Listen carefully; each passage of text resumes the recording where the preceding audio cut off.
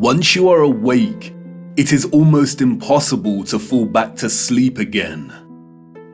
Once you discover that the Earth is not a spinning globe, but a flat and stationary plane with a firmament above it, everything changes. The trusted voices and satanic scientific priests who once shaped our reality and understanding of the world are no longer reliable. Our first-hand experience of the Earth as a stationary realm is at odds with their fabricated narrative of space and spinning planets. The scarring of our land and the barbaric mining of Earth's once majestic giant trees is at odds with the history books and geological narrative. And the awake are left wondering, what on earth happened?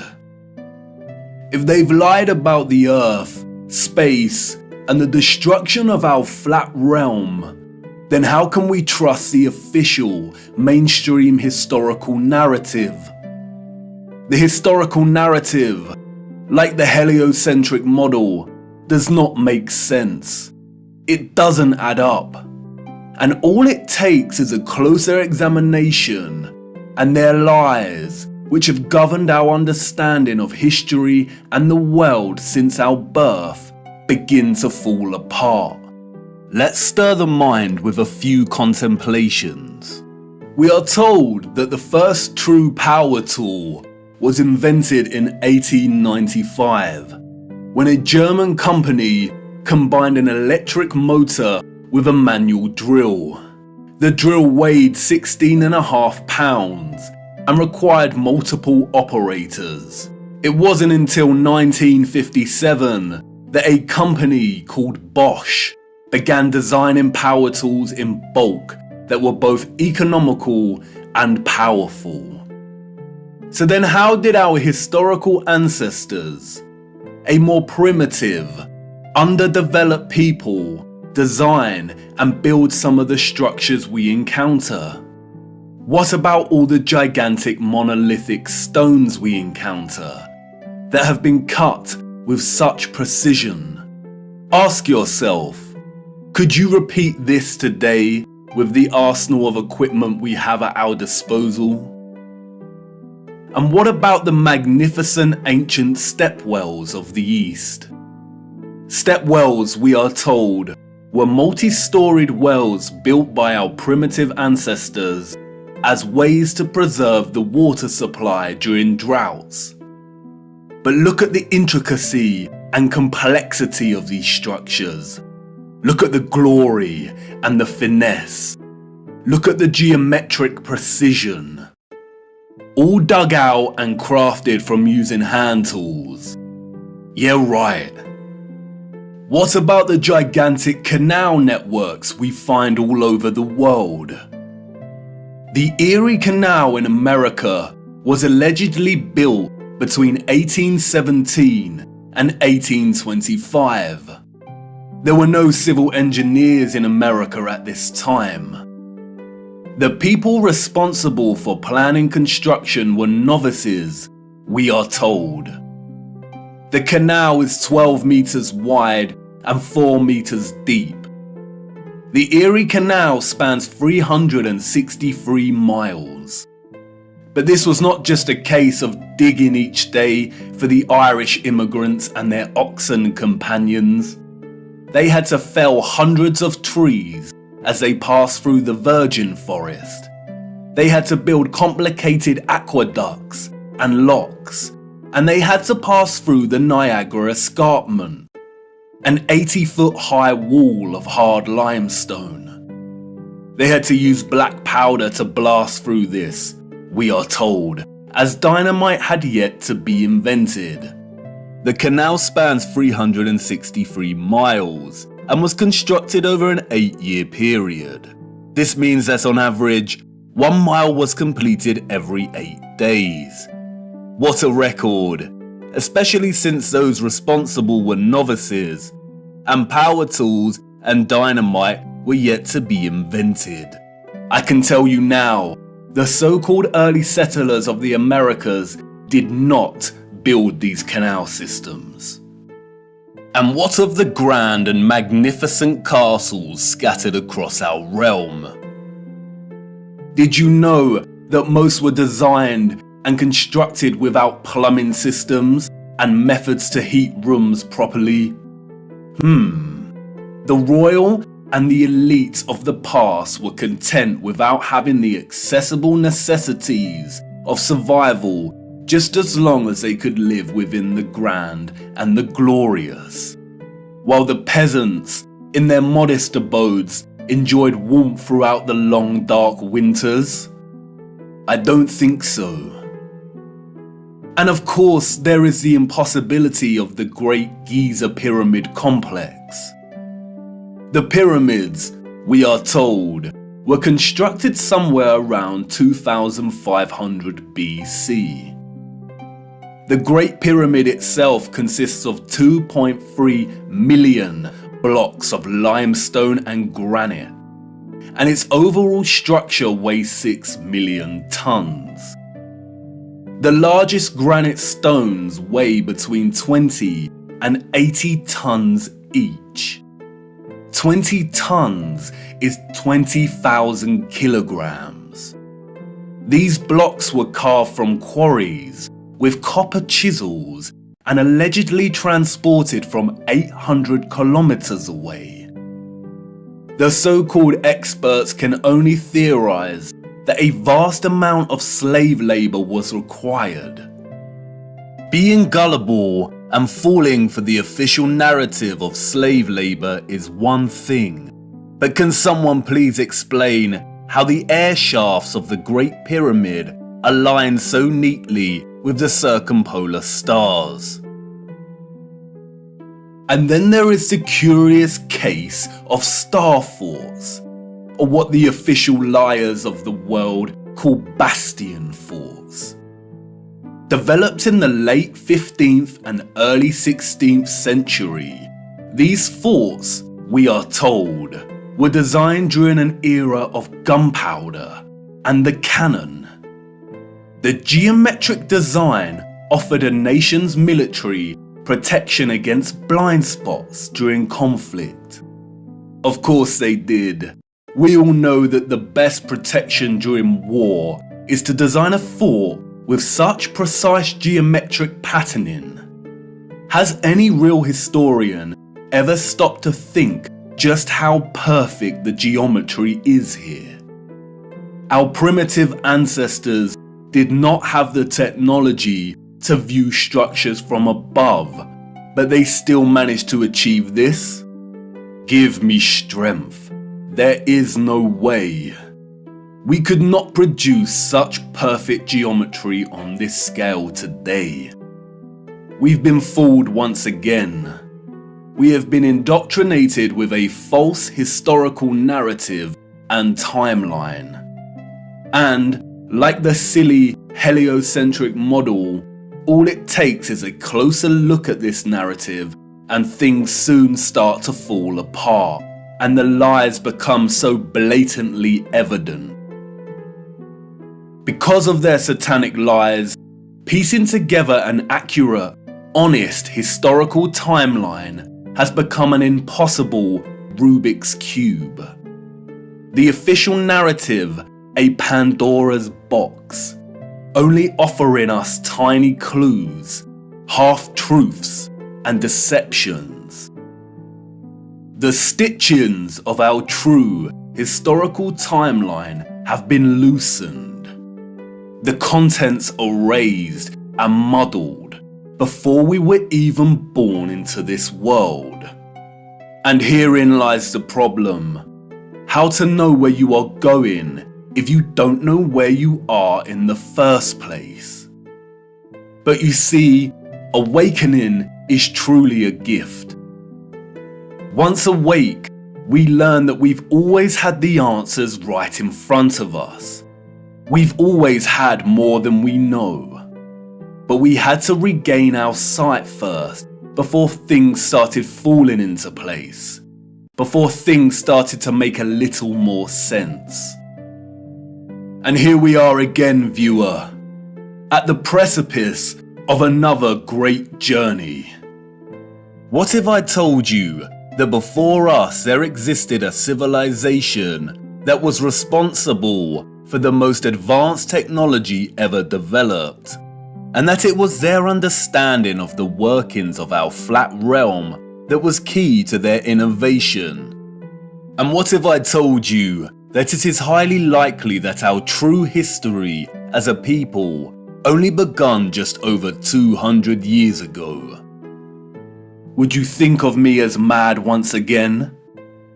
Do I sound as preposterous as when I first told you that the earth is flat? Perhaps, and that's why I need to show you. What I hope to show you is one of the greatest cover-ups of all time. It is on par with the heliocentric lie in its enormity and the impact it has upon humanity. And, as I will try to show you, it is inextricable from the true nature of our flat realm Earth, and you cannot understand one without understanding the other. We cannot waste time, for we must journey in search of lost time. At its heart, this is a story about deception. It is also a story of endings and beginnings, of death and rebirth. And please bear with me. Due to the deceptions and falsities underpinning our historical narrative, this story cannot be told in a linear fashion. We need to go back and forth in time to really draw out something that brings us a little closer to the truth. It is also imperative to understand that, like much contemporary science, history as a discipline was corrupted a long time ago. At its most innocent, a lot of established historical narrative is guesswork. But at its worst, it is a set of lies agreed upon, as the so-called Napoleon put it so succinctly. We are going to be digging in the dark.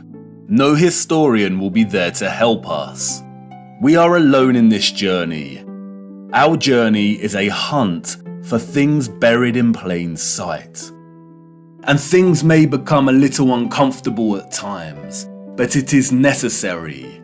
We have been living a comfortable lie for far too long now. Come on, jump in and put your seatbelt on.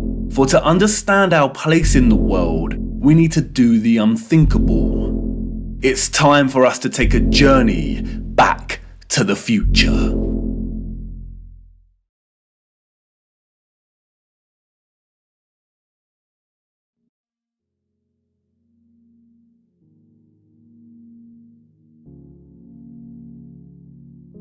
Our journey begins in the unlikeliest of places. 19th century St. Petersburg, at the entrance to St. Isaac's Cathedral. The city cold, the early morning mists dissipating with the approach of the sun, and our boots caked in mud. The year is 1860, and while St. Petersburg stands regal and proud, its inhabitants are nowhere to be found. It is quiet. Too quiet.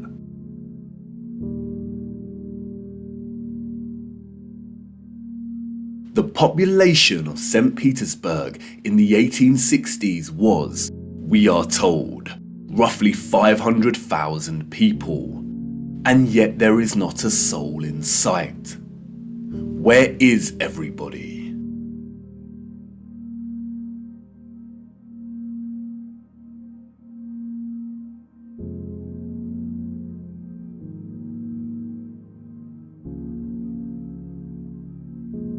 The long shadow of Alexander Column gives us a clue as to the time of the sun's journey above this region. Long shadows only occur during morning or evening. It must be morning, but it appears that no one has surfaced yet. If we travel 400 miles across to Moscow, we see the same thing. Empty, quiet streets. In 1860, Moscow shared a similar population with St. Petersburg, roughly 500,000 citizens. But again, where is everybody?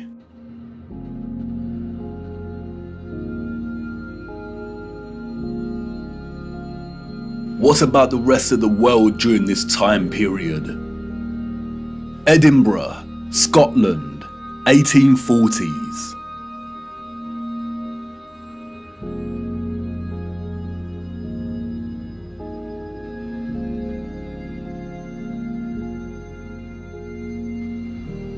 Copenhagen, Denmark, 1840s. Dresden, Germany, 1860s.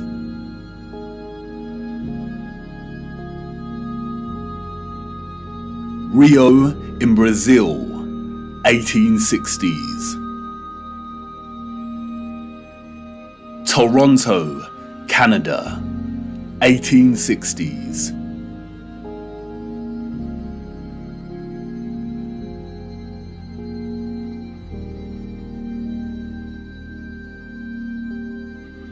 Athens in Greece, 1860s.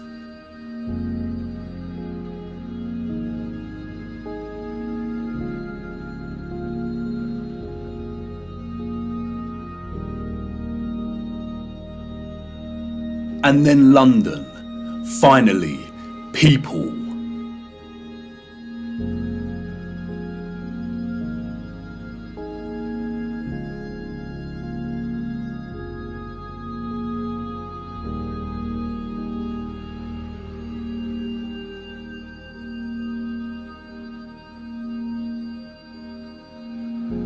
And what about Paris?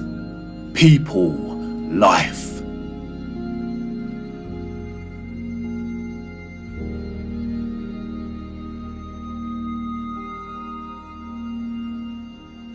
The first photograph, we are told, was created in 1822. The art of photography relies on methods of juxtaposition, of comparison and contrast to deliver its message and sentiment. In these old photographs, we do not find the same deliberate techniques of juxtaposition that contemporary photographers craft into their art, but rather we find natural contrasts that are so important and central to navigating through our deceptive history. Contrast is a phenomenon, natural or artificial, in which meaning is generated and conveyed through the comparison of two opposing elements. When looking at 1860s Russia, there is an immediate contrast between the lack of population and the sheer size of these cities. Even in the 19th century, both Moscow and St. Petersburg are enormous. The infrastructure found in the photographs could hold a population well into the millions. Why are the cities so vast if the population was only 500,000 in each? Furthermore, the official narrative gives us a population that increases in a linear fashion from 1764. Many of the buildings we see here were built years before the photograph was taken. Did the Russians just plan well in advance? But it's when the population is introduced into these photographs that a new contrast emerges that is staggering. That is, between the people and the environment itself. It may be the reduced population numbers, or it may be the monochromatic starkness of the black and white images, but they present to us something that we've lived amongst our entire lives and never paid any mind to. That is, the enormity and impossibility of the architecture. As we engage with the industry and act of tourism, we journey from place to place and observe, taking it all in, learning, hearing, and being told what we are looking at and how it came to be. And standing in front of a structure like the Arc de Triomphe in Paris, we might even exclaim, "Wow, how did they do this?" But the moment, inextricably wrapped up in the busyness of the scene, perhaps prevents us from really asking that question with sincerity. Standing in front of a structure like the Arc de Triomphe while the crowd frantically takes pictures on their smartphones makes it all a reality. And we conclude, before being shoved away by new tourists, well, they had to have done it somehow because I'm here and looking at it. During our indoctrination at school, we are seldom shown old photographs of the grand cities scattered around our flat realm. And perhaps for good reason. Because when we marinate on images like this and are presented with the visual evidence of a very primitive Victorian people dotted around like grasshoppers within the shadows of the most magnificent, grandiose, brilliant architecture a human could ever imagine, we begin to have doubts. Indeed, how did they build this? The Arc de Triomphe is made from 36,695 cubic meters of limestone and weighs 95,407 tons, or just over 95 million kilograms. They tell us it took 12 years to build the giant arch in two different periods, between 1806 to 1814 and between 1832 to 1836. How did they transport this amount of limestone with the same horse and carts that we see in the photographs? Look closer at the four sculptures that adorn each of its sides. Look at the intricacy of the sculptures and the patterning of the ornamentation that frames the arch. Each section is perfectly repeated without any deviation or inconsistency. The first true power tool was not invented until 60 years after this arch was completed. They tell us this was crafted by hand. Is that even possible? And then there is the ceiling of the arch. Immaculate, 3D sculpted roses, perfect in their geometric symmetry. The nuance of the detail and finesse of each petal and cross-section borders is overwhelming. Look at the rest of Paris during this time. Again, a plethora of unbelievable, gigantic and magnificent structures. The city's infrastructure glorious, and the people and their means of transport primitive, unsophisticated, and seeming not at all developed to the point of producing a city like this. The roads are improperly paved and uneven. They are dirty and muddy. We also see buildings during this period in which the architecture aligns with the inhabitants. Buildings of misshapen proportions, less developed and refined, charming in their own way, but coarse in their use of wood and plaster. This is exactly the type of architecture we expect of a generation of horse and cart. A generation ignorant to the discoveries in technology that would follow in the years to come. Furthermore, at the time of this photograph, the arch is roughly 40 years old since its completion. Yet can you see how worn some of the parts of the structure are? We see weathering on the stone that suggests the arch is much older. As we approach the late 19th century, we see that the people of Moscow have finally decided to leave their homes and venture out into the streets. The infamous Red Square, now bustling with life. St. Basil's Cathedral and the Spasskaya Tower dominate the frame of the square.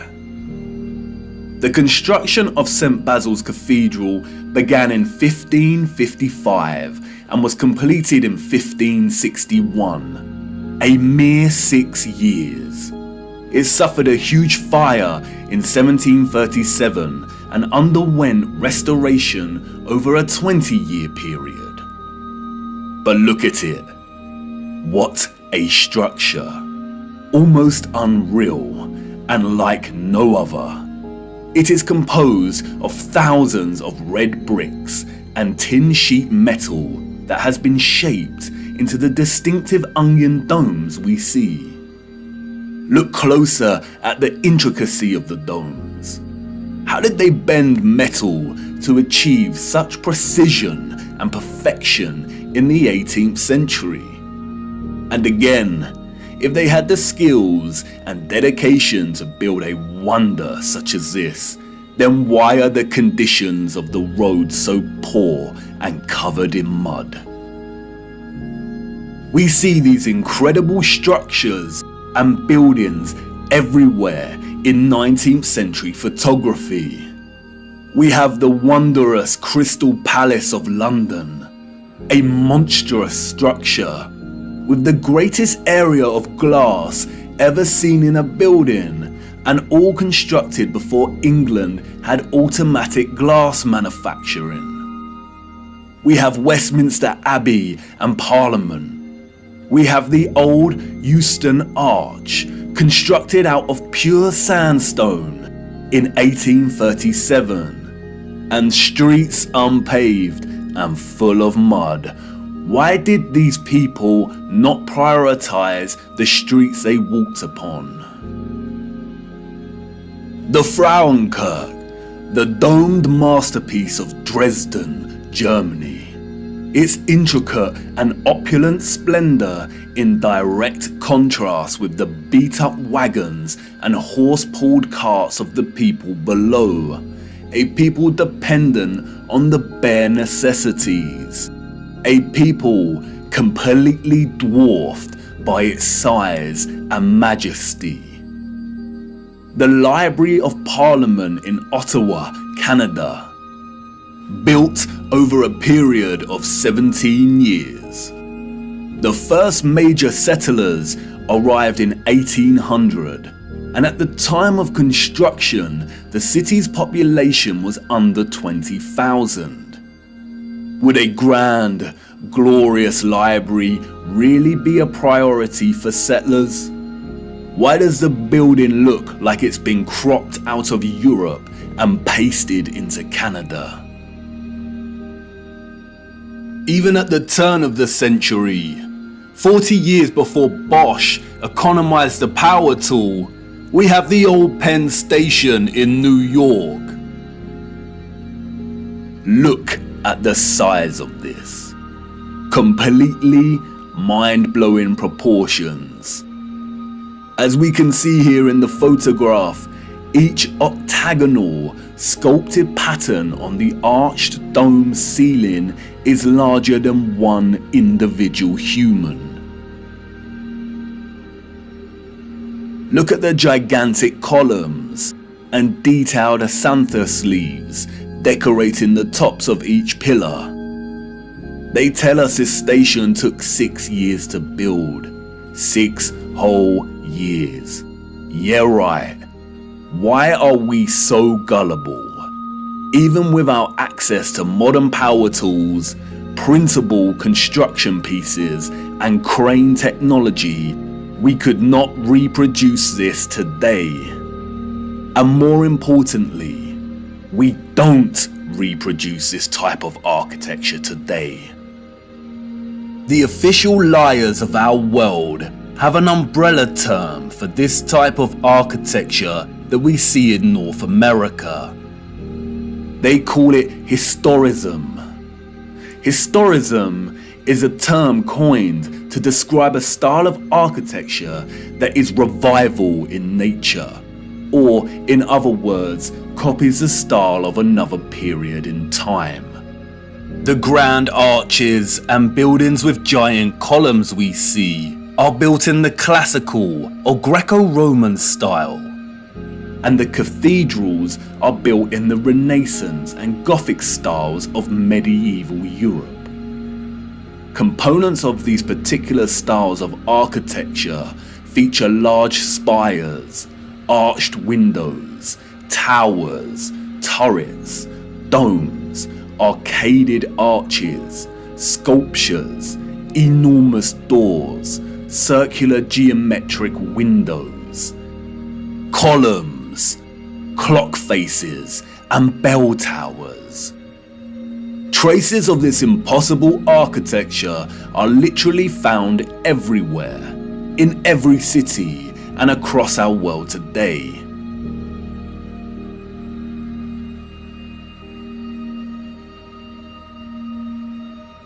Some preserved and maintained, like the Parisian Arc de Triomphe and Notre Dame, and others lost and long forgotten to time, like the Euston Arch and the Old Penn Station in New York. We as a people travel miles to take our own photographs of these wonders. But the photographers of the 19th century gift us with something they would never have expected to give a future generation: perspective. We see a primitive people against a backdrop of clearly advanced architectural infrastructure. The official historians of the world tell us tales of Darwinian evolution and progression between time periods. The people that came after were always more advanced in their ways, refining and redefining the methods of the generation that came before. If the height of innovation and industry during the 19th century was still the horse and cart as a means of travel, then, as these photographs tell us, this style of architecture was just as impossible for those living in the centuries before it. Anyone with a predisposition for thinking and questioning can immediately sense when looking at these photographs that something is rotten in Denmark, that something is off with the mainstream historical narrative, that something is not adding up. In a panoramic image of San Francisco in 1877, we see a collage of historicist architecture. We see columns adorning the entrances to very regal buildings that stand out like sore thumbs from some of the timber shacks surrounding it. We see Gothic spires and towers in the distance. We see domed cathedrals and buildings. We also see just how sprawling and huge the city has become. In 1846, there were under 500 Mormon settlers living on the area of land in which we now call San Francisco. It was frontier land and ready for the taking. Between 1848 and 1849, with the start of the California Gold Rush, the population increased from 1,000 people to 25,000 people. 28 years later, this panorama was taken. The population at this time, we are told, was getting close to 200,000. Who in their right mind would believe this story? Does this look like a city of 200,000 people? without any modern technology, power tools, automatic manufacturing, electric motors. A people in a strange, unfounded land, just making their mark. Do we really believe that a burgeoning people built this entire city in just 30 years?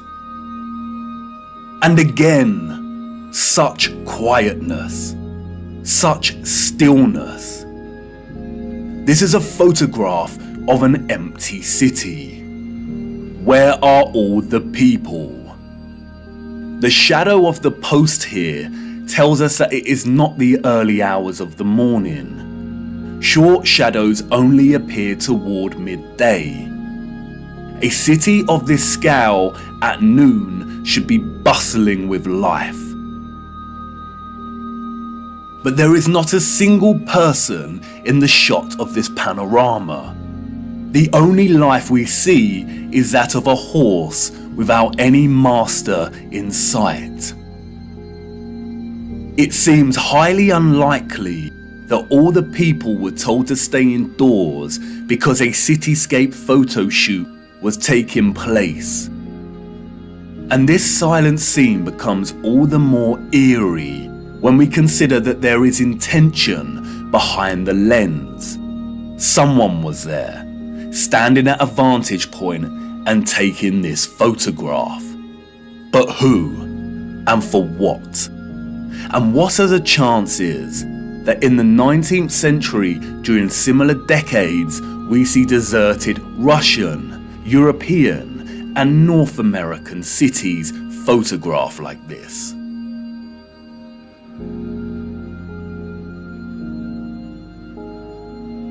And then only a few years later, we find the same locations bustling with people. A people clearly incapable of building the architecture found in these cities. And what to do with these photographs? If we accept the narrative and these strange anomalies, then we stop here and get back to our busy lives. But the narrative we've received is not the truth. And we shouldn't accept any narrative, no matter how official and certified it is, unless it makes sense. The people we see in these photographs and their early ancestors could not have built the magnificent architecture we see. It is an impossibility. Come on, jump in. We must venture further into these cities and look a little closer. There must be some clues waiting to be uncovered that helps us understand why these cities are empty. Wait, what's that you say? You want to wipe the mud from your boots first? Do not bother, it's a waste of time. Come on, jump in and let's go. For it is the mud that offers us some small clues as to what could have occurred during this time period.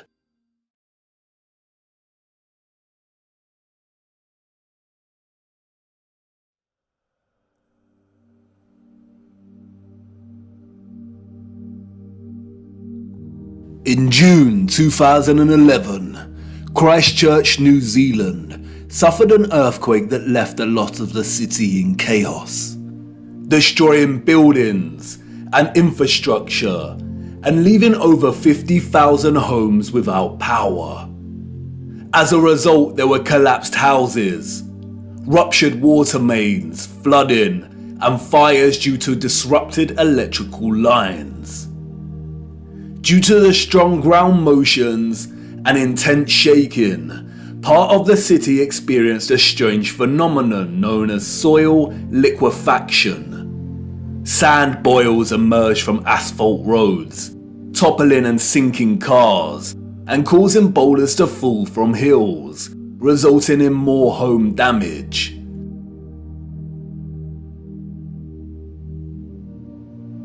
Soil liquefaction occurs when saturated soil loses its strength and stiffness in response to an applied stress, such as shaking, or other sudden changes, such as a strong explosion. Loose, saturated soil or sand has a tendency to compress when a load is applied. But in the event of a stress, such as shaking or an explosion, we see the opposite. The soil tends to dilute, and the result is treacherous quicksand or quick clay. The land turns to liquid, causing structures of heavy mass such as buildings, infrastructure, and cars to start sinking, topple over, or collapse. It can also affect dams and bridges. Turbidity currents can also form huge landslides that are impossible to stop. In the worst case scenario, entire cities may be destroyed. As you can see, liquefaction can move entire areas of land. The mud can rise dramatically and rapidly, and its destructive force is unstoppable. It is a well-documented phenomenon. The 1964 earthquake in Nagata, Japan caused liquefaction, and we can see the effects very clearly in these photos. The same here with the 1964 Alaska earthquake. Buildings toppling, cars sinking, infrastructure collapsing. Once the stress has subsided, the soil begins to solidify once again, and we can see the aftermath. Uneven, muddy streets remain where there was once road paving. Returning to photographs of 19th century cities, we see a similar situation here. The roads are unrefined and full of mud. We see unsophisticated, uneven, coarse, and muddy roads everywhere against a backdrop of refined, sophisticated, and magnificent architecture. Could these cities have suffered the similar fate of soil liquefaction that we see in more recent times? Perhaps. But unfortunately, muddy roads is not enough evidence to base any conclusions on, is it? Children ask the most vital of questions, and adults, in their foggy stupor, usually provide the most unsatisfactory answers, often regurgitating learned nonsensical information that leave the child's imagination unfulfilled. Squelching along these muddy 19th century roads, observing their surroundings, a child may ask, why did they build the windows so low to the ground?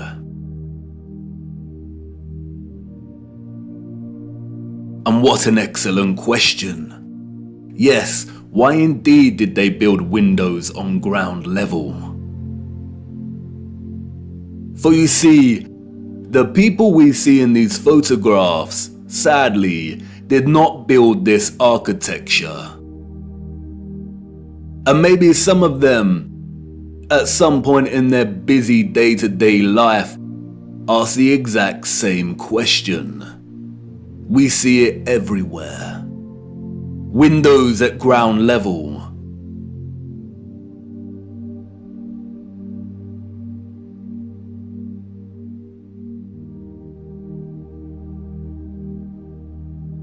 Windows partially below ground level.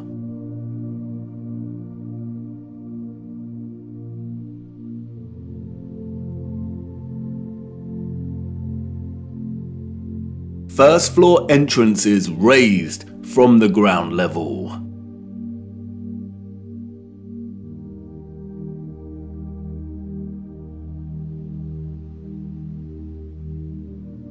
Steps leading down to entrances below ground level.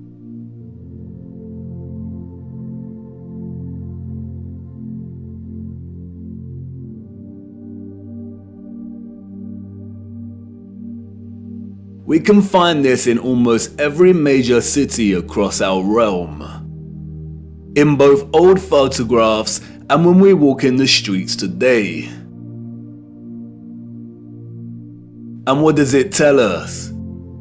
That a society with access to modest construction tools and horse and cart constructed their infrastructure by first spending countless amounts of hours and energy clearing land with a depth of over 3 meters to begin their construction. Building basement floors is incredibly hard work. Since the 20th century, large powered excavation machines, such as backhoes and front-end loaders, have reduced the time and manpower needed to dig a basement dramatically as compared to digging by hand with a spade. Perhaps you could say that our historical ancestors were just that dedicated to the architecture they built. And you could say that many of the sunken buildings we see are actually due to elevations and depressions in the natural landscape. The official narrative, which is always full of inconsistencies, perhaps would suffice if it was not for contemporary excavation. When we look at photographs such as this, it immediately dawns upon us that what we are seeing are windows and doors 2 to 3 meters below the ground surface.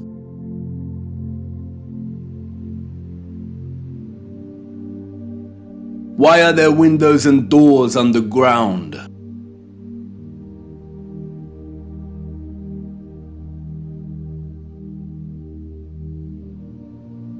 What is this that we see in our cities? Natural soil accumulation over time? Geologists have never been able to ascribe a consistent value to worldwide natural topsoil accumulation, because it is impossible. Some regions of our realm experience consistent topsoil accumulation, whereas other regions actually experience consistent erosion. Many historians and archaeologists have noted that many cities over the centuries have been destroyed through war, and natural phenomena such as earthquakes, volcanic ash, and flooding.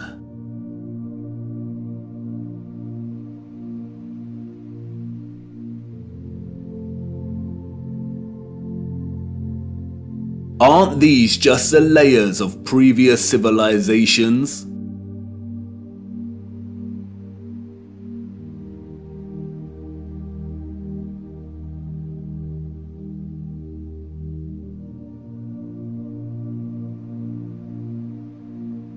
No, they are not. We see over and over again whole floors of buildings consistent with the architecture existing above the layer of ground.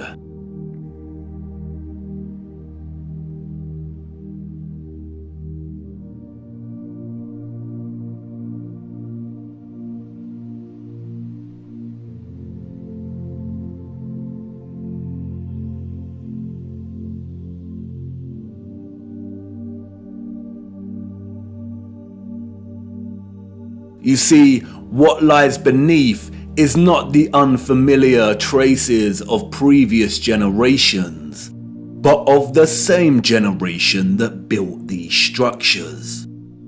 And once you really see this kind of sunken, buried infrastructure that exists in such prevalence across our world, you can never unsee it.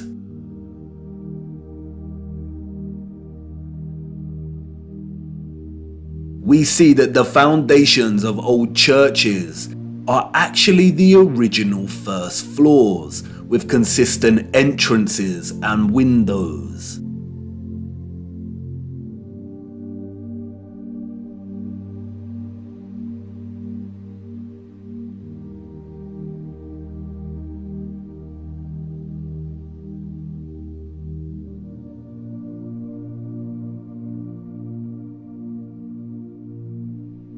We see mosaics unearthed.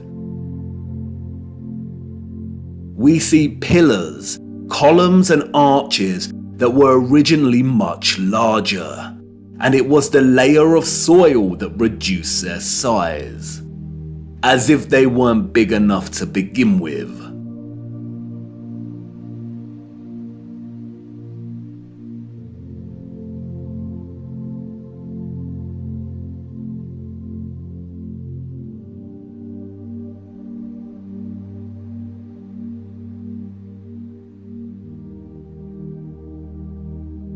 And like with the 1964 earthquake in Nagata, Japan, we also find many so-called ancient structures that are leaning, as if at some point the soil beneath these structures loosened and liquefied.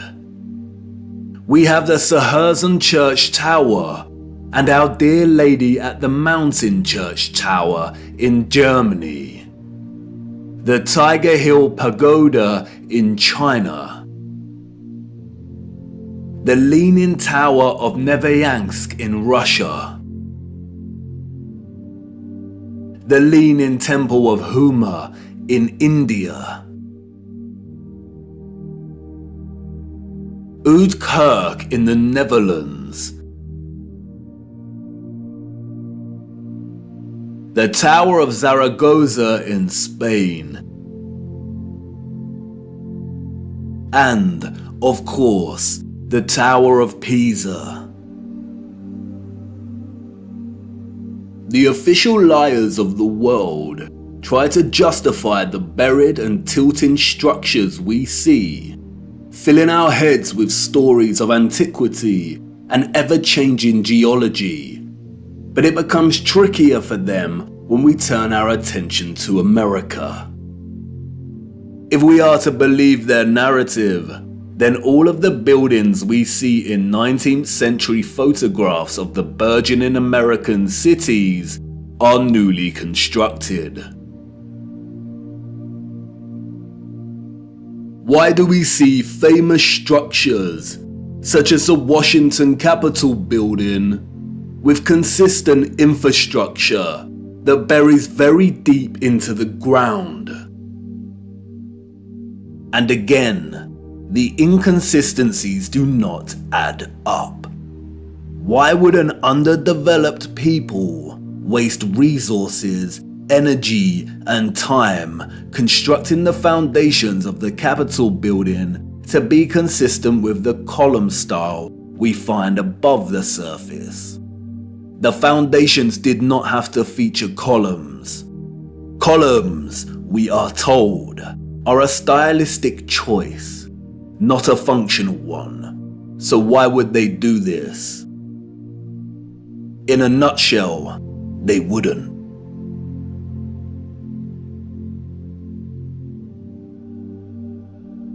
We see images that suggest that the people of the 19th century were actually concerned with moving a lot of the vast amount of mud we see, leveling the ground and excavating existing structures.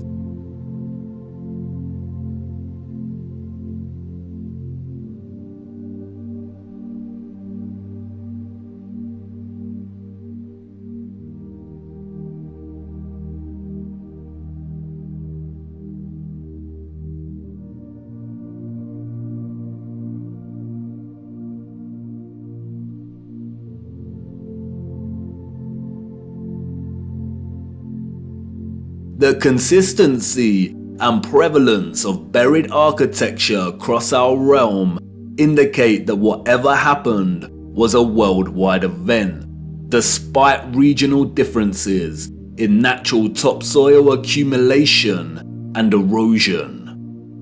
And there is no official narrative explanation that justifies the buried architecture we see.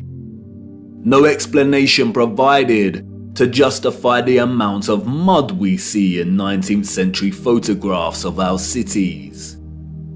On the roads, mud piles from clearing, the roads uneven, the land ravaged, but the architecture grand, perfect, and intact. Applauded by literary scholars for his use of fog as an opening simile and metaphor to paint a portrait of London as a corrupted hub amidst burgeoning industrialization, many often overlook that Charles Dickens's 1852 novel Bleak House actually opens with a different image. London, Michaelmas term lately over, and the Lord Chancellor sitting in Lincoln's Inn Hall. Implacable November weather. As much mud in the streets as if the waters had but newly retired from the face of the earth. Liquefaction caused havoc across Christchurch and the Garter. But these were isolated earthquake events, and only portions of each city were affected. It is not possible for there to have been huge, simultaneous earthquakes around the world during a similar period. Or is it? Even Wikipedia tells us that liquefaction can occur naturally or artificially, from an earthquake or other sudden change in stress condition. Even if this was the case, we do not see the same structural damage to the buildings in the 19th century like we do in cases such as Christchurch and the Garter. Most of the buried architecture we see is intact. It has either sunken or the ground level has been raised at least 3 meters, sometimes in a uniform manner, and other times partially buried in rolling mud hills, as if there were huge landslides. The strange case of the buried architecture provides the following conclusions: that what lies beneath are not the remains of previous civilizations. More often than not, the buried structures are consistent with the architecture we see above ground. That the structures are much larger than originally suspected, and therefore they are even more of a construction impossibility for a Victorian generation of horse and cart, and those existing before them. That natural topsoil accumulation and soil liquefaction are not satisfactory explanations for what we see here. Whatever took place had to be something much larger and widespread, such as a natural or artificial earthly cataclysm of sorts. As many of the photographs show, many citizens of the 1800s were responsible for moving much of the mud, leveling the ground, and excavating buildings, which suggests that whatever happened had happened very recently in their past. The complete absence of a reasonable mainstream justification for the buried architecture we see suggests that the controllers of our realm are deliberately trying to hide whatever happened. And what of the deserted cities we see in the earlier photographs? If these cities were truly empty, then we must ask why. We must also ask how all the people got there in the end. In the space of 30 or so years, we see a city go from barren to bustling. Interestingly, it is Charles Dickens and 19th century literature more generally that offers some clues. 2 central themes run throughout 19th century Victorian literature. That of marriage and female chastity, and that of orphans and adoption. Many of the fictional characters we've come to love over the years are orphans. We have Oliver Twist and Pip from Great Expectations. We have little orphan Jane Eyre and Heathcliff from Wuthering Heights. We have Mowgli from The Jungle Book, Cosette from Les Miserables. We have Heidi, Rapunzel, Peter Pan, Snow White. We have Tom Sawyer and Huckleberry Finn and Anne of Green Gables.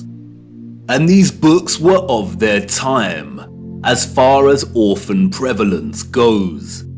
The only issue is that these novels romanticize the orphan as a figure dislocated from society by default and therefore pave their life's path as one of unforeseen opportunity.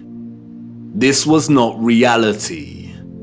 The theme of marriage and chastity that we find in so many 19th century literary works, such as those by Jane Austen, the Brontes, George Eliot, Dickens, Thomas Hardy, Leo Tolstoy, Victor Hugo and more, was nothing more than carefully disguised, well-written propaganda, with the sole purpose to solidify and justify a social value framework that would separate children from their mothers. Children born outside of marriage or wedlock were regarded as illegitimate, meaning they did not have a legal status. Illegitimate children was a serious stigma throughout the 19th century. The majority of employers would not hire women with an illegitimate child. Many unwed mothers with illegitimate children ended up without a home, in poor health, starving, exhausted. Their only place of refuge would be the workhouse, where they would carry out the most unpleasant duties. In some places, women with illegitimate children were singled out and had to wear a special uniform, which alerted everyone to their status as an unmarried mother or fallen woman. As a result, a vast amount of orphanages and foundling institutions were established. This is the London Foundling Hospital that was very active in the 19th century. Look at the size of it. Charles Dickens was obsessed with this place. Inspiration, they say. The official narrative tells us that an estimated 4,500 women handed over their children to this huge building. But this was just one institution.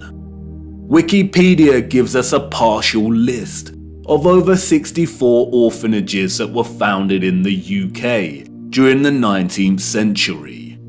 The list is only partial. The peculiar case of the vast amount of parentless children in the 19th century is well documented by many researchers. And most of them agree it is almost impossible to establish figures that really do justice to just how many orphans there were during this period. Their footprint did not enter the record books. It formed in the mud and was then washed away. It wasn't just the UK. This was a worldwide phenomenon. New York City had 4 foundling asylums alone that processed thousands of children annually. By the beginning of the 20th century, Italy was reporting 32,000 children per year. Spain and Portugal were reporting 15,000 annual foundlings.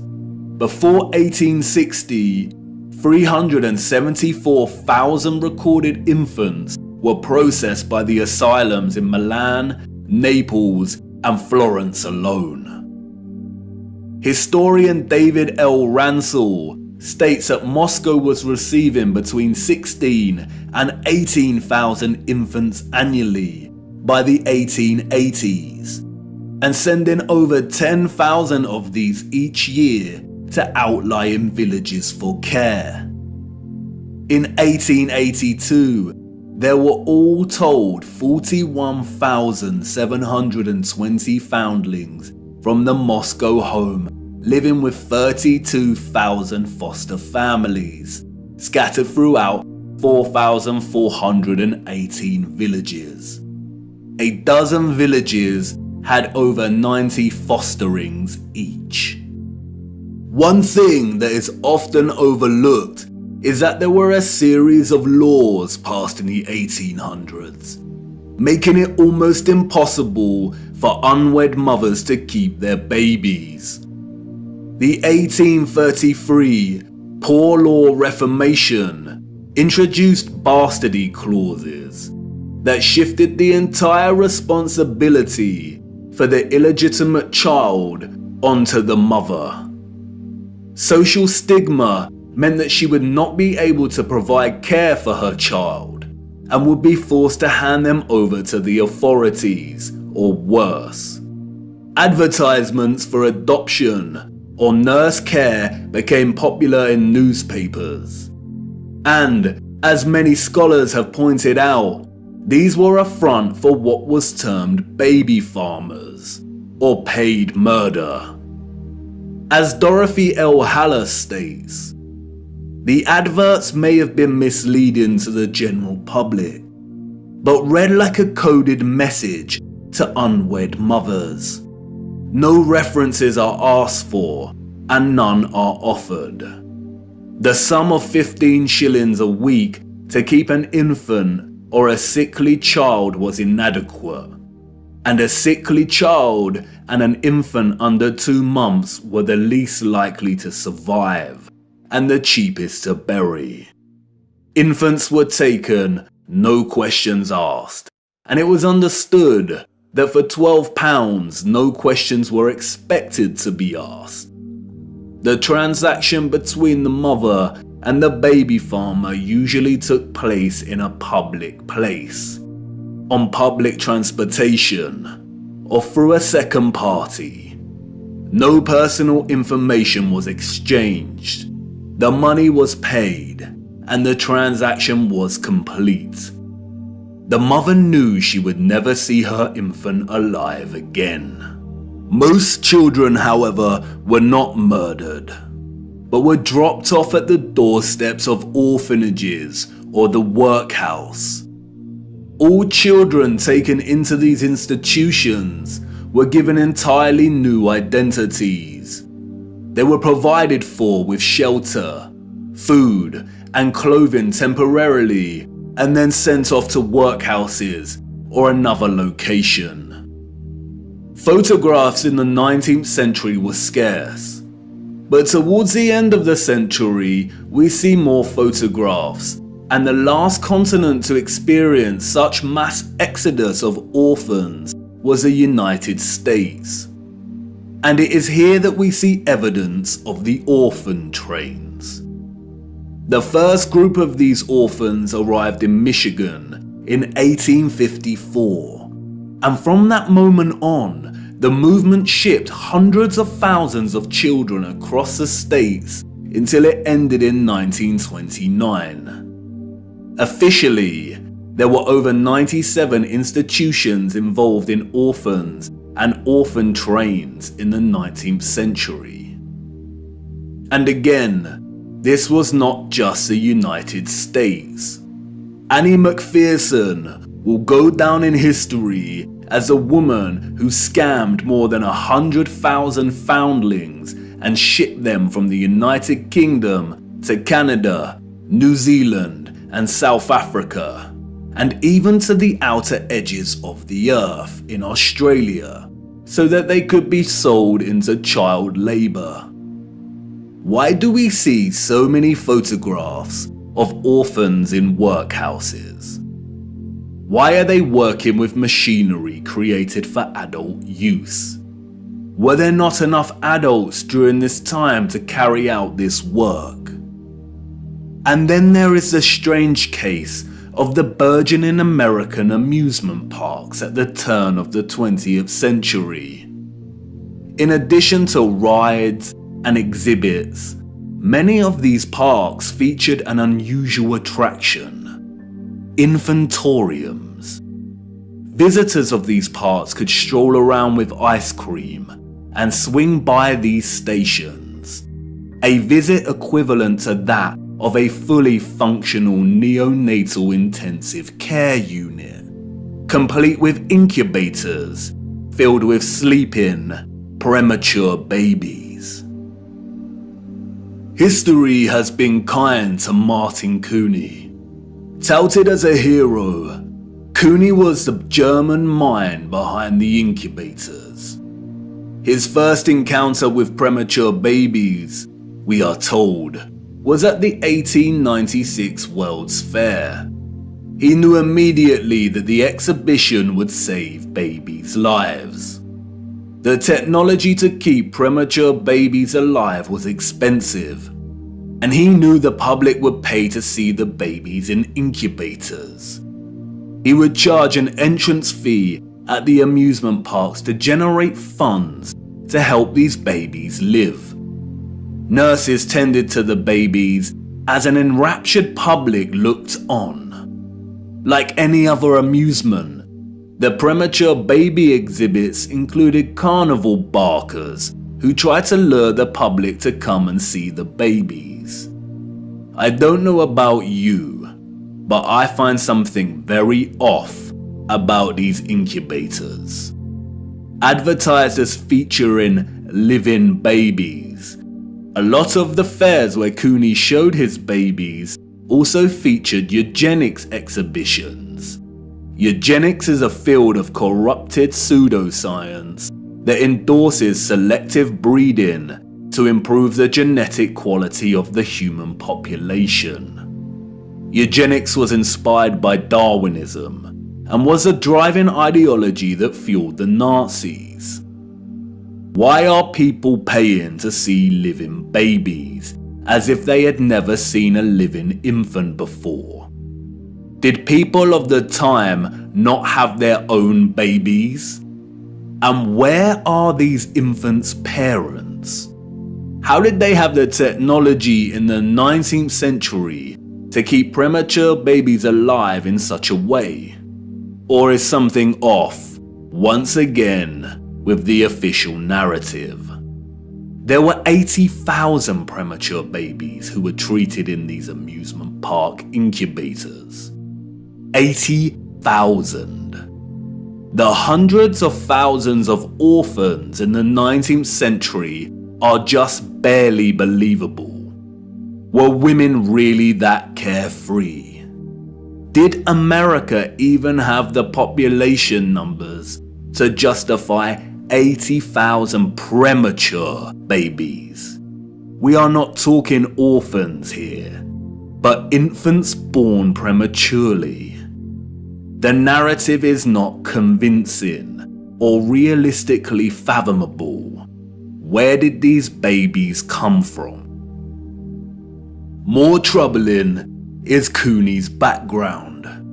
As many historians have pointed out, he had no medical degree or training. His story is a very similar one of unconvincing philanthropy that we find surrounding some of our contemporary figures today that also do not have medical degrees.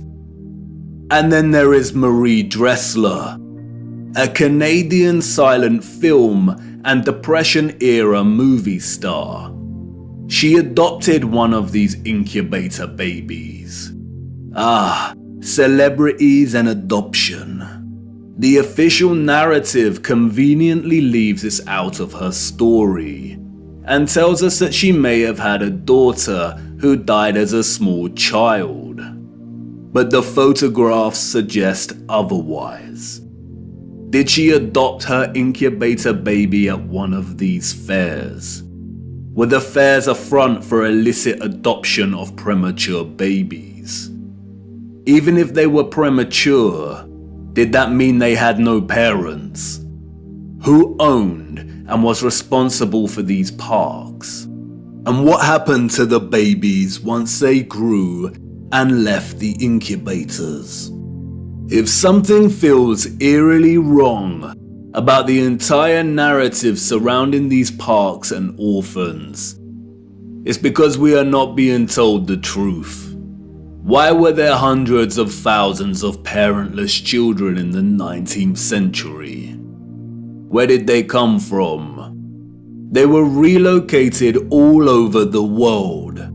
Europe, America, Russia, Australia, Canada.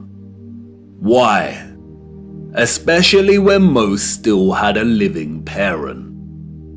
If pregnancy out of wedlock was such a social stigma that resulted in such trauma, why would so many people put themselves in that position in the first place? Did the government really care about social morality enough to pass laws? And all the effort to build and maintain orphanages and orphan relocation networks, would this not burden governmental finances and administration systems? It certainly would have. But you see, there was a greater purpose behind the government's worldwide agenda: repopulation. The social narrative of chastity was nothing more than propaganda and justification for stealing children. The reason we see empty cities in the early 19th century is because they were in fact empty, void of population. And the reason they are bustling 30 years later is because orphans were shipped into these cities to repopulate them. You see, in the early 19th century, there was a worldwide reset of sorts through depopulation and then repopulation. The people we see in these photographs did not build this architecture. They inherited it, along with a lot of mud. Not only did they inherit it without a clue as to what it actually was and who it belonged to, but they were unknowingly complicit in repurposing pretty much all of these structures. I know, none of this is making much sense at the minute. You are probably wondering why on earth these cities were empty and full of mud. What happened that meant governments needed to repopulate the earth? And I know what you're thinking. This is all very intriguing, but what does this have to do with flat earth? You want to know more about the firmament, the sun and moon, and our stationary plane. Do not worry. Everything will become clearer as we continue our journey. The prevalent evidence of buried infrastructure, coupled with deserted cities and a burgeoning industry of orphans, is just a start. These are all necessary clues, hinting at some kind of cataclysm, but the real story hasn't truly begun yet. The stage had to be set first, and now it is ready. And even if you cannot see it yet, I know you feel it, viewer. The deserted cities, the buried architecture, and orphans all signal a looming darkness. There is a great black cloud in front of us, and I won't lie, we are heading right into the heart of it. And like I said before, we do not have much time. Come on, it's time for me to honor my promise and take you back to the future.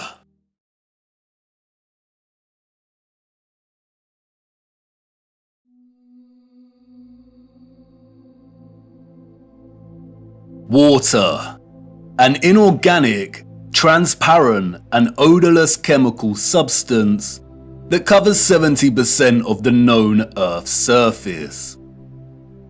It is the driving life force behind the carbon-based organisms that flourish on our Earth. It borders and separates our lands and collects and solidifies at the inner and outer regions of our flat, stationary realm. God should have sent a message to the inhabitants of Earth and been precise and told them to watch the water, to meditate on its function and natural laws, because in their time a great deception would be cast over them, like a cold shadow of an unknown, nefarious king. And maybe God did send this message in the form of a flood, but its truth was mythologized and buried, and the lie propagated in spite of it. Resting water does not curve and convex. The natural laws of a resting body of water insist that it takes the exact shape of the container it fills, and always finds and maintains a flat level. Resting water always rests flat. And watching the water when we sit at vantage points, when journeying above in planes, and before we take a sip from our drink, we must remember to never forget this law. Most of us instinctively understand the laws of water, and yet many continue their day-to-day willfully participating in the nonsensical, heliocentric hoax. But for us that know that our Earth is not a spinning planet in an infinite vacuum of space, the ones that have studied the sun diligently and realize that it is the sun that is moving and not the Earth, the ones that have plotted the illogical routes of flight paths on a globe model and concluded that the model is incorrect, the ones that know that the laws of density govern the rise and fall of objects and have studied vanishing points, the ones that have forsaken conventional telescopic lenses, pondered rainbows, sundogs, and the stars above us know that we reside within a dome firmament and there exists water above us, and the ones that understand that our entire enclosed Earth system is governed by electromagnetism, frequency, and vibration that emanates from a central magnetic North Pole. We are the ones that scratch our heads and wonder how on earth we got in this heliocentric mess in the first place. And if meditating on the stars in the water beyond our firmament long enough, and on the electromagnetism, frequencies and vibrations that make them twinkle through so many shades of vibrant colours and geometric patterns, one might perhaps, just perhaps, ask, is there something more to electromagnetism? Something that has been missed or overlooked? Something untold or hidden? Electromagnetism is a fundamental force of Earth. The electromagnetic field takes the form of a torus in which all electromagnetism, frequency and vibration flows. A toroid is a revolving surface that takes the shape of a donut. Toroidal inductors and transformers are central to generating electric energy. There are many ways in which electromagnetism can be produced. We've looked at some before. We know that a magnetic field can produce electricity, and that electricity can produce a magnetic field. It works both ways. Magnetism and electricity are inextricable. It is a dance of polarity. Electric charges either repel or attract each other. Magnetic poles attract or repel one another. For every North Pole, there is a corresponding South Pole. An electric current passing inside a wire creates a corresponding magnetic field outside of the wire. And an electric current is created in a loop of wire when it is moved toward or away from a magnetic field. Horseshoe magnets are powerful permanent magnets. Due to their shape, in which both magnetic poles are close together, a powerful, strong magnetic field is produced. The horseshoe magnet can also function as an electromagnet. The first ever electromagnet was invented in 1824, we are told, and was in the form of a horseshoe magnet. Its power was evident from the beginning. It weighed only 200 grams, but could lift 4 kilograms of iron. The key to the horseshoe magnet's power is the placement of its poles. You can see the magnetic field here, represented by the vector lines. If you look closely, you can see the concentration of the magnetic field is greater near the poles of the magnet.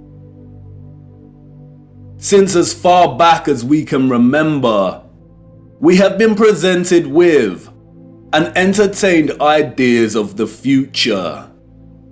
Not necessarily our future as individuals, but the future of humanity, technology, and society at large.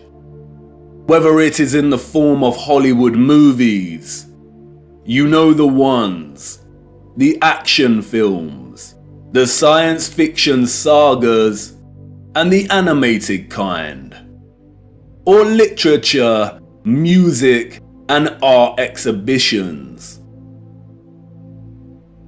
In these we see our technology taken to its limits. Crafts fly, computers live, robots help out, holographic screens decorate every room. Cities continue to grow upward into dominating skylines. Some can teleport, and space travel is now possible and the accepted norm. Outside of fiction, we also have sobering documentaries telling us where we are heading, usually featuring narration by an old man, lamenting the unstoppable path we are on. It's all very serious. We are destroying our planet, the only one we have. And we have political parties, non-governmental organizations, and the trusted voices and scientific, award-winning geniuses sharing similar messages. And really, when you look closer at both the fiction and the alleged facts, they all share the same underlying premise and principles. We are becoming so technologically advanced that the planet we reside on is no longer enough, or can no longer sustain our activity.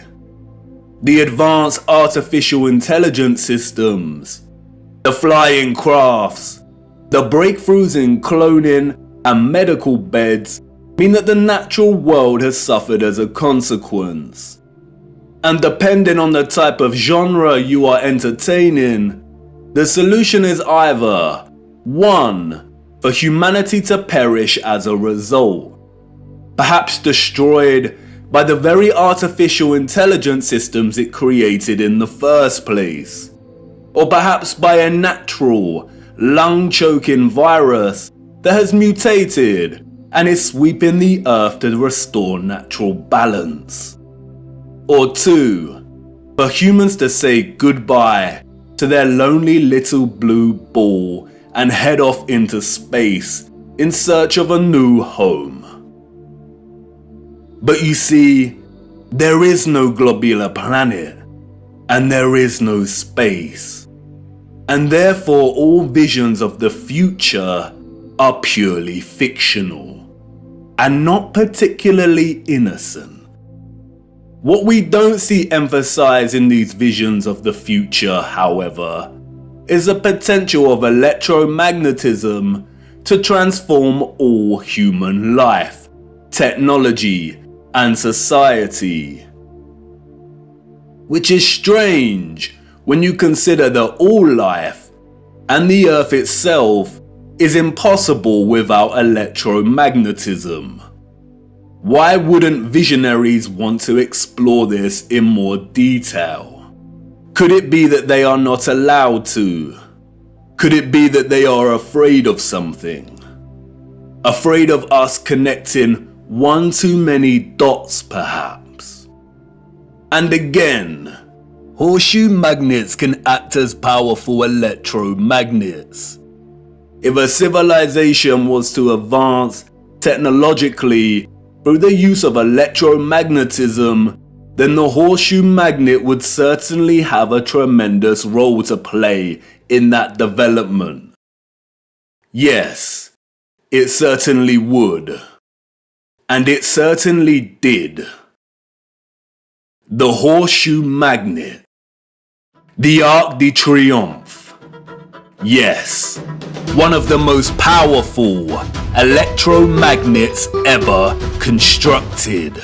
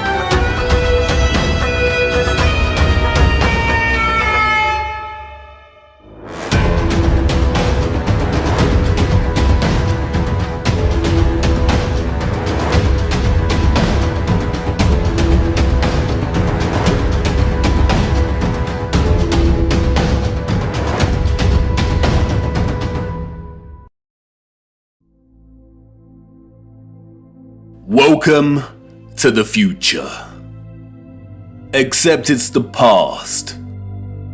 The future came and went and we missed it. The magnificent architecture we see throughout our realm, in which the official liars and controllers of our world have termed historicist, neoclassical, Renaissance, Gothic, and so on, all belong to one whole unified civilization. A civilization so developed they had harnessed the power of electromagnetism to such a high degree that they not only built these huge structures, but also crafted them with utter finesse and beauty. A celebration of their own technological advancement. The structures were designed with the sole intention of harvesting and generating electromagnetic energy and distributing it across the world. Their cities, towns, an entire way of life ran and depended on the use of free, clean, and powerful electromagnetic energy. The energy was harnessed and collected from the ionosphere above our heads through the use of antennas, spires, domes, and towers. All the impossible structures we see today have been repurposed and rebranded by our controllers and the citizens of the 19th century. This is not a church. This is not a mosque. This is not a castle. And this is not a government building. These are generators, powerful and gargantuous. They would collect and generate the electromagnetic energy, which was then stored in huge power stations and distributed and redirected by sophisticated, advanced structures, one of which is the huge electromagnet, or what we've come to know as triumphal arches. The energy was stored in batteries and capacitors, such as towers and obelisks.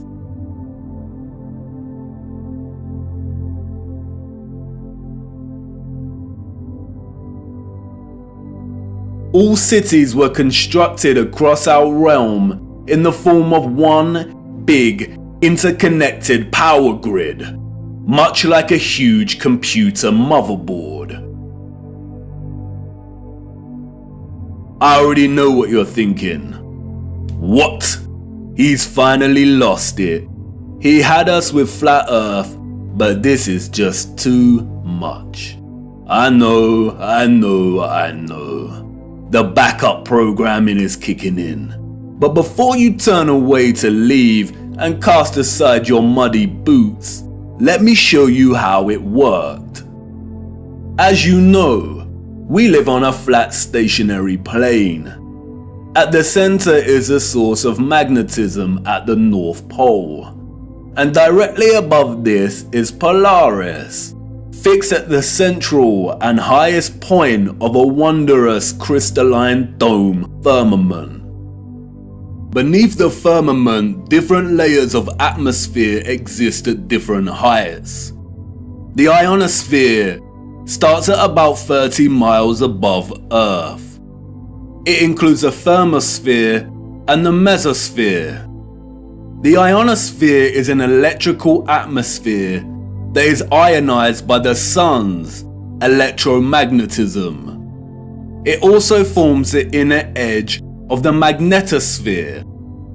I know, a lot of big words and abstract concepts, but you are familiar with this process and have been witness to it every day for the entirety of your lives.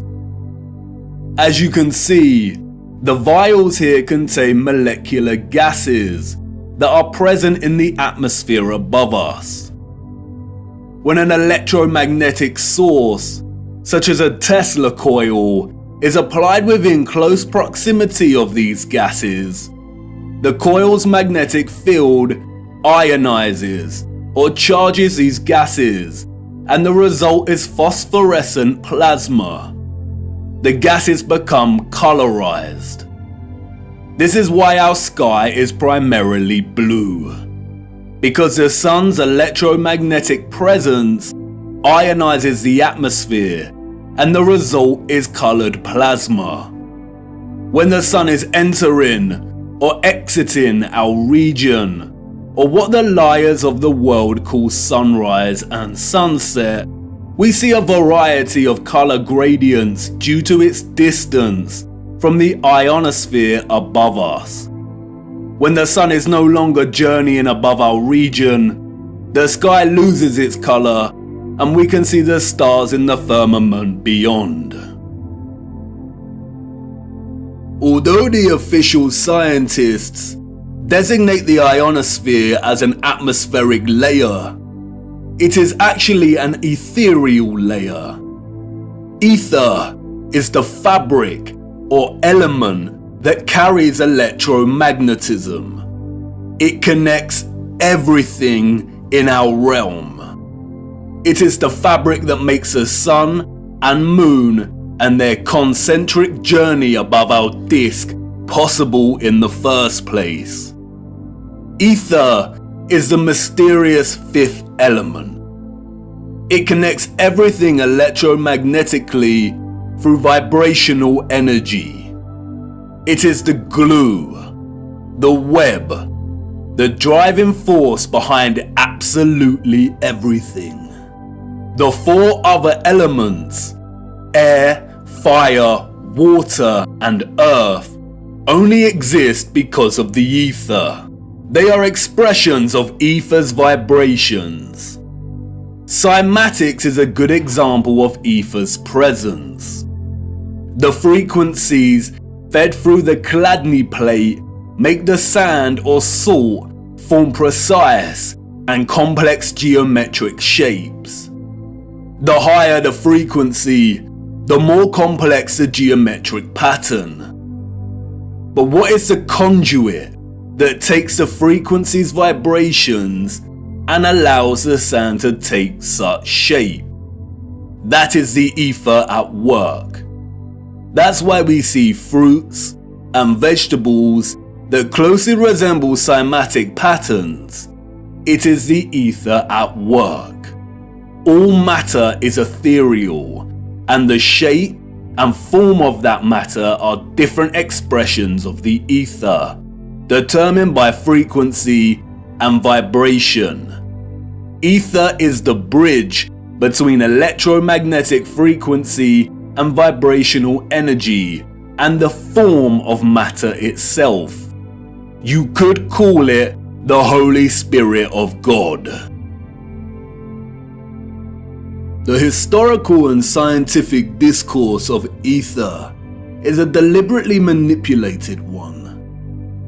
The enemy introduced the truth only to discredit and subsequently bury it. Some of the alleged figures of the past have written on ether. The so-called Aristotle called it the fifth element. James Clerk Maxwell, the so-called father of electromagnetism, spoke of the ether, stating, "In several parts of this treatise, an attempt has been made to explain electromagnetic phenomena by means of mechanical action, transmitted from one body to another by means of a medium occupying the space between them." The undulatory theory of light also assumes the existence of a medium. We have now to show that the properties of the electromagnetic medium are identical with those of the luminiferous medium. The medium he refers to here is the ether. Albert Einstein and others successfully solidified the heliocentric model through fraudulent schools of scientific thought. But even Einstein could not deny the presence of ether. According to the general theory of relativity, space is endowed with physical qualities. In this sense, therefore, there exists an ether.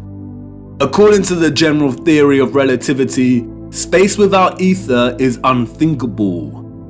For in such space there would not only be no propagation of light, but also no possibility of existence for the standards of space and time, measuring rods and clocks, nor therefore any space-time intervals in the physical sense.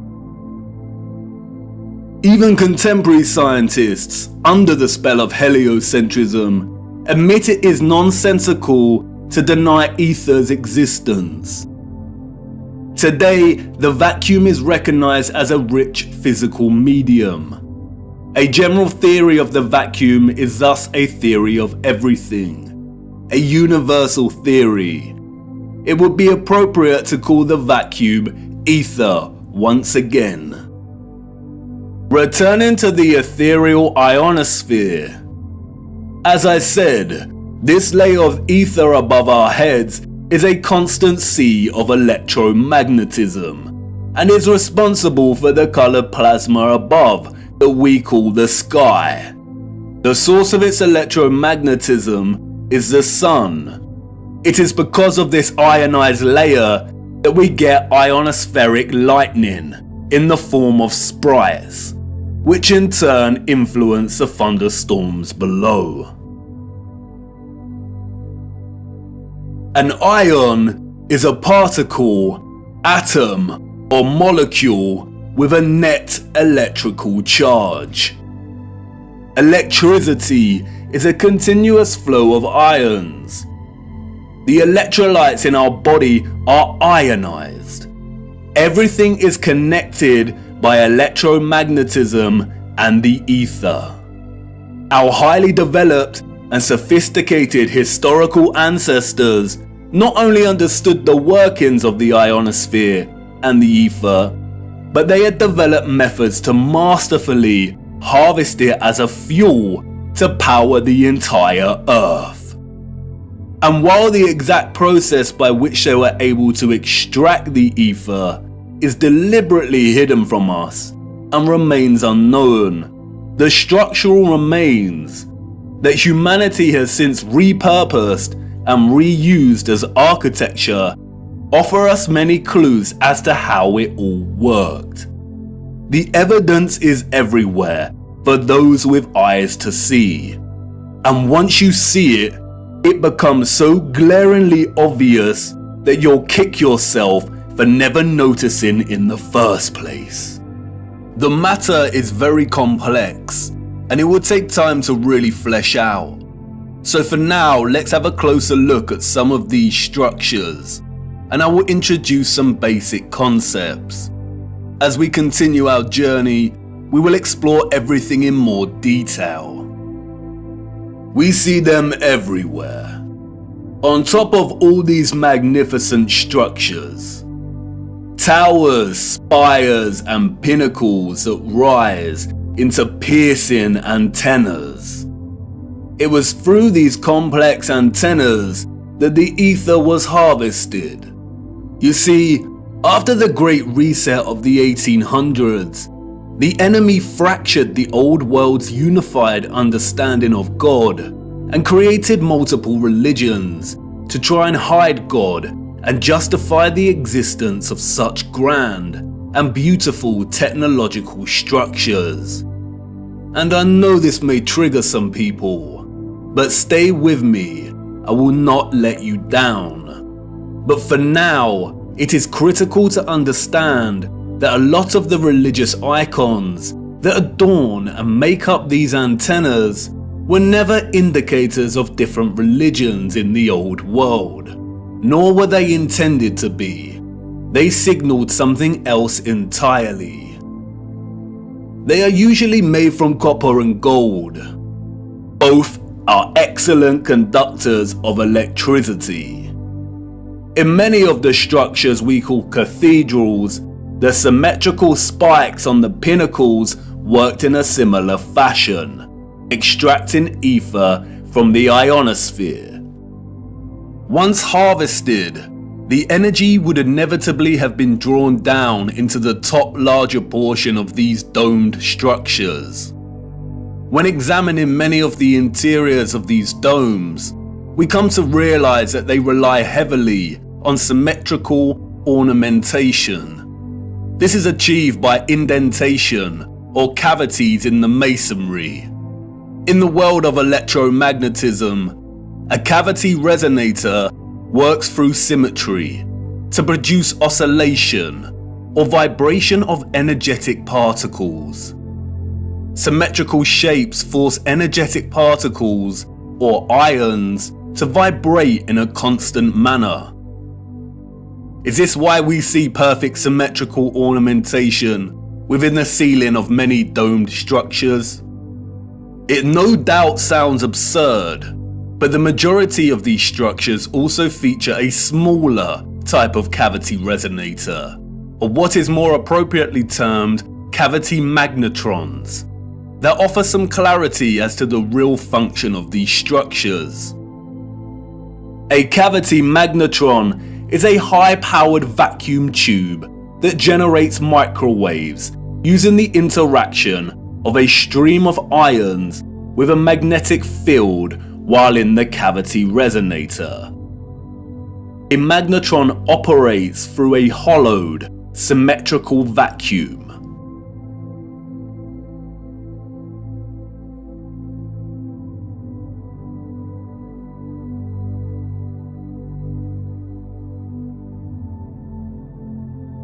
It emits powerful microwaves that can act as a source of free energy. If you break the symmetry or close the vacuum, it no longer functions. But can you see the resemblance? These structures were never intended to hold glass within them. The controllers added the stained glass to the rose windows to shut off the magnetron's function. They closed out instruments of free energy. And they are everywhere in these structures.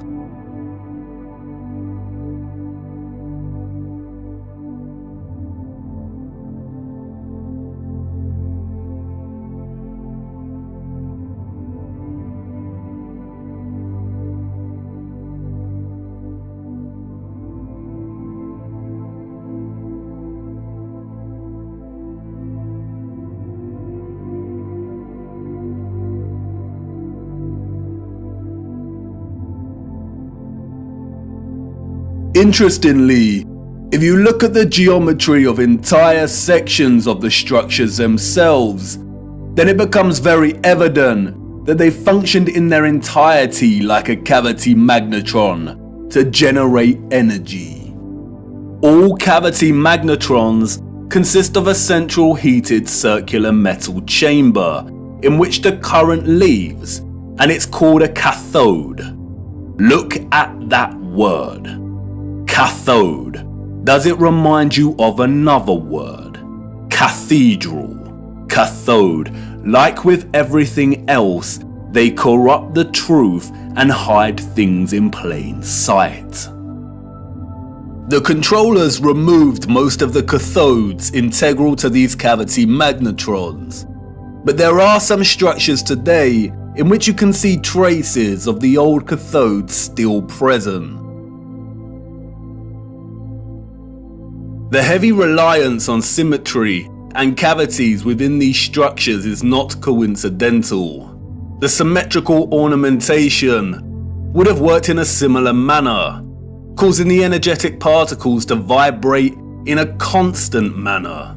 The flowers within the squares can be understood as similar to acoustic resonators, working to vibrate the ions.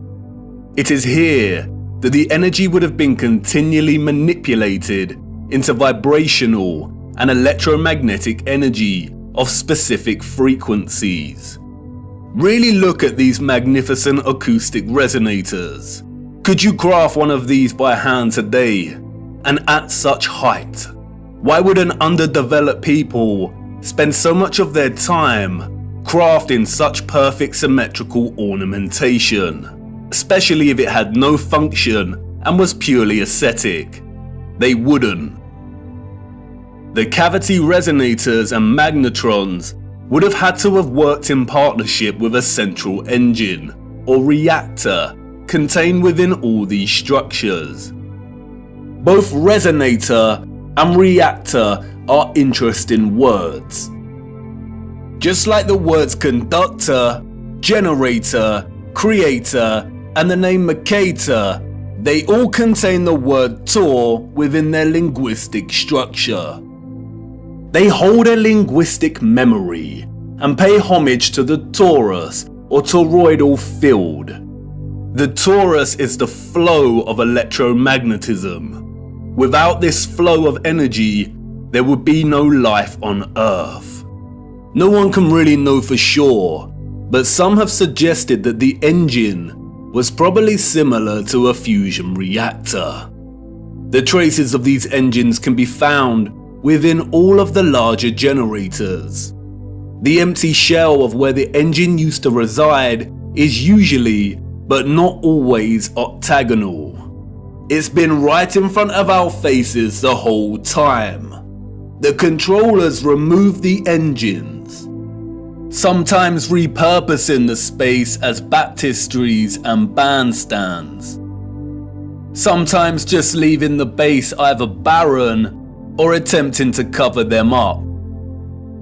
We see these octagonal structures in cathedrals, government buildings, mosques, and detached bandstands.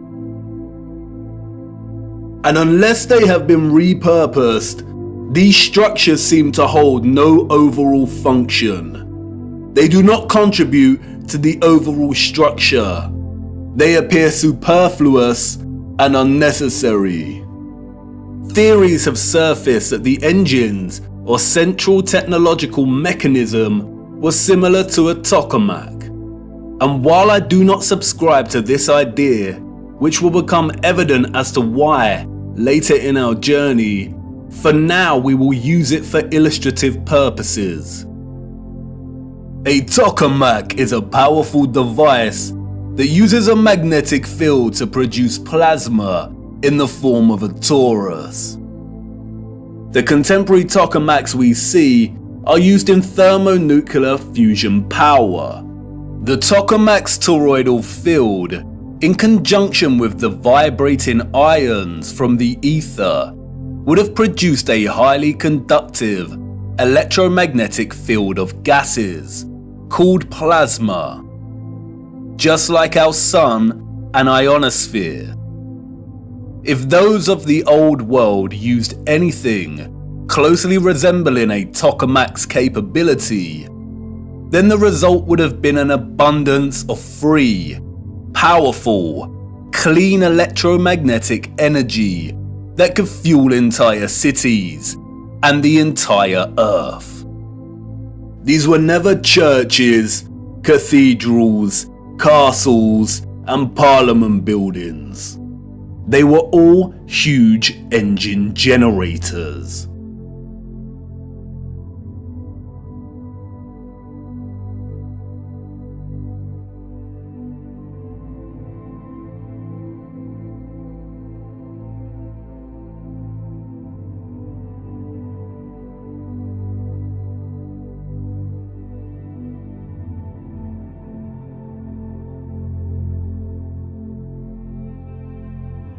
The controllers invented labels and terms such as Renaissance, Greco-Roman, and so on to describe the style of these structures. But as you can see, all these magnificent, impossible structures all share the same fundamental structural principles and design, despite location, time period, and cultures. And this is because they were created with the sole purpose of generating energy. And just because these structures were never used for prayer and worship does not mean they were not holy sites. The civilizations of the past had a relationship with the source and the Holy Spirit, or the ether like no other. And they paid homage, reverence, and thanks to it by constructing their generators with such splendor and beauty. And not only that, but they constructed the entirety of their structures, statues, and ornamentation in reverence of this gift, in reverence of the energy production that made their way of life possible in the first place. The laurel wreath, which the satanic controllers have corrupted in their appropriation of the symbol and redesignation of it to represent Apollo and Lucifer, is in fact a toroidal coil. And we see the toroidal coil throughout the old world's infrastructure, as simultaneously having both a function and a celebration of this function.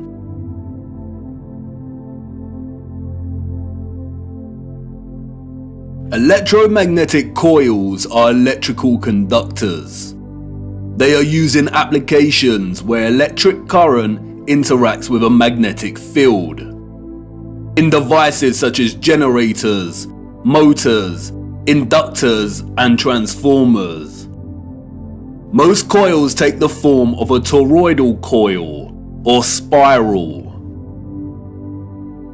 Wire coils are used in conjunction with a magnet to produce powerful electromagnetism. The more turns of the wire, the stronger the magnetic field. Coils generate vortexes, which in turn create an electromagnetic field. It's all one interconnected system.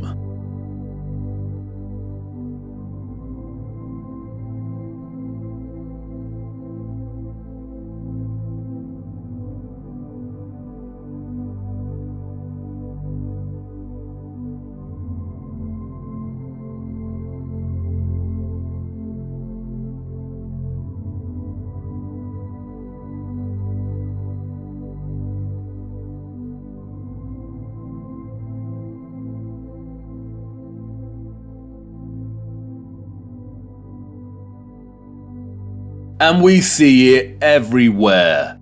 This is what columns and rotundas were used for. Powerful coils to generate electromagnetism and carry the current in loops. The torus is found at the base of pretty much every column found throughout our realm. It is everywhere. Look at the movement of electricity through a wire and the simultaneous magnetic field it produces. This is exactly the shape of a column. And we see this present in all of these gigantic and meticulously crafted columns.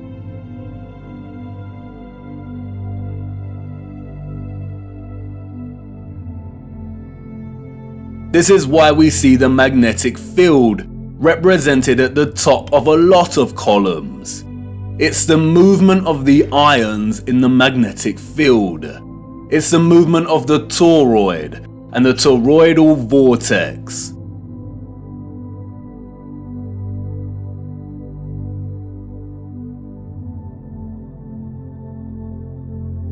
As you saw, coils of copper wire are essential in electrifying the magnet. And I know what you want to say. That's great, but the columns and other structures you are referring to are made of stone. But you see, all of these impossible structures are made from a mixture of stone and metal. They used iron bars in their construction. Iron is magnetic.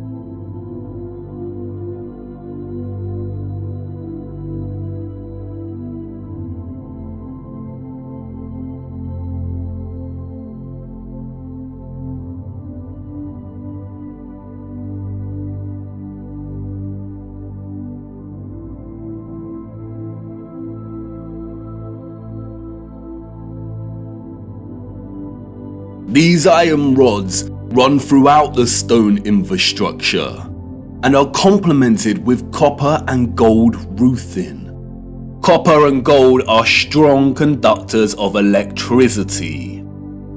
Often we find entire statues, arches, domes, and roofing made from a distinctive blue copper. Furthermore, the limestone, granite, and dolomite stone is mixed with crystal silicon or quartz. Quartz has strong electric potential. The colonnades and arches we see everywhere were at once integral components to the overall electromagnetic infrastructure, while also constructed in geometric forms that mirror the flow of electromagnetic energy, such as coil loops, horseshoe magnetic fields, and toroidal vortexes. As with everything else constructed in the old world, they were both functional and crafted as a homage to that function. A lot of ethereal energy was stored in structures constructed from red bricks and concrete. Red bricks and concrete are excellent conductors of electricity. They operated as huge capacitors or batteries. According to new research, red bricks can be converted into energy storage units that can be charged to hold electricity, like a battery, and can store energy until required for powering devices. The key to this battery-like function inherent within red brick is the iron oxide.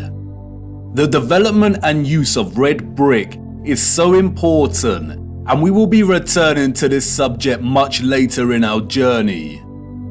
The really big red brick power stations and batteries were designated and recognizable by their white stripes, such as St Pancras Railway Station in London, and many other famous structures.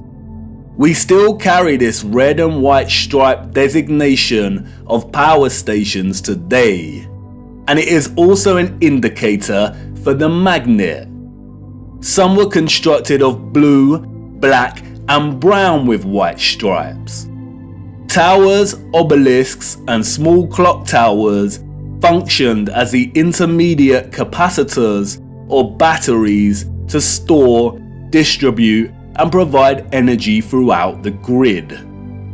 The entire flat realm Earth was connected as one whole grid, a complex interconnected system of free energy production, distribution, and consumption. And this entire grid was destabilized and deactivated somewhere between the 17th and 19th century.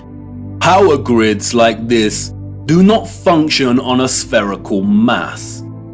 Our historical ancestors knew that the earth they walked upon was flat. This type of futuristic technological advancement is the result of a civilization knowing exactly what type of earth they lived upon.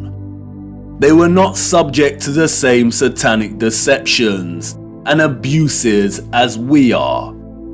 They were not raised believing they existed on a lonely, globular rock spinning in the vacuum of space. The true, ethereal, electromagnetic properties of the Earth were not hidden from them. They knew there was a domed firmament above their heads. They studied it. They imitated its properties and understood its central relationship with the entire ethereal existence of electromagnetism. They revered the magnificence of its craft and showed utmost gratitude to the Source, to God, and the ethereal Holy Spirit for giving them everything they needed. Look. Domes.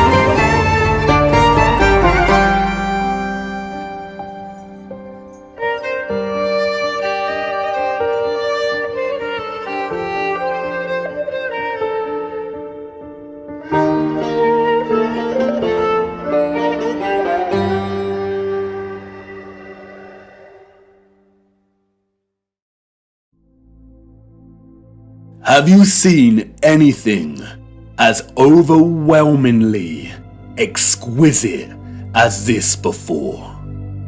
How have we lived our entire lives and not seriously considered the impossibility of these structures? How have we lived our entire lives walking amongst the skeletons of the future long forgotten? I know this is all a lot to take in, and I know that the picture has not formed properly in your mind yet. It is hard to imagine an interconnected electromagnetic power grid of this size across the Earth, and the technical nature of electromagnetism doesn't help. And I know that you're full of questions. Who were these people or beings that built these structures? Where did they go? And why were the power grids deactivated? What about all the religious iconography and art we see inside of the cathedrals and mosques? What about all the histories and photographs we have of the construction of these structures? What about the Romans and the Greeks? What about some of the grand mosques that have been constructed in recent times? And if what you're telling me is true, then how did they distribute and store all of this energy like you say? Was it similar to our Wi-Fi and radio signals? We will get to all of these in good time. We have barely scratched the surface. But for now, it is the last question that is important. How did they distribute and store all of this energy? And in what form? For you see, our sophisticated historical ancestors did something that we, as a society, have come to neglect. They watched the water, and they watched it closely, right here on Earth and up above, beyond the firmament. Come on, let me show you.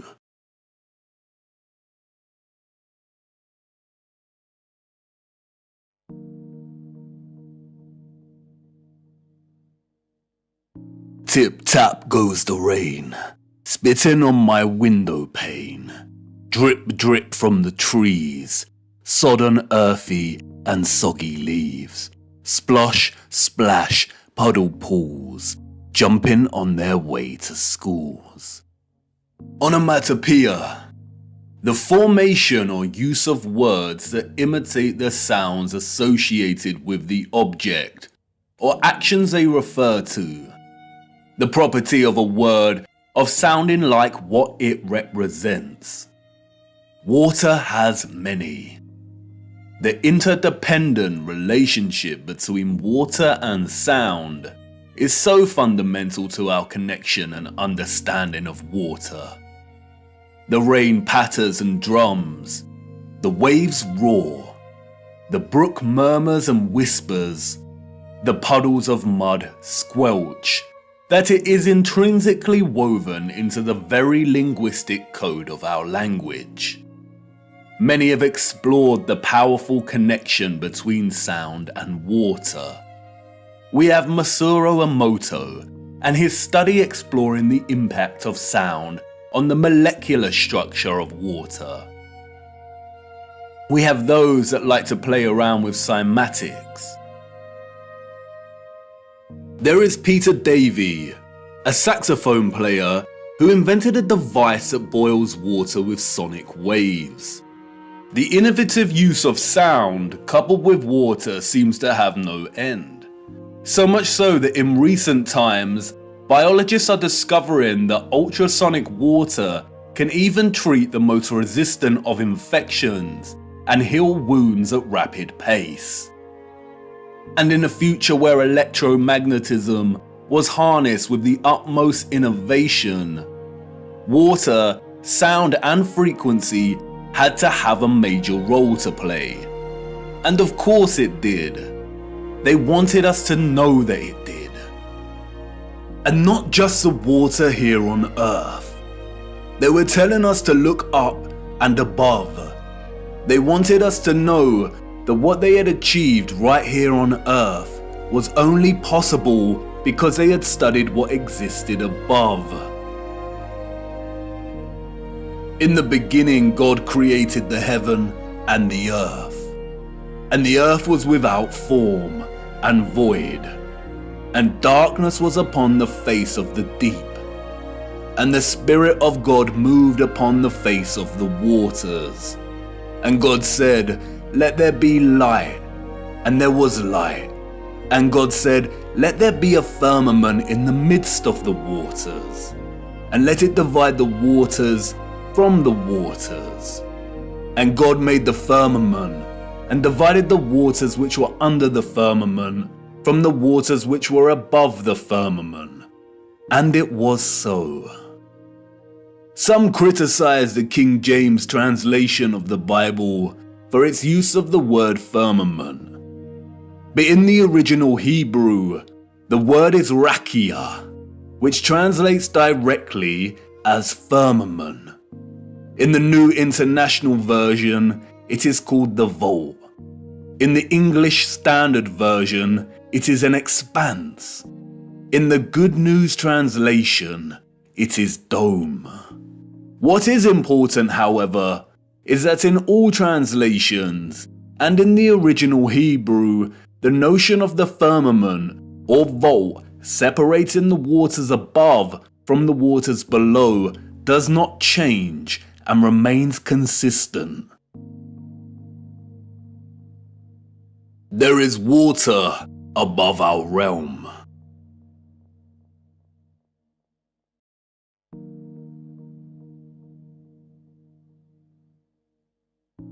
The telescope is an interesting instrument, both at once an apparatus for discovery and simultaneously a weapon of deceit.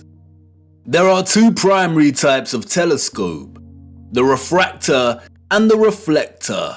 A refractor uses an objective lens, usually a convex lens, and a reflector utilizes a single or a combination of curved mirrors to reflect light and form an image. Many reflector telescopes use either a concave mirror or a parabolic mirror. This is what a reflection looks like in these mirrors. The eyes we were born with, and which we see the world through, are convex lenses. We do not witness the world through curved mirror reflections. This is Jupiter as seen through a reflecting Newtonian telescope. And despite the slight spherical distortion caused by the reflected mirrors, this is still not what NASA has shown us. Your mind immediately sees a planet because you have been programmed since birth to associate an image like this with the notion of a planet. Just in the same way you associate the moon with a ball of rock by default.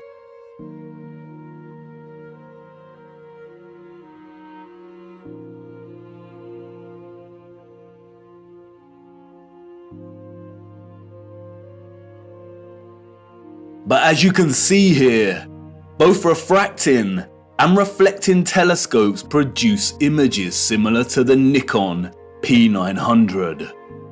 The Nikon lenses have been criticized by some astronomers as lacking the power to really see the luminaries above. But as you can see here, there is not much difference between the Nikon and both types of telescope. And in each we see that Jupiter is radiating some kind of light of its own. Both amateur and professional astronomers present footage such as this.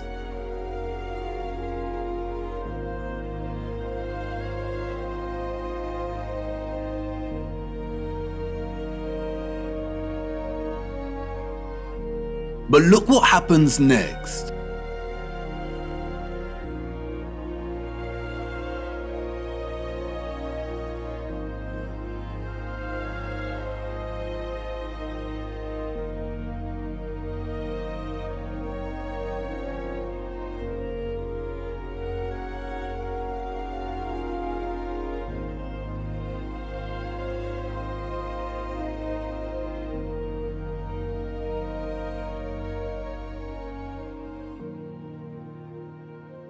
The astronomers here are using imaging processing software to turn their raw images and footage, which display a circular object in the sky above us radiating its own light, into a NASA-style planet.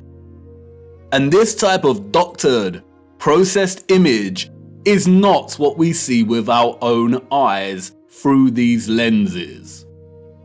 I am not saying that this is deliberate deception. Astronomy is a practice of its own, but it is very important to never confuse the highly edited images and footage we receive with reality. And it is also worth being mindful of those that are being very manipulative. They are usually the astronomers with the paid sponsorship from magazines and websites. It is also important to note that what we call planets are not actually planets. They are wandering stars, and all of the wandering stars are of a similar nature to the moon. Unlike the rest of the stars above our firmament, their course and journey above us is not fixed and consistent. Their paths deviate from the concentric paths that the rest of the stars consistently make around Polaris. And the reason for this is because they are not located within the waters beyond the firmament.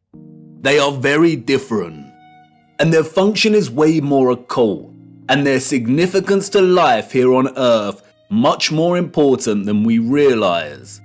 We will be returning to the true nature of the so-called planets and moon later. Back to the waters. Arcturus is one of the brightest stars in the sky. Here is Science magazine's artistic impression of the star. And now here is Arcturus as seen through a refracting telescope. There is no resemblance. What we see through this telescope footage is really similar to what we see when you zoom in on the stars above with a powerful Nikon camera. Many criticize the refracting telescope because it can produce chromatic aberration. Chromatic aberration is a failure of the lens to focus all color to the same point. The result can be purple fringing, and we see that here. Photographs can suffer from chromatic aberration. Interestingly, the Nikon does not produce the same chromatic aberration when zooming in on Arcturus. Therefore, you could say that the Nikon is actually more reliable and stable.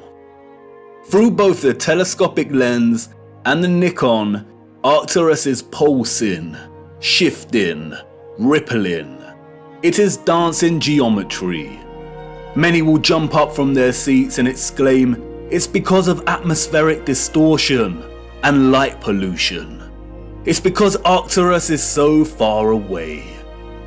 But if it is atmospheric distortion, then why do all the stars display their own unique geometry and light patterns?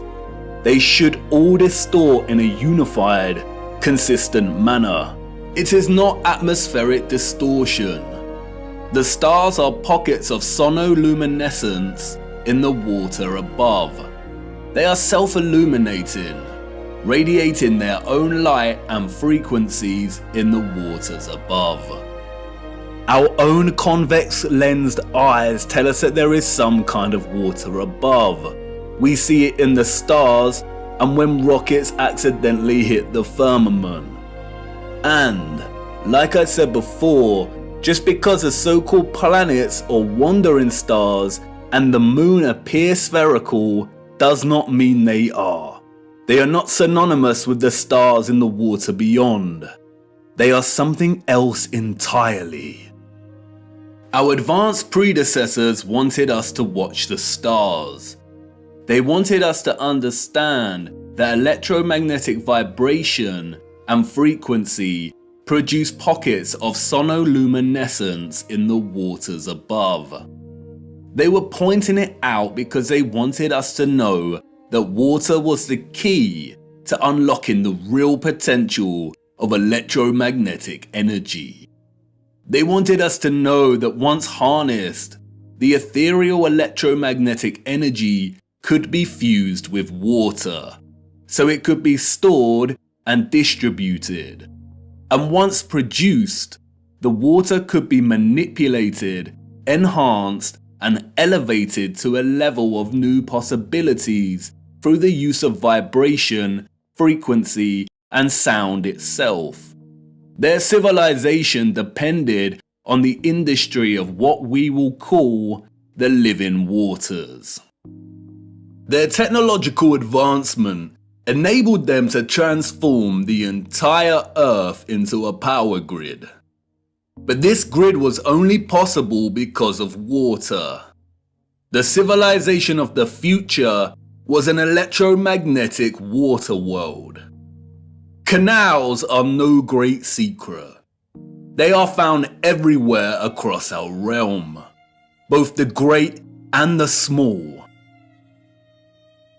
Most of the great canals around our Earth are connected to the ocean.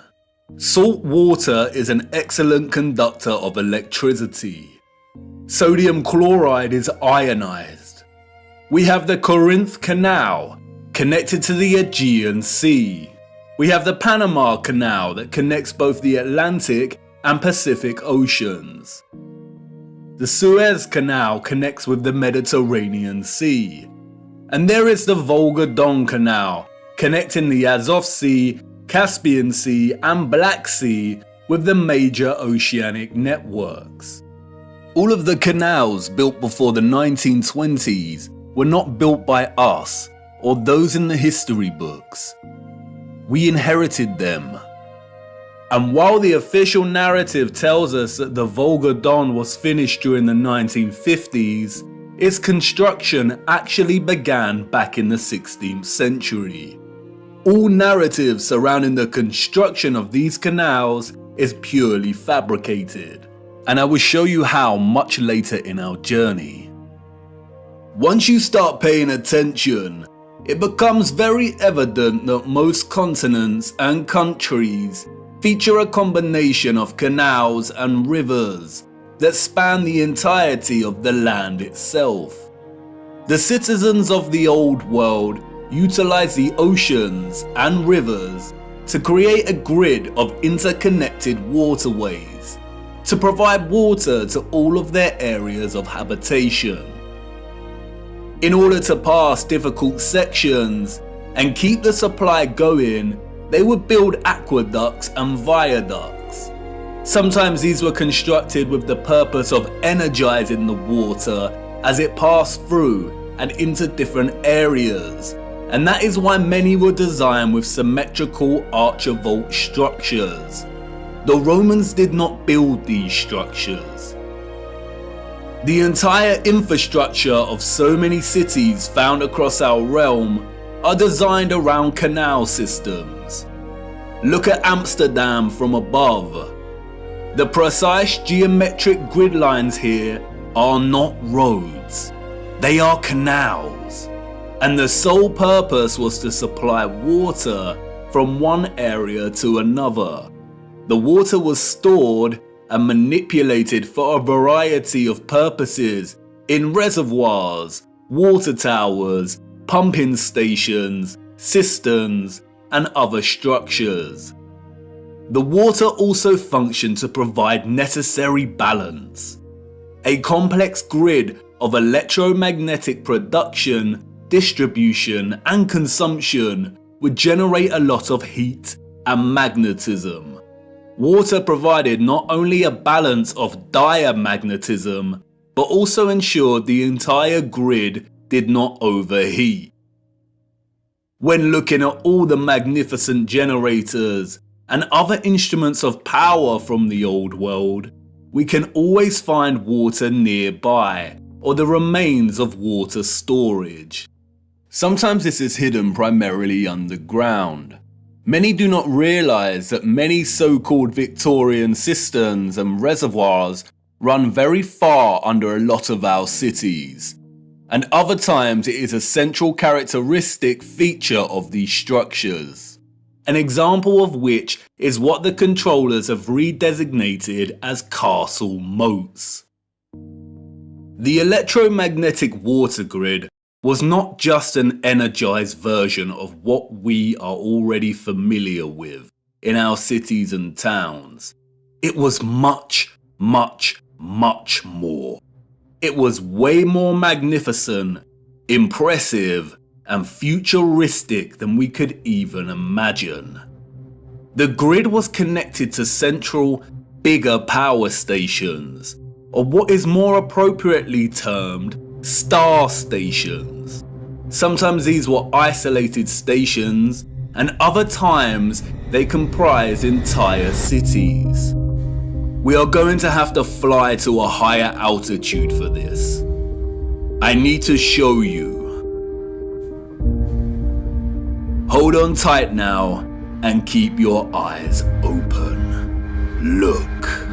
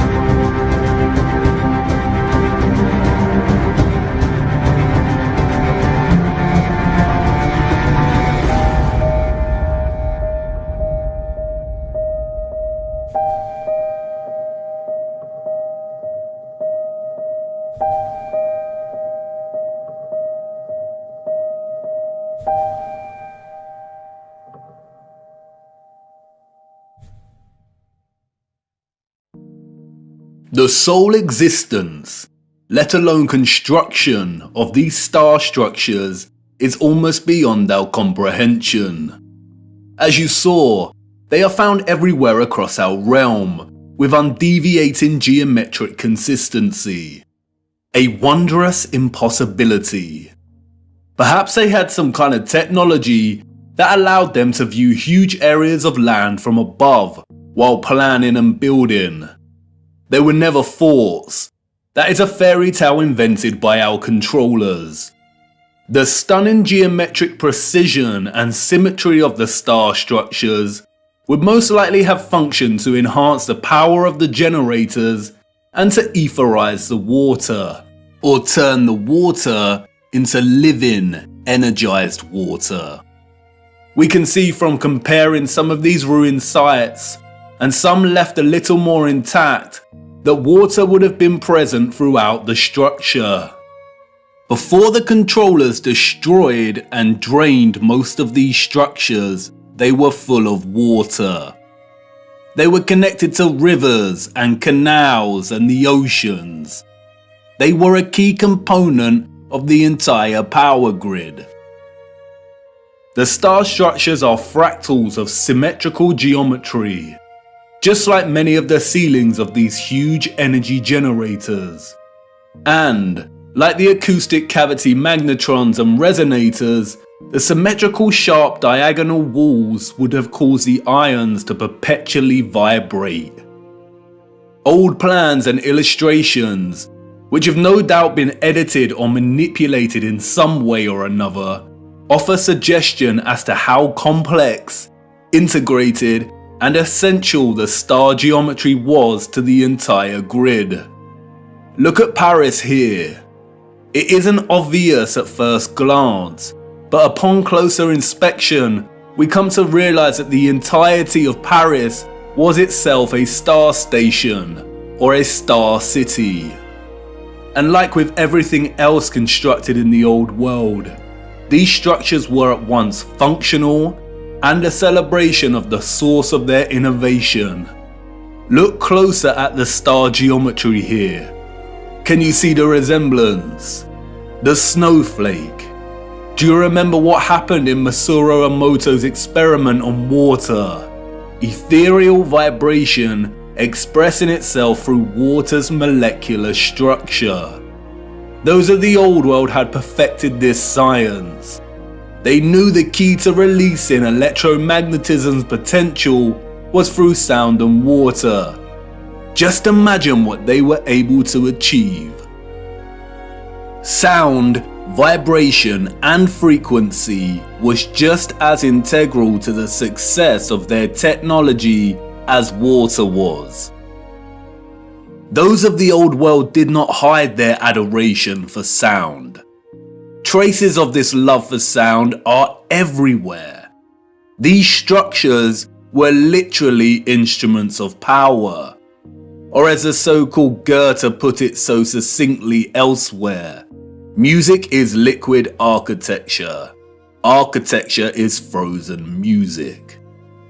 This is why so many generators, capacitors, power stations, and intermediates feature holes, pediments, dentils, indentations, and complex 3D ornamentation. They were structural openings to manipulate sound waves, the vibrations and acoustics, so they could tune the electromagnetic energy in conjunction with the water in a variety of ways to achieve different results. They were similar to the aerophone instruments such as the flute, the pipe, the recorder, the bassoon, and the trumpet. The old world revered the geometry of the star because it was through the study of the stars in the waters above that they learned the power of fusing electromagnetism, vibration, and frequency with water itself. They all work harmoniously and in concert with one another. This interconnected and interdependent energetic relationship is what makes the stars and all life itself possible in the first place. Look a little closer at the dancing geometry of the sonoluminescent stars beyond the firmament. Do they remind you of something else? That's right, all of the magnetrons, or what we've come to call rose windows, were designed to mirror the cymatic patterns of ether's vibrations in water itself. Artist Tanya Harris was onto something in 2013 when she turned her attention to studying and recording the silent resonant frequency of churches. By placing water inside of a loudspeaker, she was able to discover the hidden geometry of these resonant frequencies. The results showed that even the silence within these structures produced strong cymatic patterns. And again, can you see the resemblance? Others have applied the same technique and studied the cymatic patterns displayed when bells chimed within the structures.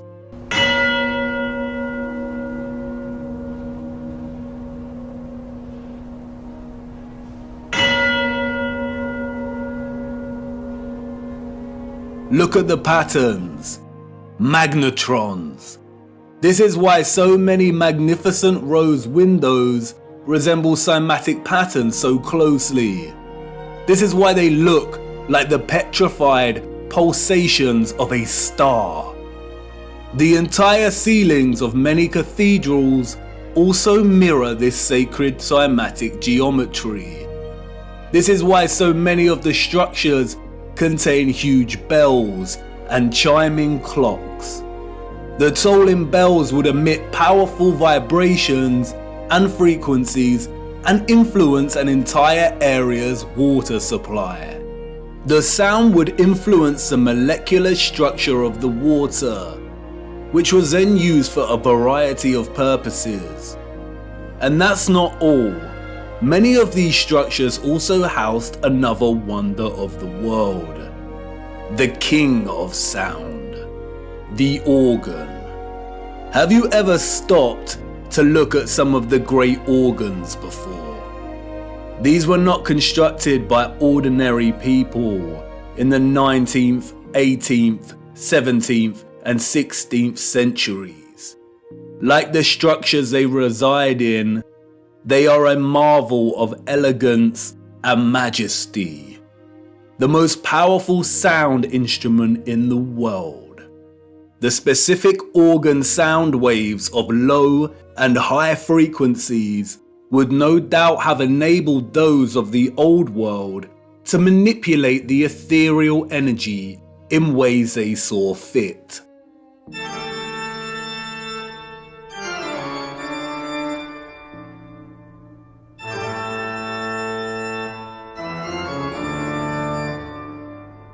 The magnetron rose windows that would not have contained glass would amplify these sound waves, which in turn would influence the molecular structure and properties of the etherized living water. Organs would have had multiple uses, perhaps providing entire towns with specific resonant frequencies for good health and prosperity. The specific functions of the organ have been deliberately hidden and withheld from our knowledge. Interestingly, the official history states that the first organs of the world were water organs, in which the power source pushing the air is derived by water from a natural source or by a manual pump. No doubt a deceptive half-truth disguising the instrument's true interaction with water. And like I said before, most of these structures had areas nearby to store and hold large quantities of water. Many of the structures feature underground cavities or huge cisterns, some of which have been drained and some kept intact. Sometimes the cistern was located apart from and outside of the structure. The controllers have redesignated many of these areas as Roman baths. That's why Bath Cathedral in England is located right next to the Roman baths. The water was also stored in red brick power stations, capacitors, or water towers. Open rectangular sites, reservoirs, wells, and step wells. This is why step wells were constructed with precise geometric patterns. Again, the symmetrical structures here work to encourage oscillation or vibration of the ions. They kept the water electromagnetically charged, and the aqueducts and viaducts would have worked in a similar fashion. It is likely that a lot of the huge electromagnets we see scattered across our realm would have actually straddled passing water, much like we see on the Volga-Don Canal, even though it's unlikely that the Volga Arch is original, and that many roads themselves were constructed during the Great Reset. It is likely that the inheritors of the 19th century were instructed to drain and fill many of the tributaries that once carried water. That's why we see drained castle moats and star stations. Perhaps that's what a lot of the surplus mud we see during this period was used for. Perhaps a lot of homes and buildings were constructed with underground chambers to store their own personal supply of living water, and these areas were destroyed, filled in, and forever hidden with vast amounts of mud during the 19th century. The use of electromagnetism, sound waves, and water would have had endless applications and uses in the old world, most of which we will never know about. But many structural remains do offer a lot of clues. The abundance of remarkable and impossible stately homes, halls, and manors found throughout our realm all point to the mass-scale farming practices of the old world. We travel miles to marvel at their beauty and grandeur. But more impressive than the structures themselves are their gardens and water gardens. We have the Palace of Versailles, Schwetzingen Palace, the Royal Palace of Caserta, Nymphenburg Palace, Herrenhausen Palace. Even today, they still retain much of their splendor and brilliance. But it's when we look at some of the old plans of these areas that we realize just how otherworldly these sites were. They were never constructed to house the elite. They were the farms of old. Look at the gardens. They are cymatic gardens. Even from these old illustrated plans, we can see just how gargantuous these farms were. Microcosmic grid systems, suggestive of the entire larger power grid itself. The cymatic gardens were likely grids cultivated with sound and the living water to grow food, herbs, and who knows what else. Even contemporary scientists openly acknowledge that sound waves strongly influence the growth of fruit, vegetables, and crops. And to this day, some of these structures retain a lot of their glory when viewed from above. The Palace of Versailles, a wondrous geometric marvel. A collection of impossible structures, extraordinary cymatic gardens, and water systems. Let's venture closer into the Palace of Versailles and have a look. Hold on now. Wait, what? This is not the Palace of Versailles. I really need to fix this thing. It's been acting up a lot lately. Where are we? Wait a minute. I recognize this place. Memories from a long time ago. This is Chatsworth House in the Peak District, England.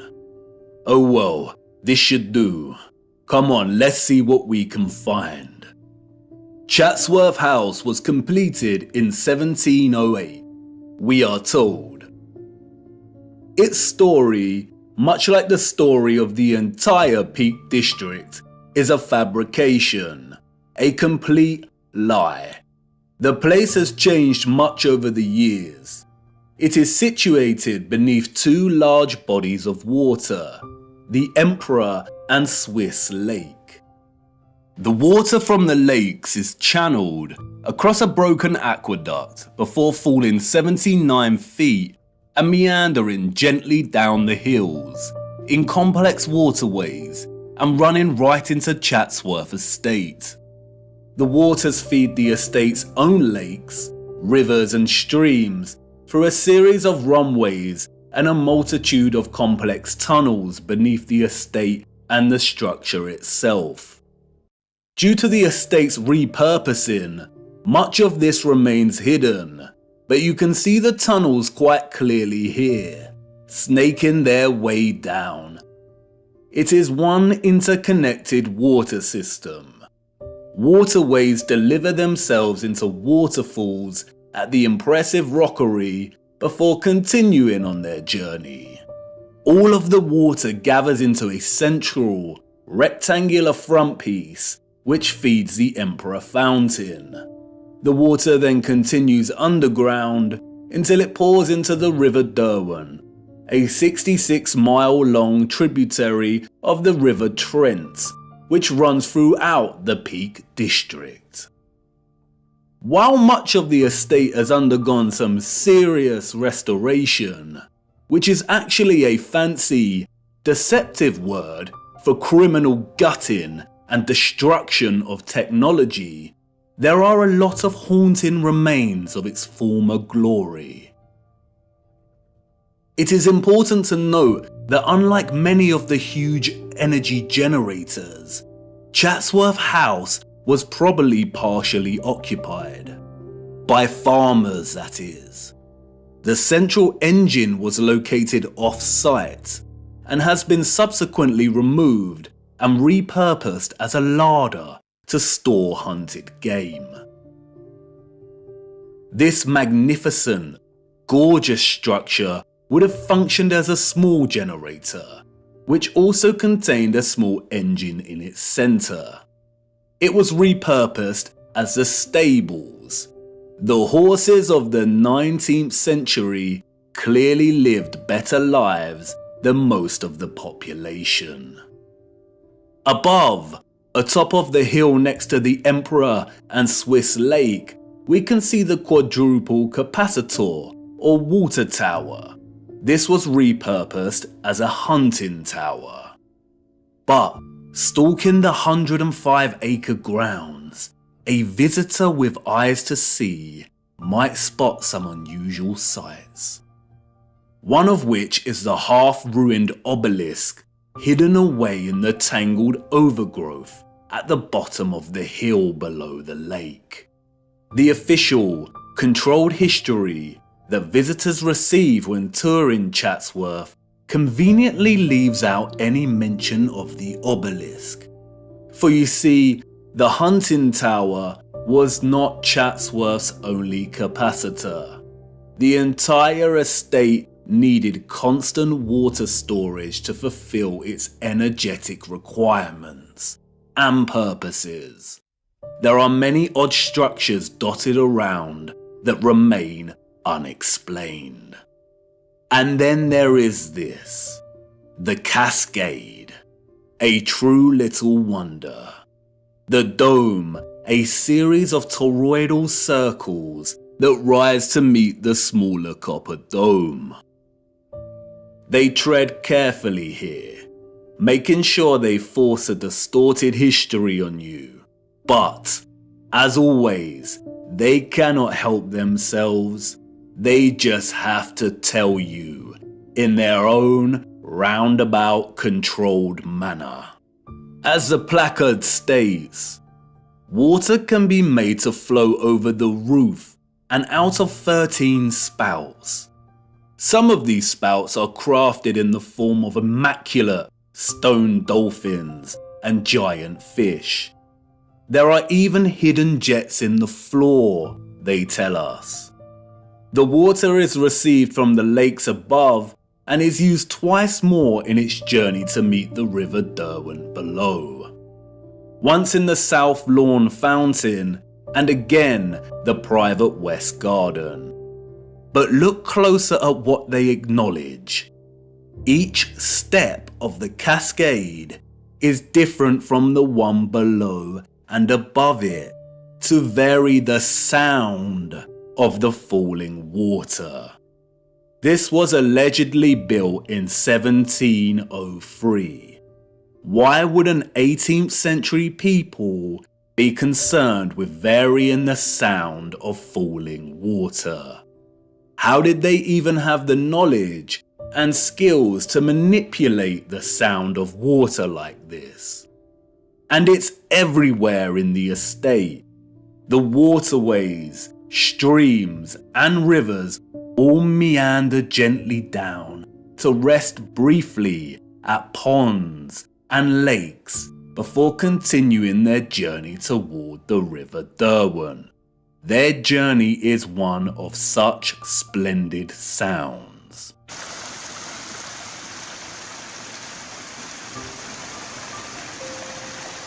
As you begin to traverse the labyrinthine passages of our corrupted history, you will inevitably meet the lithographs, renderings, engravings, illustrations and paintings.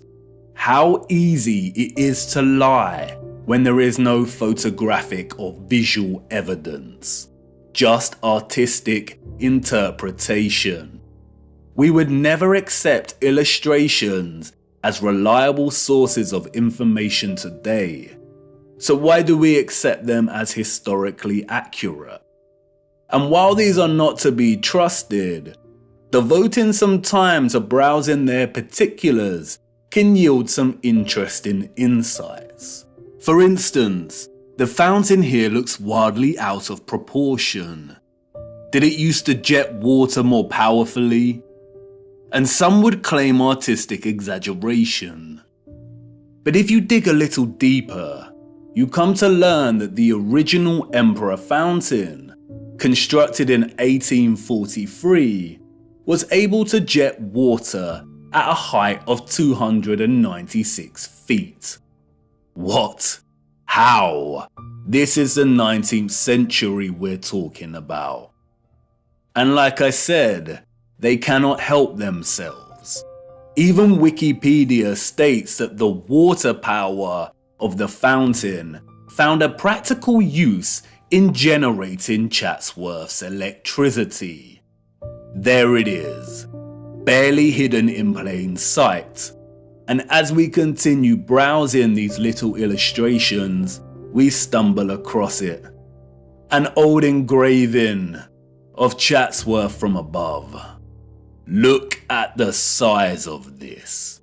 Cymatic gardens, rows and rows of crops, large bodies of water that are no longer there. And again, many would claim artistic exaggeration, the unreliability and inaccuracy of illustrations, and rightly so. But when we look at Chatsworth from above on Google Earth, what is this we find? Shadows on the ground across from the river? No, these are the markings of old infrastructure that was torn down. The markings suggest there was once a bridge here, a bridge we see in the illustration.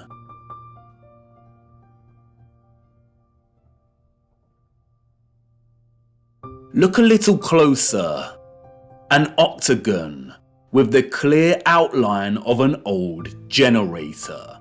So yes, the illustration is a lie.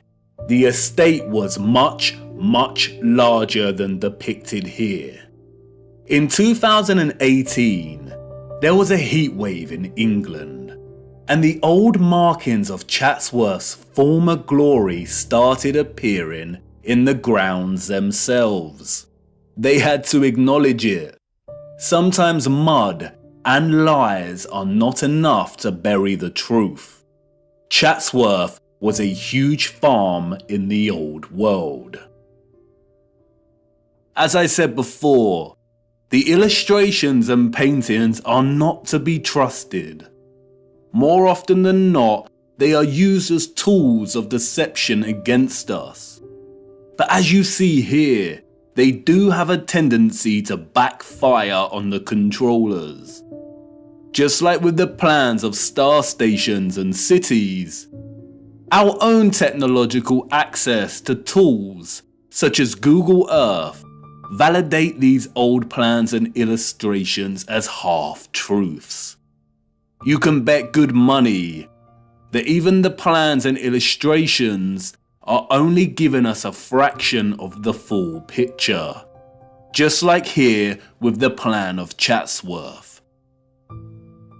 And it's in Chatsworth that we encounter the first of many acts of barbaric desecration by the hands of the enemy. Chatsworth's great conservatory stood immense until destroyed in 1920. It was 84 meters long and 20 meters high, and constructed, they say, in 1840 before the establishment of automatic glass manufacturing. Huge interconnected tunnels and water pipes collected under the ground of the structure to provide heating via boilers and hot water. An engineering feat as impossible as the construction of the structure itself. It was designed by Chatsworth's gardener, Joseph Paxton. Paxton is a phantom that haunts the pages of the history books.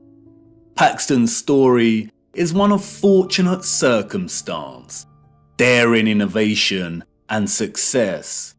It is, unfortunately, a dishonest story, an unconvincing fiction.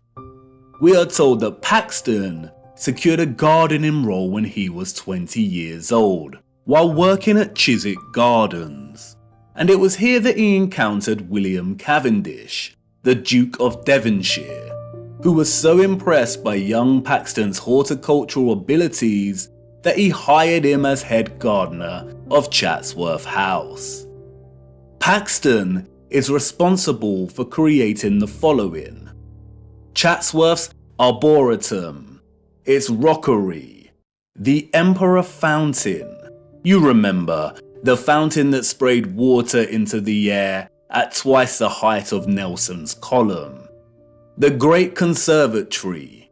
He was responsible for cultivating the Cavendish banana, the most consumed banana in the world today, and designing railway stations all over the Peak District. What a talented and productive young man. Paxton's achievements, however, did not end with the banana and the conservatory. The farce doesn't end here. What a tangled web we weave when setting out to deceive. Paxton's success with Chatsworth led him to design the infamous Crystal Palace of London, just in time for the Great Exhibition of 1851. It was originally constructed in Hyde Park for the fair. It was constructed in just over a year, an engineering feat never again repeated. It was made from more than 1,000 iron bars, and its overall mass comprised of over 4,000 tons of iron. The Chance Brothers Glassworks in Smethwick provided the 300,000 sheets of glass. Remember, this was before automatic glass manufacturing. This is the glassworks in which the glass was produced. A simple maths equation gives us an average of 822 glass panes produced every day, 7 days a week, for a year. Right here in this factory. This was Paxton's initial planned sketch for the structure. He went from this to this in a year. Furthermore, the entire Crystal Palace was able to house gigantic trees, and they had to board a lot of the glass panes up and cover a lot of the top of the structure during the World's Fair exhibition because the interior of the structure became too hot. Wouldn't Paxton, who designed the Chatsworth Conservatory, know that a huge glass palace would produce immense heat? The entire narrative soon dissolves into stupidity when we realize that a year later, in 1852, they dismantled the Crystal Palace and moved the entire structure to Sydenham in southeast London, where it was rebuilt with 2 additional huge water towers at either end of the monstrous structure. Interestingly, no photographic evidence of the original Hyde Park Palace exists. Just illustrations. Wouldn't the structure have been the focus of many photographers during the opening of the Great Exhibition of 1851, the first of its kind? It is highly likely there were either 2 of these crystal palaces in London and both destroyed, or the Hyde Park Palace is just an outright lie. Interestingly, a few years after its relocation to Sydenham, this map of the palace was produced, all designed at the hand of our genius gardener. He struggled with the water supply, we are told. After all, supplying 12,000 fountains, 2 of which shot water 250 feet into the air, and the various cascades would be a difficult task to achieve. But clearly not for Paxton. He made it happen. Interestingly, the Crystal Palace also featured one of these impossible, grand, and spectacular organs. Oh, and if that wasn't enough, while Mr. Paxton was redesigning the Crystal Palace at Sydenham, he was also designing the glorious Mentmore Towers for none other than Baron Mayer Rothschild. Who would have thought that a random, young 20-something gardener would go on to be responsible for some of the most impossible and impressive engineering feats in history? Let's also not forget about his banana. Paxton is an example of the enemy's laziness when it comes to hiding our true history. It is not fathomable or even possible for the citizens of the 19th century to have even built these structures, let alone assign their inception to one sole man. The Crystal Palace and its gardens, just like Chatsworth, were huge farming grids that used the living water in conjunction with sound and electromagnetic energy to cultivate a whole range of wondrous produce. Kew Gardens in London is another example. The abundant electromagnetic energy was able to produce conditions of heat with ease, and the vibrational frequencies encouraged growth. Perhaps that's why Crystal Palace housed a grand organ, utilizing frequencies and vibrations to enable the growth of produce. And that's why the controllers were able to assign the cultivation of the banana, an exotic fruit, to a fabricated Englishman.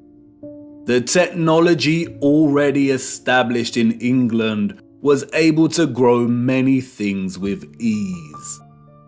Among other impressive horticultural achievements attributed to Paxton's genius were the perfect pineapples, another tropical fruit he grew at Chatsworth.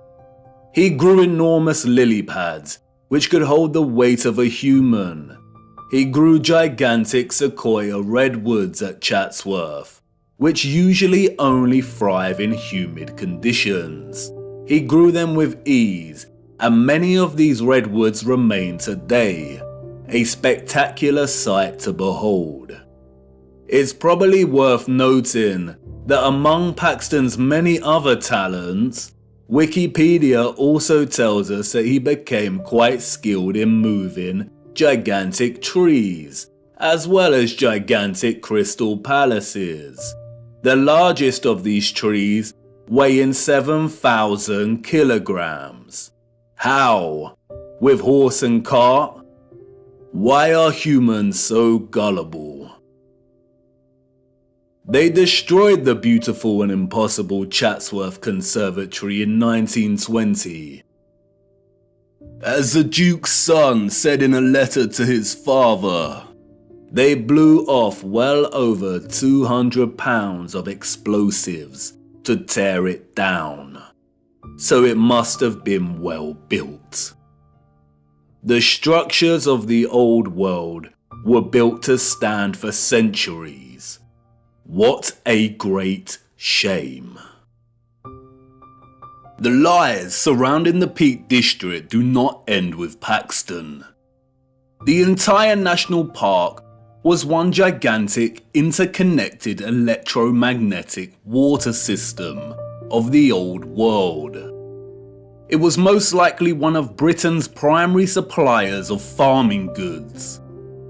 The national park boasts one of the largest collections of stately homes, halls and manors, all of which would have functioned as huge farms. It was also a regional retreat that specialized in healing. Yes, that's right, healing. The Peak District is home to two large towns, Matlock and Buxton. Buxton is famous for its bottled water, and Matlock is renowned for its historical baths. Even today, both towns boast an enviable collection of old world structures. We see an abundance of old generators, domed pavilion structures, capacitors, colonnades, columns, bandstands, gardens and water systems. Overlooking the town of Matlock is Ribber Castle. Its silhouetted frame and turrets stand regal in the distance. It is a derelict structure and has been derelict for over a century.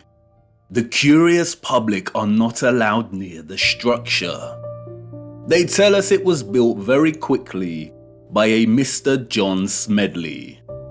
Smedley was, we are told, an industrialist. By the 1850s, he had become the driving force behind Matlock's hydropathic industry.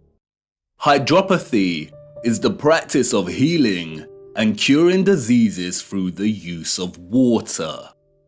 The official narrative states that Smedley built Smedley's Hydro, which sits on Smedley Street in Matlock. It is now a government council building.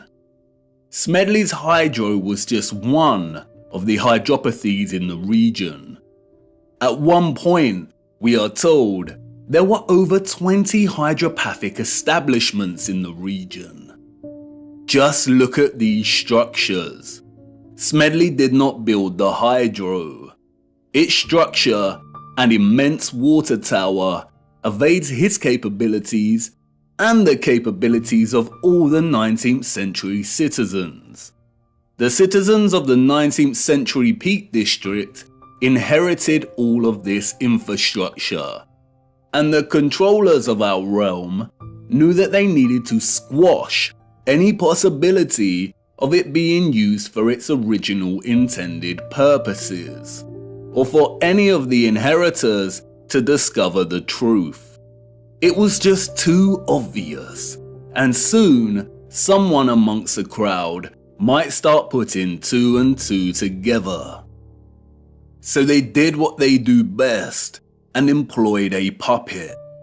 But unlike Paxton, who was able to achieve fame and fortune for taking all of the credit, Smedley had a different role to play.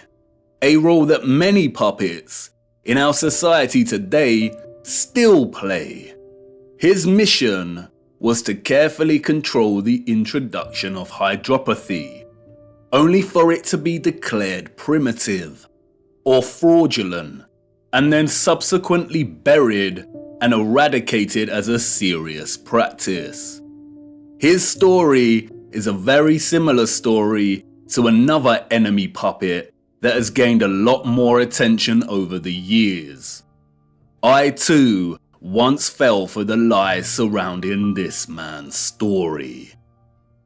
The hydropathies were able to accommodate hundreds of patients, and they were tremendously successful in curing a whole host of diseases and issues, ranging from inflammation and bilious attacks to paralysis, rheumatism, and fevers. This was conducted through an array of different bathing techniques, applying dripping sheets as bandages, and fusing electricity, sound waves, and water. There were, as one newspaper reported, electric bells throughout the buildings. No doubt the actual potential of hydropathy was never fully expressed in Smedley's array of hydros, but they nonetheless helped people tremendously. And they were a huge success, so the controllers temporarily profited financially. The hydros healed and increased the well-being of people through water and its fusion with sound, vibration, frequency, and electricity. Look at the electric treatment menu from one of the old brochures. Options for high-powered parabolic reflector, electric ionization, and high-frequency treatment. Smedley also demonstrated the ability of etherized water to heat entire rooms in a profound way. The fernery at the hydro had a water heating system built into its walls and always maintained a constant temperature of 65 degrees, even when the room was filled with a crowd of 350 or so visitors. The temperature never deviated. How was this kind of technology available in the 19th century, and yet today we do not have access to this kind of sophisticated heating? Historians and journalists of the time would deliberately smear Smedley, casting hydropathy as pseudoscience, comparable with homeopathy.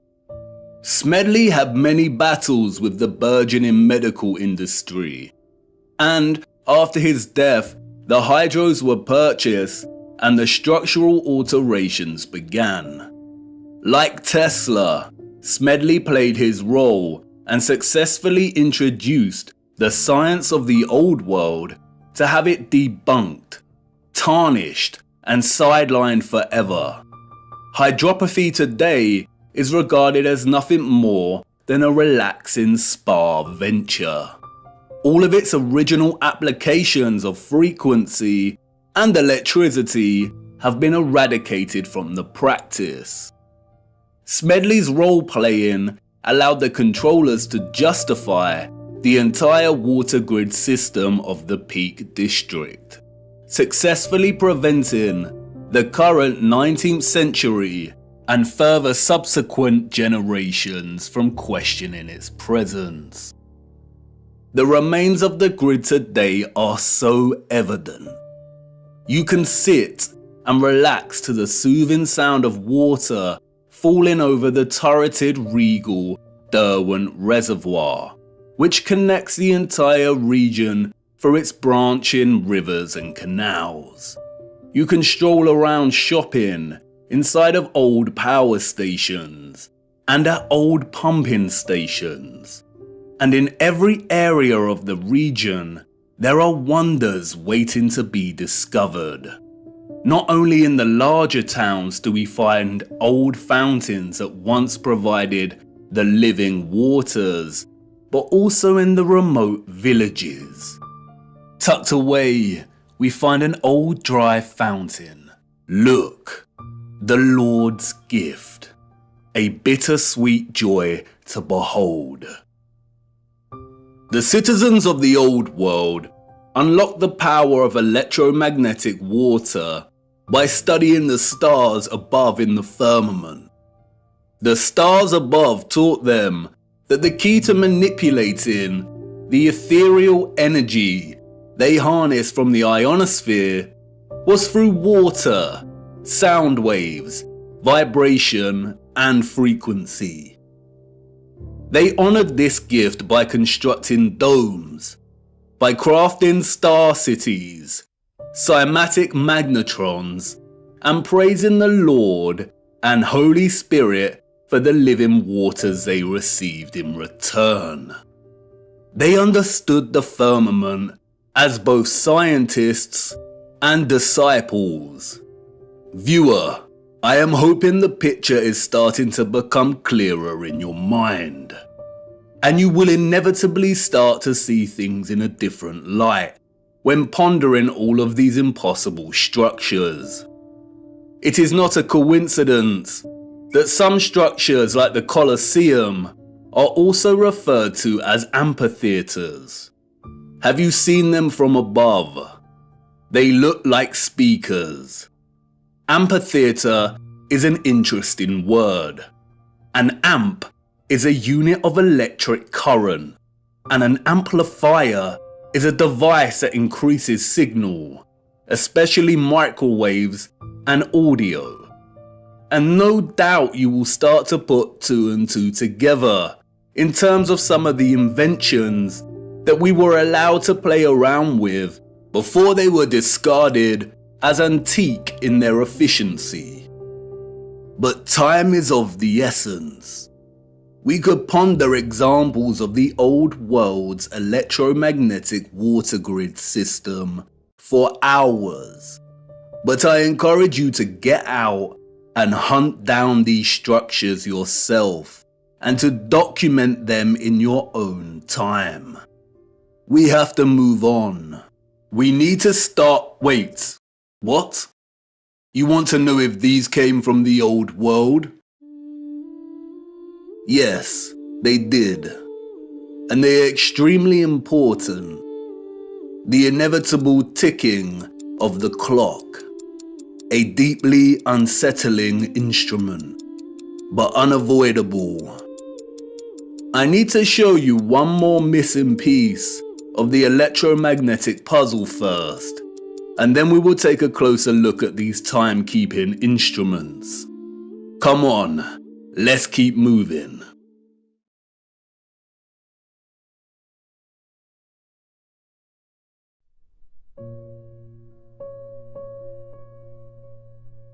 A missing piece of the puzzle.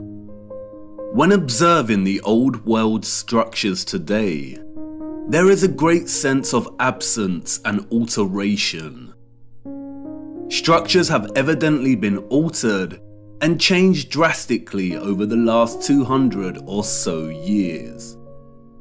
And when journeying across our realm and studying these structures, a tremendous sense of absence persists. Something is missing. The concept of ethereal harvesting through these wondrous antennas is not enough. It is not concrete enough to complete the picture. something else was once present that made the entire technological grid possible. This, of course, is the key technological component of these structures, the engine, and the central mechanisms that made them function in the first place. The engines were, of course, not tokamaks. A tokamak is a crude and base instrument. It is a design of the New World. It does not belong in the Old World. It would have had no place in their structures. Their sophistication and finesse would not have relied on such ugliness, on such primitiveness. What is undeniable, however, are the parallels between the tokamak's fundamental octagonal form and the Old World's love for the octagon. It is very likely that the octagonal formation is an essential component when generating a toroidal vortex. We see the octagon everywhere in the Old World. Octagonal geometry underpins many of the structure's fundamental formations. And the peculiar octagonal structures everywhere are not by mistake. They are what they seem, empty shells that once housed something else. This sense of emptiness is everywhere and remains unexplained. So many towers and domes rise to smaller, hollow domed cupolas. Why are they hollow? Why would an earlier civilization waste so much time and energy constructing such a seemingly superfluous and useless structure? But they didn't, did they? A lot of these empty areas are always directly below the antennas. And although not all of these crucial empty structures are octagonal, most are, and they are always situated in key areas, like under central antennas, beneath domed resonators,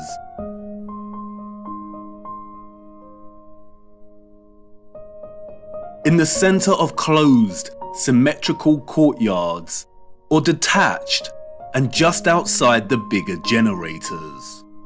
And when reflecting on such perfectly wrought geometry, the absence is tangible. There used to be some kind of cylinder or apparatus contained within this space.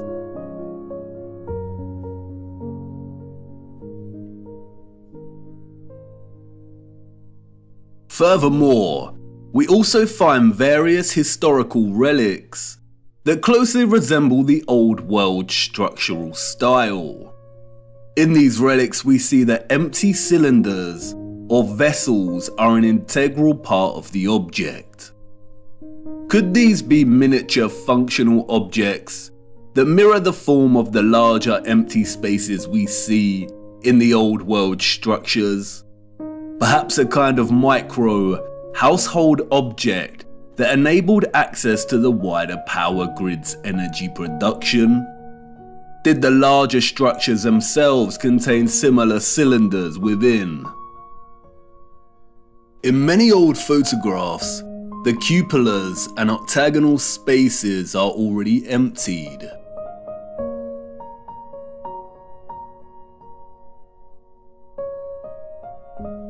But there do remain a few images and illustrations that can offer a little insight as to what was present before. In some we see a type of cylinder, and in others we see some kind of orb or container.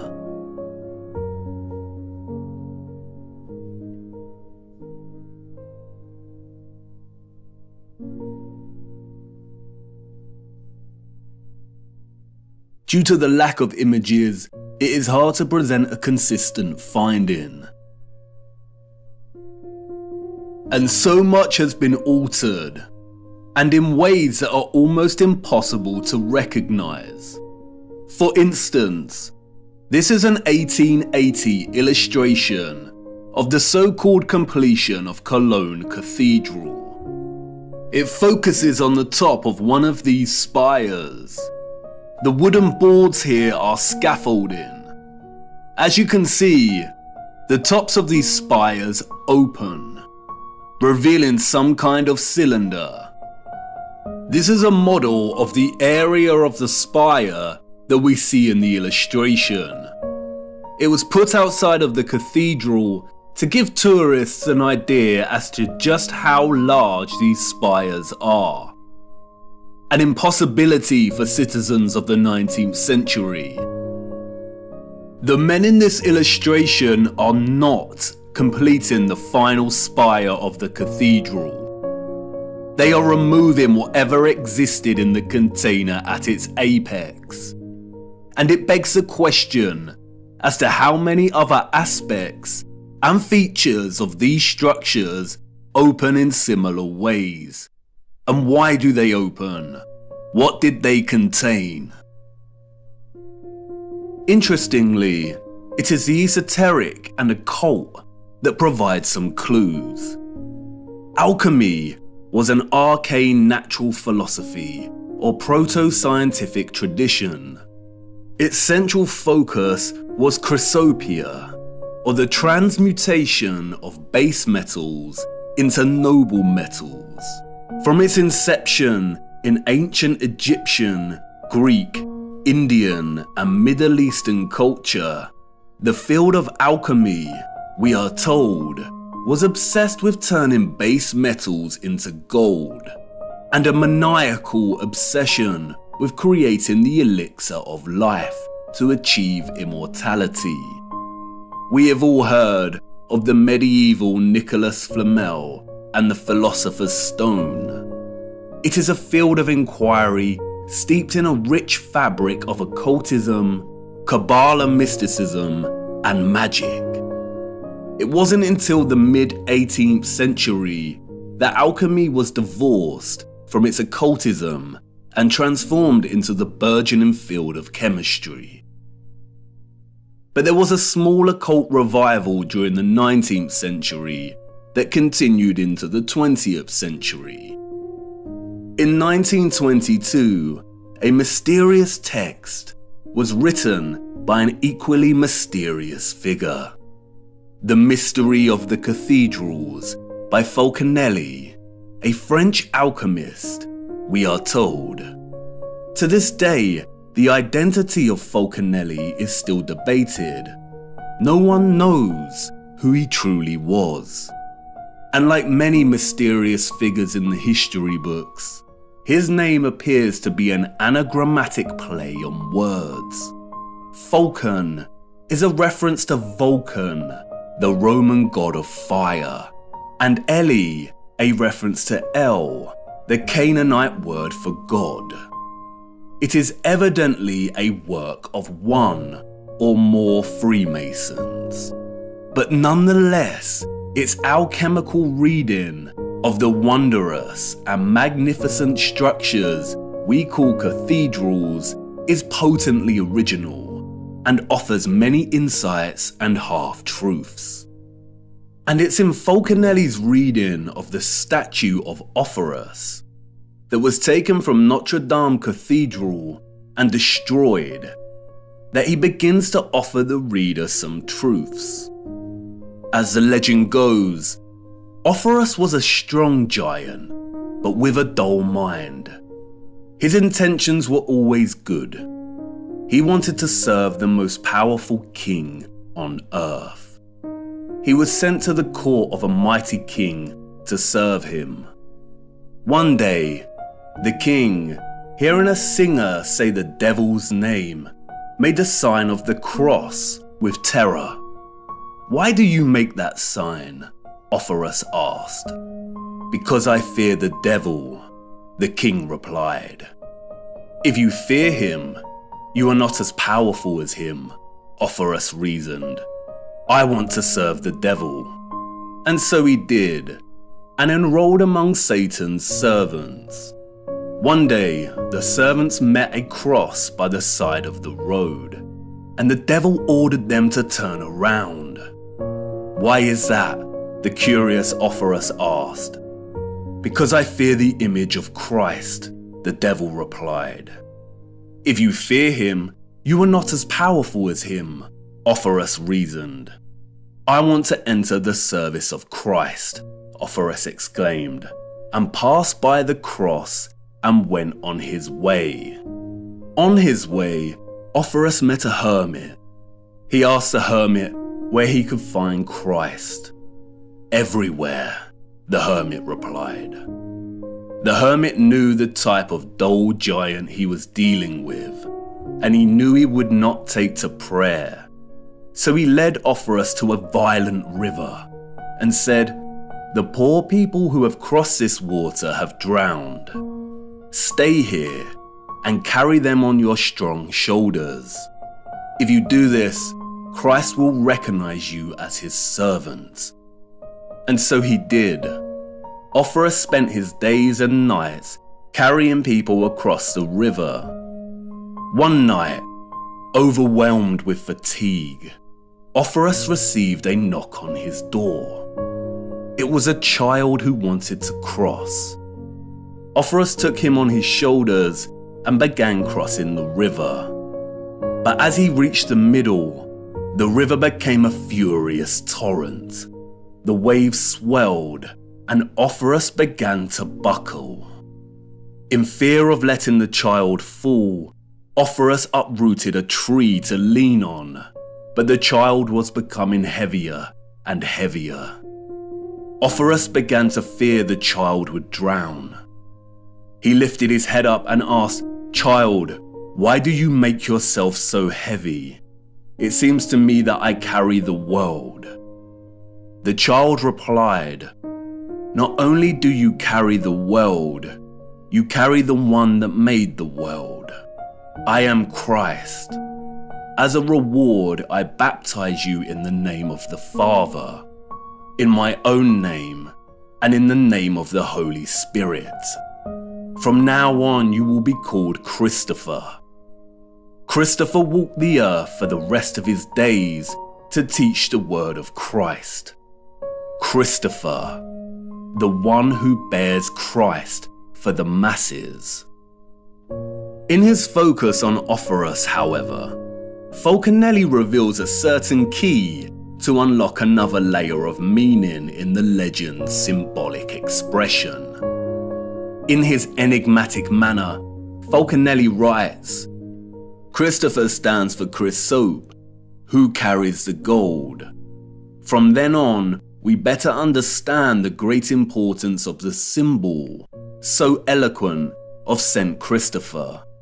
It is the hieroglyph of solar sulfur, Jesus, or the nascent gold, raised on mercurial waves and then carried by the clean energy of this mercury to the degree of power possessed by the elixir." Cryptic indeed, almost impenetrable prose. But let's look at this passage a little closer.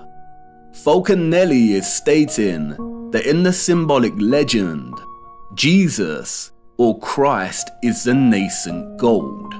Nascent means coming into being. The word's etymological roots stem from the concept of beginning or birth. Nascent gold here, or the solar sulfur, is not just gold, it is gold growing into its full potential. The final section of the excerpt explains why the gold is growing. Because it is being carried on the mercurial waves. The mercurial waves here refer to the metal mercury. Gold is achieving its potential because of the clean energy of mercury. Falconelli explains that Mercury's color is an emblematic grey, and that explains why many of the representations of St. Christopher coat him in that color. We will return to the legend of Offerus soon, but first let's look closer at Mercury. Mercury is of the utmost importance when it comes to understanding not only the mechanics behind the old world's technology, but also in understanding our own contemporary time in which we find ourselves traversing the enigmatic landscape of symbols that have shaped our understanding of history and our place in it. The symbol here represents the element hydrogyros. Its literal translation from the Greek means silver water. Hydrogyros has many names. It was also called quicksilver. Today it is referred to as mercury. The alchemical symbol is precisely the same symbol used in classical astrology to represent the so-called planet Mercury. Pure or native mercury is an extremely rare element in the Earth's crust. It's primarily retrieved from cinnabar, a bright scarlet or red pigmented form of mercury sulfide. Cinnabar is the most common source ore for refining mercury. Both Wikipedia and World Atlas tell us that mercury is the 66th most abundant element in Earth's crust. In its pure state, mercury is a silver-like liquid. It is the only metal that is liquid at standard temperature and pressure. It has a freezing point of -38.83 degrees and a boiling point of 356.73 degrees. It is an excellent conductor of electricity. Its uses are primarily electrical based. It has a primary role in fluorescent lighting. Its other uses include thermometers and dental amalgams. Mercury dissolves all metals, including gold and silver, to form amalgams. The only exception is iron. It is also used in vaccines. Governmental, medical, and pharmaceutical industries declared mercury toxic in the early 21st century, gradually phasing out its use in medicine and leading some countries to completely ban the element. In some countries, it is illegal to trade mercury. Before this, mercury was a staple in certain traditional medical treatments, such as the traditional Chinese medicine. And while I do not dispute mercury's potential toxicity when injected into the body, the concerns surrounding its hazardous potential are largely overblown. All metals, especially when injected and taken in excess, are toxic. High iron, copper, zinc, and aluminium levels in the body contribute towards a whole host of disease, arguably more so than mercury. And yet the governments of our world have not banned aluminium foil. They have not stopped fortifying grains with iron oxide, and zinc and copper supplements are available to purchase with ease and without constraint on the value of dosage a person can expose themselves to with such supplements.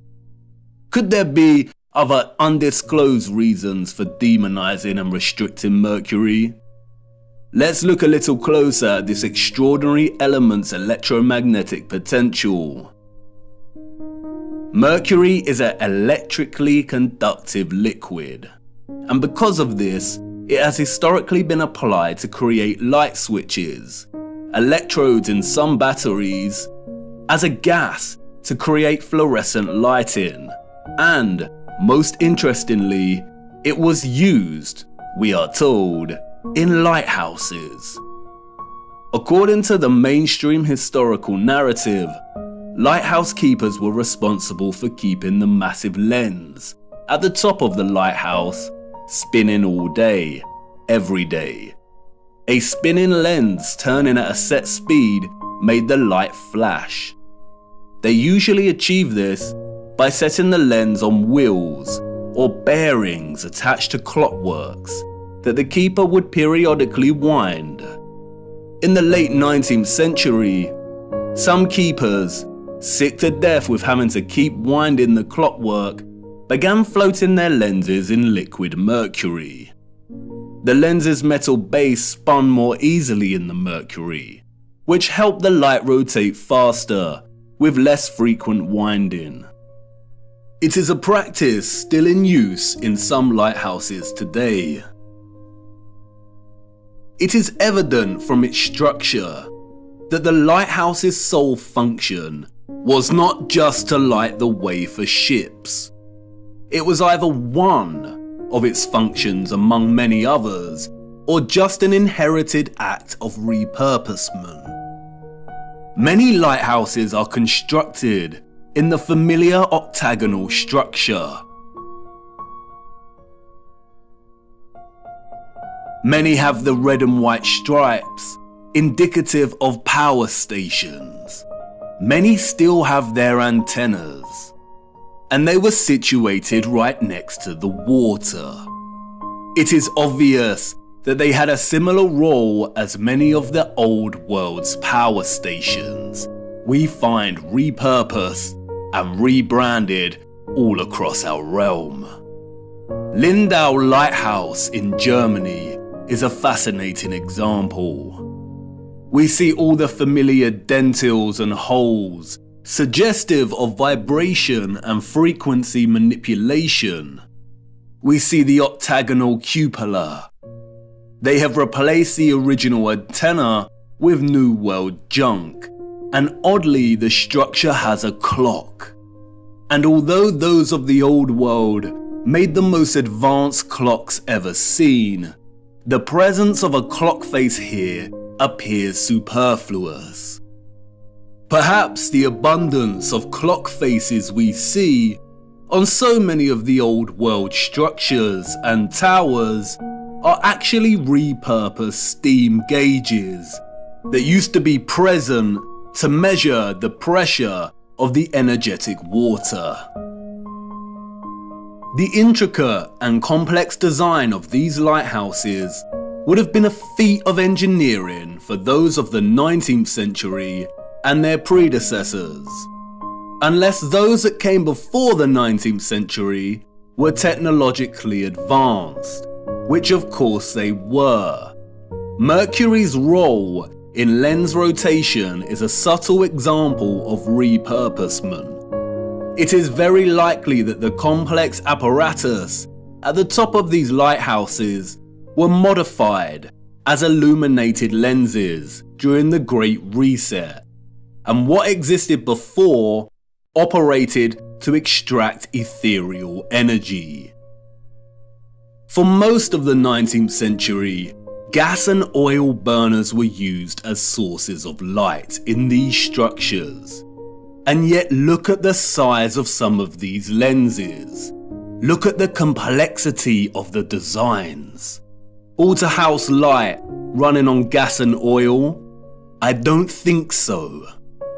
The history of the lighthouse is of utmost importance because it, 1, provides evidence of Mercury being present in some kind of apparatus directly located in a cupola, the very spot we see emptied on so many structures today.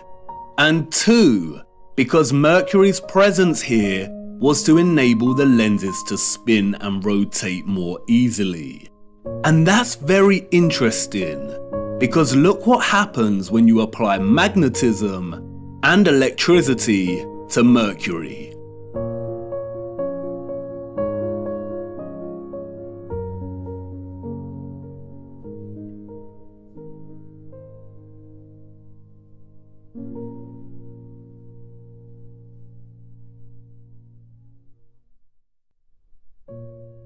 It rotates and creates a vortex, either clockwise or anti-clockwise, depending on the application of the current. A vortex, as you know, is an integral expression of a toroidal field. There are 3 main types of vortexes: electrical, magnetic, and electromagnetic. In addition to Mercury's electromagnetic potential, and its susceptibility to form a vortex when under the influence of current, the silver water also has another unrecognized application. Look.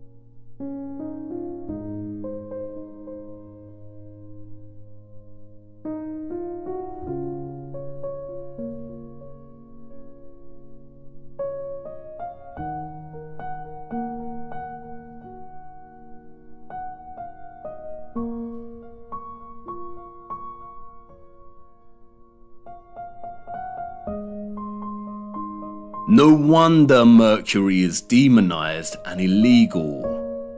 As you can see, mercury is able to provide even a homemade television antenna with the ability to convert radio frequency alternating currents to extract a television signal. Antennas can be designed to transmit and receive electromagnetic waves in all directions equally. And you could hypothesize that the orbs on the old world's antennas contained mercury. But again, it is no secret that mercury amalgamates with gold and other metals. An amalgam is an alloy of mercury and another metal. Mercury strongly amalgamates with gold, copper, silver, and many other metals. The only common exception is iron. The orbs could not have contained mercury because, as you saw, mercury would have scavenged the gold, silver, and copper and amalgamated with the metals. We do not see any evidence of that here. They function strictly as aerial antennas. But if all of these structures contain some type of engine or apparatus, similar to the Fresnel lenses we see in lighthouses, with mercury continually forming a vortex, then we would have a setup that enabled the antennas to extract ethereal energy and transmit strong electromagnetic signals. Just as Falconelli reveals in his reading of St. Christopher, it was the mercury that enabled the gold to achieve its potential. It is highly likely that the absent cylinders, vessels, and containers that were removed from these structures, and which were usually present within the octagonal geometric structures, contained mercury. And it raises the question, if some lighthouses are still running their lenses off of mercury today, wouldn't they still extract ethereal energy? No, they would not. And once again, Falconelli tells us why. As Falconelli states elsewhere in The Mystery of the Cathedrals, the dissolution of sulfur, or in other words, its absorption by mercury, provided the pretext for very different emblems. But the resulting body, homogeneous and perfectly prepared, retains the name philosophical mercury. It is the first-class matter or compound, which requires only a gradual cooking process to transform itself first into red sulfur, then into elixir, and then, in the third time, into the universal medicine. As Falconelli makes clear, transforming pure mercury into a red, sulfurous state is the first step. And as mentioned previously, cinnabar or mercury sulfide is red. And as we see here on representations of St. Christopher's robes, he wears one half grey to indicate mercury and another half red, which is indicative of the red sulfur. It is the transformed state of mercury that allows the gold, here represented as Christ, to achieve its full potential, or, to keep it consistent with the legend, to reach the masses. What Falconelli is actually telling us is that in able to distribute this clean electromagnetic energy via golden orbed finials or antennas, a special kind of mercury had to be present. This is what was contained within the vessels and engines.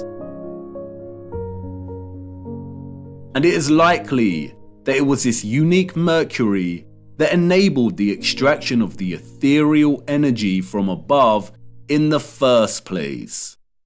Perhaps it is just a coincidence, if you believe in such a thing, but it is interesting that many of the smaller vessel-like relics we see have markings inside the containers that are red, perhaps a homage to the substance they once contained.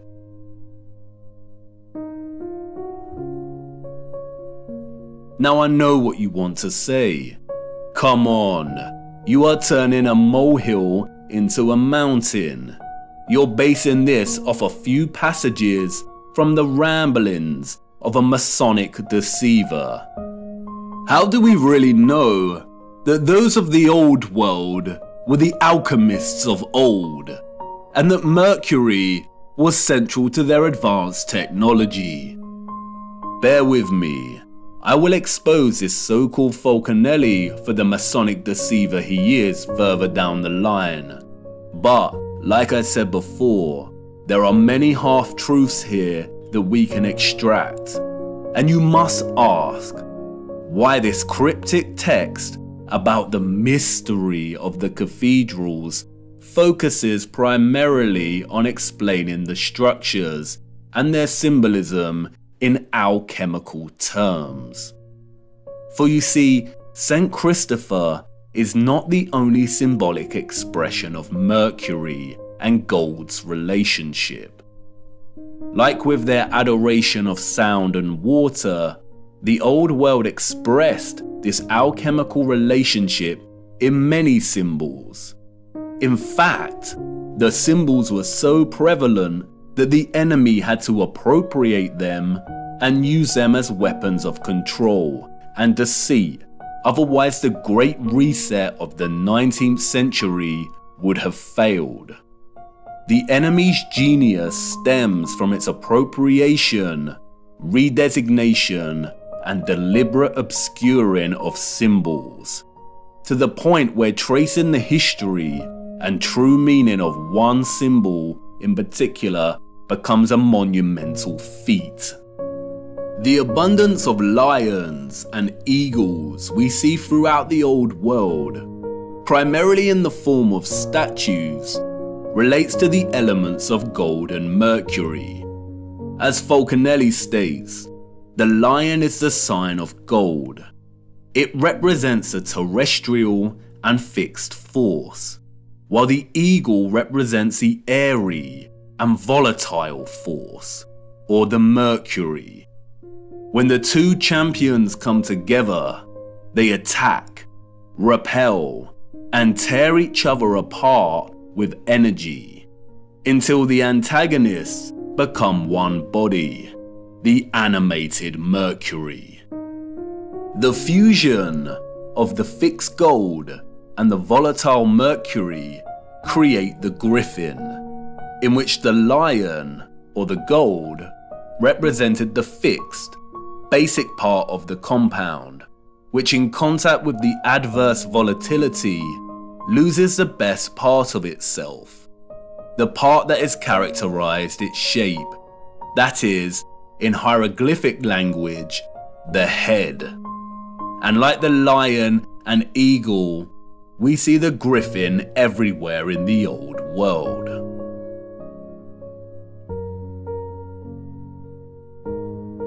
Like St. Christopher, the griffin is symbolic of the alchemical concoction and combination of mercury and gold that powered the old world's technology.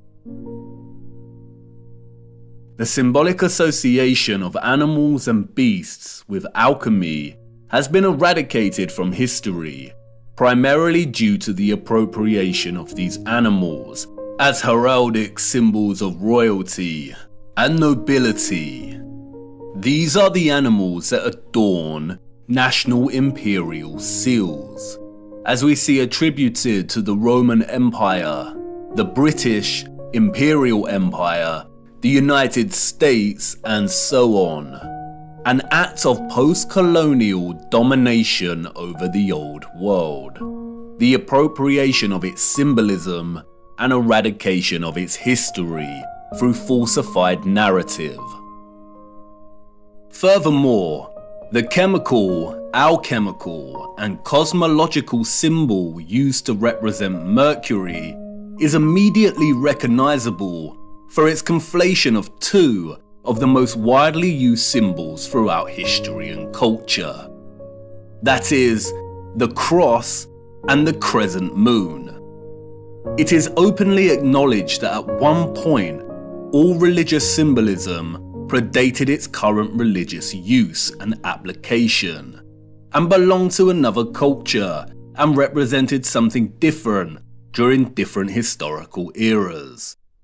But just because this is openly declared does not mean it makes any sense. Were our historical ancestors and their own historical ancestors really that uninspired that they needed to recycle already established symbols? Or are we not being told the truth once again? The conflation of Christian and Islamic symbolism and culture is so prevalent across our realm that upon closer inspection, it begins to appear quite absurd.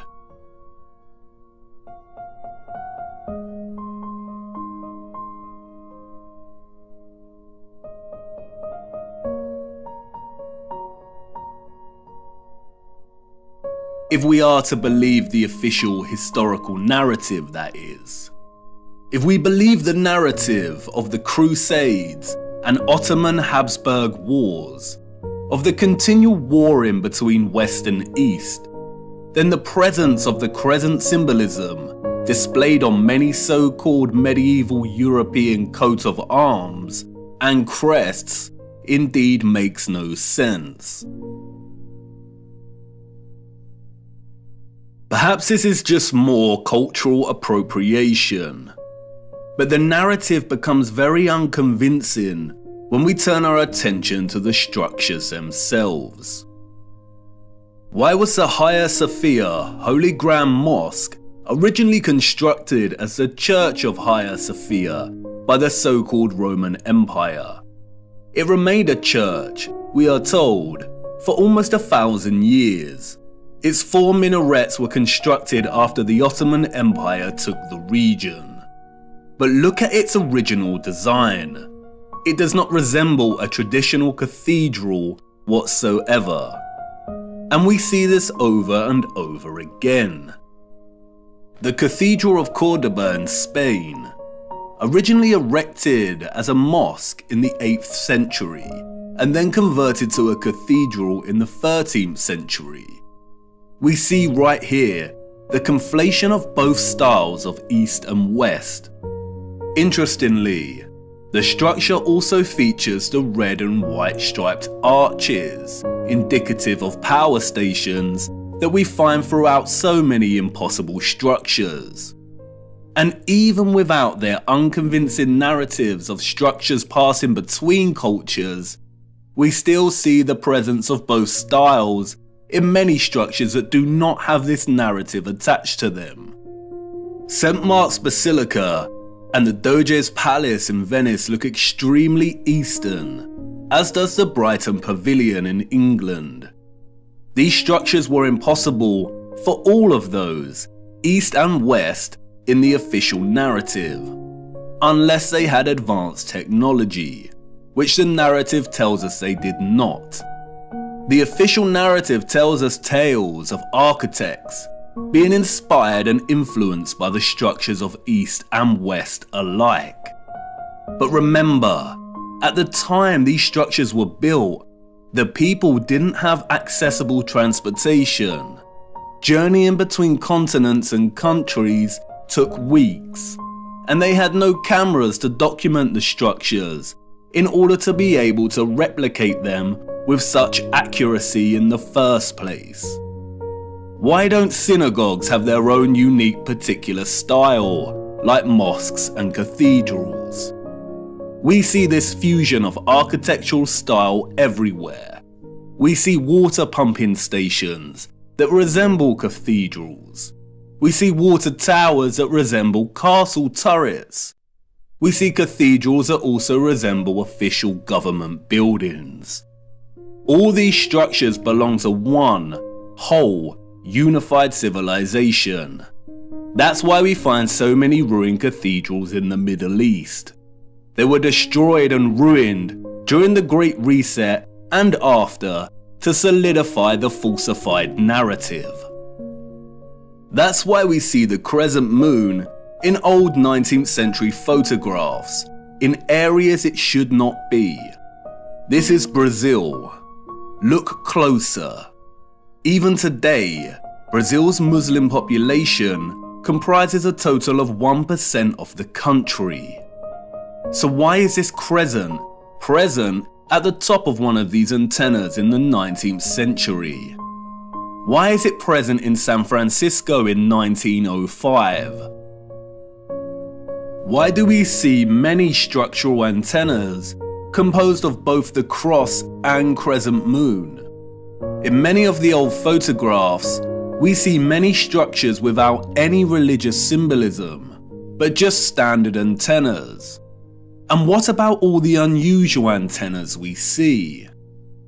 Many of the antennas functioned as symmetrical instruments to enhance ether extraction and to transmit energy to other antennas. They were never signs of different religious factions in the old world. They were most likely later designated these meanings to fracture the unification of the old world and its understanding of God. Even the mainstream narrative admits that it was not until the 19th century that the crescent moon even became associated with the Ottoman Empire, and it wasn't until 1950 that the symbol became the emblem of Islam. The symbols of the crescent and cross are much more complex than most realize. In the context of the antennas, they are likely a symbolic homage to the alchemical mercury that made them function in the first place. But the crescent and cross also have broader implications that are related to the holy, energetic and ethereal workings of our realm. We will be returning to these symbols later.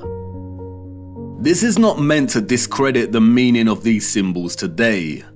Symbols evolve over time, but this evolution was carefully orchestrated by our controllers. It is also not to discredit God, and this point is crucial. I understand that much of this may trigger some people, but it is imperative to understand that religion, in an institutional sense, was created by our controllers as a means of control. Many religious organizations today are corrupt and use religion as a front when their true allegiance lies with the psychopathic controllers of our realm. Religion was an essential tool of deception to justify the old world's infrastructure. Religion is not synonymous with an understanding of God, faith, and prayer. And it is also not to discredit the life of the Son of God. No, and this is crucial, and you will see why later in our journey. And in many a sense, this is what Christ tried to teach people, to see through the deception and manipulation. And when thou prayest, thou shalt not be as the hypocrites are, for they love to pray standing in the synagogues and in the corners of the streets, that they may be seen of men. But thou, when thou prayest, enter into thy closet, and when thou hast shut thy door, pray to thy Father which is in secret. You see, the scriptures are more accurate than most understand. They are at once historical accounts, instruction manuals for living, and sacred texts of prophecy. There are a handful of texts that are so important that the enemy has been desperately trying to steer people away from them in recent times. And you will see why this is of utmost importance later in our journey. Stay with me, the best is yet to come. And it doesn't end there. The basis for the alchemical symbol of Mercury, we are told, was a caduceus. And we see the caduceus throughout the remains of the old world.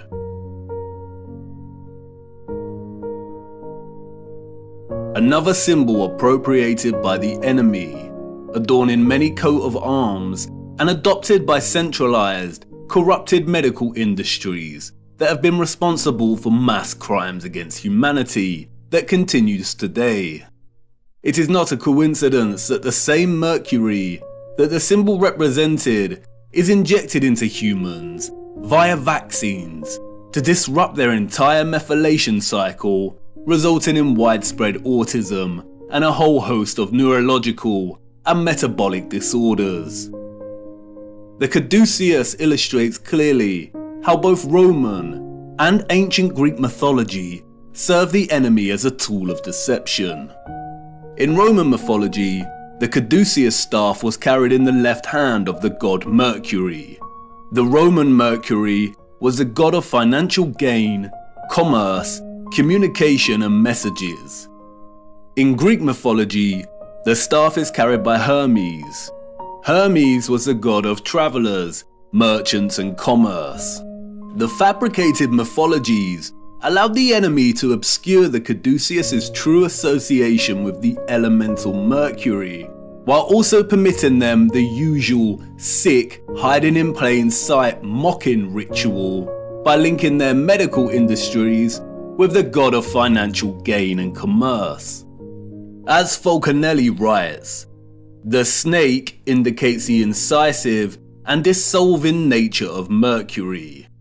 This reptile is the aspect of Mercury in its first state, and the golden wand is a corporeal sulfur added to it.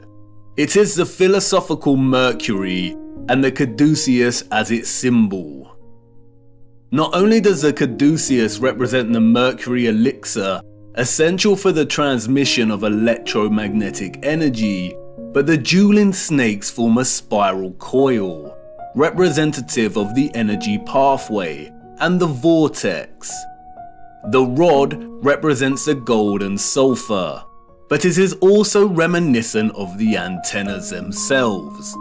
And just as the mythologies hide in plain sight, the wings here represent the connection, the communication, the messages, the signals between antennas in the electromagnetic grid, and also the connection between the antennas and the ether itself. After all, the Roman god Mercury was known as the messenger of the gods. And it's hiding in plain sight throughout alchemical art and illustration. We see the eagle and the lion. We see the caduceus. And we see similar geometries and objects that adorn the top of the old world structures. And yet it is still difficult to imagine the energy grid. And even more difficult to imagine is the level of labour required to remove all the engines and vessels, to destroy and hide enough of the old world, and to begin rewriting history in order for the Great Reset to have been a success. What we are seeing in the 19th and early 20th century is the final stages of the reset. There was a transitory period, and like any transition phase, the period still utilized some of the old world's technology that it was trying to phase out. And like I said, the enemy is lazy. They really should have done away with these photographs and footage. Look.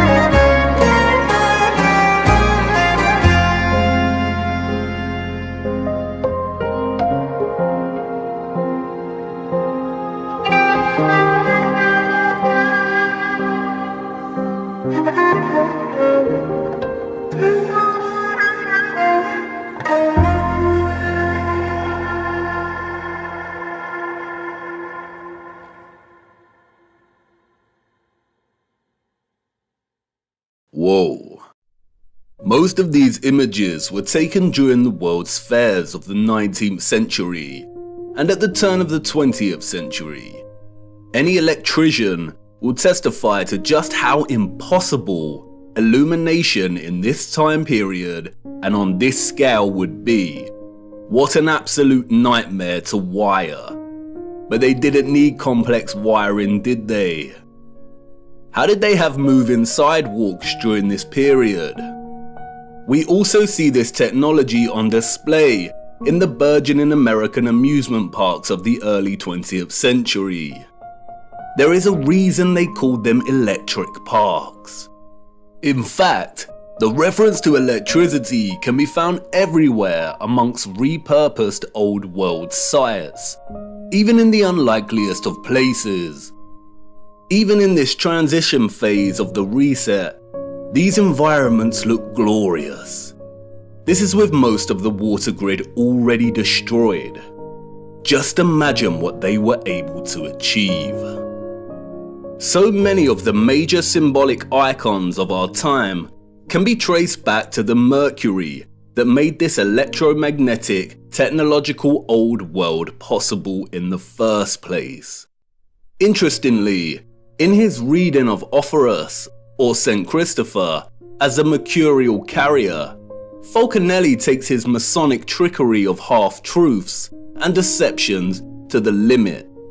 He begins discussing Offerus's belt as depicted by Julian Champagne, whose painting of Offerus hangs in Jean Lamant's mansion, what Falconelli calls one of the most attractive and rare philosophical residences. The painting depicts Offerus wearing a belt stitched with crisscross lines. It is important to note that none of the other famous artistic renditions of Offerus depict him wearing this belt. Falconelli exclaims that the artist did even better than the rest. Under the inspiration of the Hermetic scientist who has commissioned the painting, the artist depicted Offerus tightened by a wide belt at the level of his abdomen. It is this belt, Falconelli writes, that gives St. Christopher his true esoteric character. Listen very carefully to what he states next. According to some documents kept in the archives of the Lallement mansion, we know that Jean Lallement belonged to the alchemical brotherhood of the Knights of the Round Table. What we are going to say here cannot be taught. Offerus's belt is the sign that all philosophers recognize as the external mark that indicates the extreme, intrinsic purity of their mercurial substance. It is a sign that the old authors called the Seal of Hermes, the Star of the Magi, the Bear Cub, the constellation in which the pole star is found. Comparing Offerus's belt and the Bear constellation by the pole star, or what is known as Ursa Major, or the Big Dipper, at first provides no insight as to what Falconelli is referring to. Is this just a rambling of an insane cryptic mason, or are we missing something? But if you begin to trace the pattern on the belt, then another hidden and familiar pattern begins to emerge within the pattern itself. When documented throughout the year, at each season, the Big Dipper constellation also forms this pattern, the symbol of the swastika. A now infamous symbol of evil. What many do not know is that according to the official narrative, the swastika was one of the most widely used symbols throughout history and different cultures. It is an important symbol in Asian countries, representing Hinduism, Jainism, and Buddhism. It was used by the so-called ancient Greeks and Romans, the Druids, the Celts, Native Americans, early Christians, and so on. We see it in mosaics, rock churches, bracelets, rose windows, crosses, pottery, clothing, and flags. We see it everywhere throughout time and culture.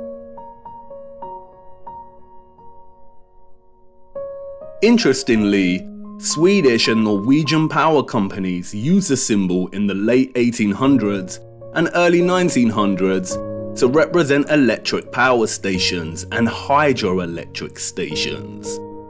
This connection cannot be purely coincidental. The task of erasing memory and history is not an easy feat. It takes time. Out of all the symbols, This is the one that the enemy had to corrupt and dilute the most by appropriation. Not just because of its now lost association with electromagnetism, but because, as Falconelli let slip, its original association with Mercury's involvement in the old world's power grid. Like the Caduceus's spiraling snakes, it depicts a vortex that Mercury produces in the presence of electromagnetism. The swastika is the vortex. It also represents another vortex, the one below Polaris and the Big Dipper, at the center.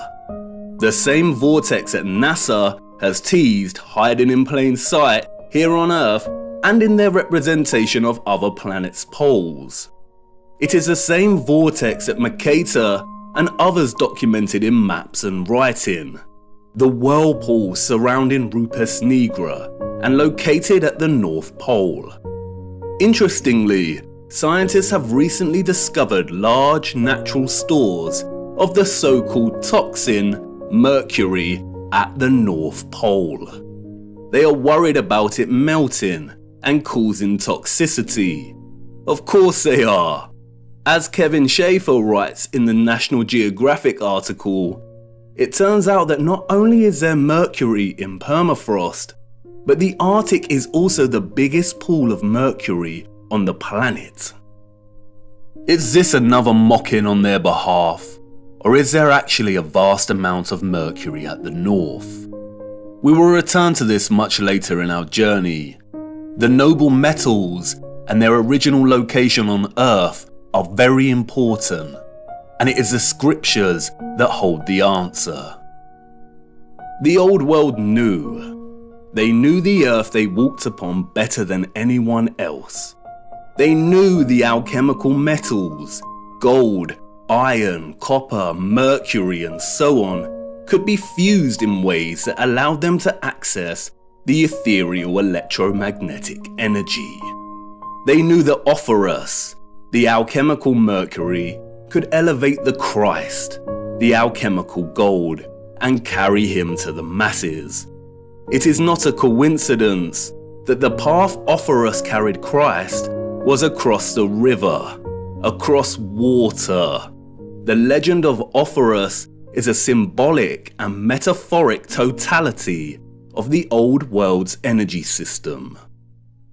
You have a question, and I have a feeling I know what you're going to say.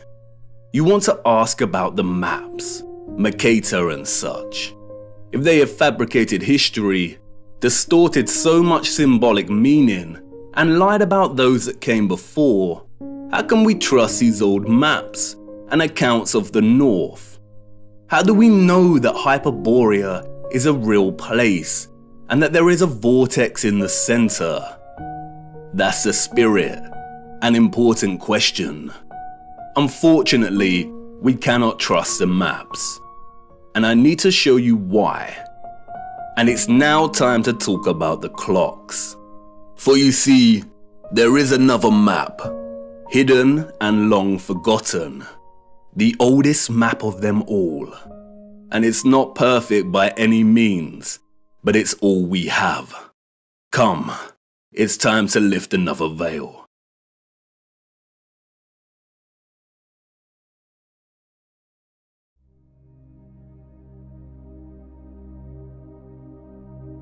Midway upon the journey of our life, I found myself within a forest dark, for the straightforward path had been lost. And during my journey, as I made my way through the tangled labyrinthine paths of deception, looking for the center of truth, I met a brilliant woman who taught me many a flat fact. But out of all of her flat facts, it was one fact that struck a chord. She showed me the maps of old and asked me to find the key anomaly, the one error that all maps contained.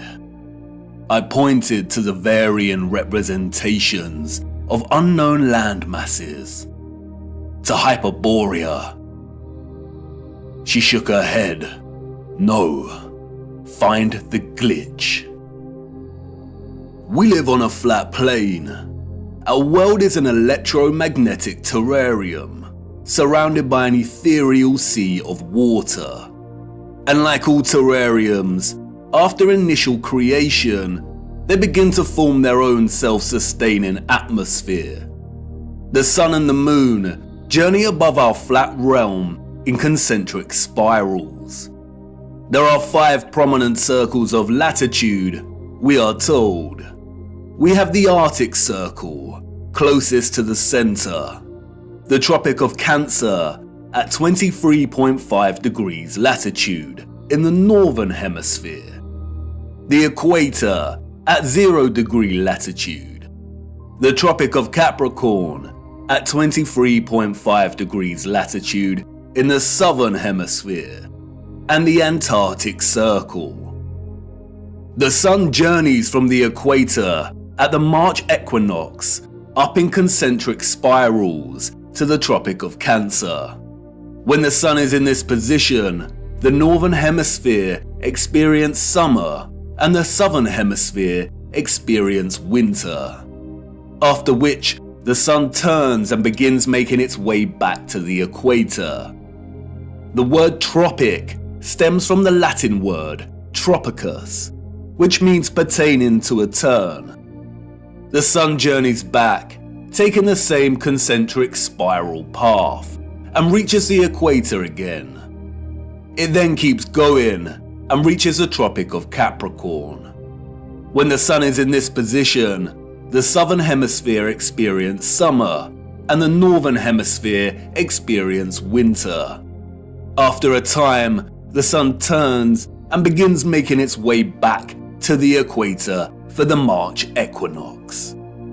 The equinox occurs when the sun is journeying the circle of the equator, and those living along this line of latitude will see the sun directly overhead at a 90-degree angle at solar noon. The March equinox marks the season of spring in the northern hemisphere, and the September equinox marks the season of autumn. If you live in the southern hemisphere, this is reversed, and the September equinox marks spring and the March equinox autumn. It is important to note that the sun never reaches the Arctic Circle, nor does it reach the Antarctic Circle. It never reaches the poles. It journeys to the tropic circles and then turns back. The point at which the sun reaches its most northerly and southerly excursion relative to the equator is called the solstice. Solstice comes from the Latin word solstitium, which means point at which the sun seems to stand still. And indeed, many do note that the sun seems to stop on the solstices. And this is because, in a sense, it does. It reaches the most northerly and southerly excursion and turns back. But why the Tropic of Cancer and Capricorn? Who names these circles of latitude? Our historical ancestors did. They had clocks that not only told them the seconds of the hour, the hours in the day, but also the moment of dusk and dawn and the current phase of the moon. Their clocks understood the true time, the bigger picture. They understood the celestial clock. The stars above us, beyond our firmament, and in the waters above, revolve at a constant 1 degree every 4 minutes, from east to west, that is, anti-clockwise. This means they revolve at 15 degrees each hour. 15 degrees multiplied by 24 hours is 360, a full circle. The stars above are fixed. They do not stray from their anti-clockwise journey, but revolve and complete a full circle every day. Our ancient, historical ancestors knew this. They assigned the stars above into fixed constellations. They divided the 360-degree circle of the sky above into 12 divisional arcs of 30 degrees, in which each constellation of the zodiac resides in. They designated each constellation in each 30-degree arc with an anthropomorphic symbol, most of which are animals. Zodiac is an interesting word. Zodiac, the arcs of the zoo. Yes, the parallels with Noah's Ark are strikingly obvious. Each constellation of the zodiac moves from its fixed position in the waters above at 1 degree every 72 years. The stars in the circle above us are fixed in their positions, but every 72 years, the entire circle shifts 1 degree. This is what is called the precession of the equinox. Remember, each arc is 30 degrees. If we multiply 72 with 30, we get 2,160 years. It takes 2,160 years for the circle above to shift 1 whole arc. Astronomers call this an age, and this is what is meant by entering or the dawn of a new age. As Wikipedia tells us, the Tropic of Cancer and Capricorn were named such because many years ago, in the days before Christ, the days before BC, the sun was in the constellation of Cancer at the June solstice, and the sun was in the constellation of Capricorn at the December solstice. What does it mean for the sun to be in a given constellation during the solstice? It means a position of the sun in the sky at solar noon. Of course, during solar noon, we would not actually be able to see the stars in the firmament beyond. Therefore, to discern the sun's position relative to the constellations requires either 1, a thorough understandanding of the stars and their positions above. Our ancient ancestors, we are told, created star charts and used devices such as astrolabes. Or 2, computer technology that is able to map and overlap the sun's position against the backdrop of the stars and constellations at solar noon. The sun's presence in the constellation of a given zodiac sign means exactly as it sounds. At solar noon, on the day of the solstice, the sun should be in front of a given constellation. Look closer at the zodiac wheel featured on the dial of these clocks. Here we see that both the constellations of Cancer and Capricorn are polar opposites to one another. These are the names of the 2 lines of latitude on the maps and that we use to discern the sun's most northerly and southerly excursion above our flat plane. All historical cartographic world maps display both these circles of latitude as Cancer and Capricorn. We see it here on Mercator's maps, on the Ortelius, on the Rouge, on the Urbano Monte. Cartographic maps combine so-called science with aesthetics to communicate spatial information effectively. They strive to be accurate.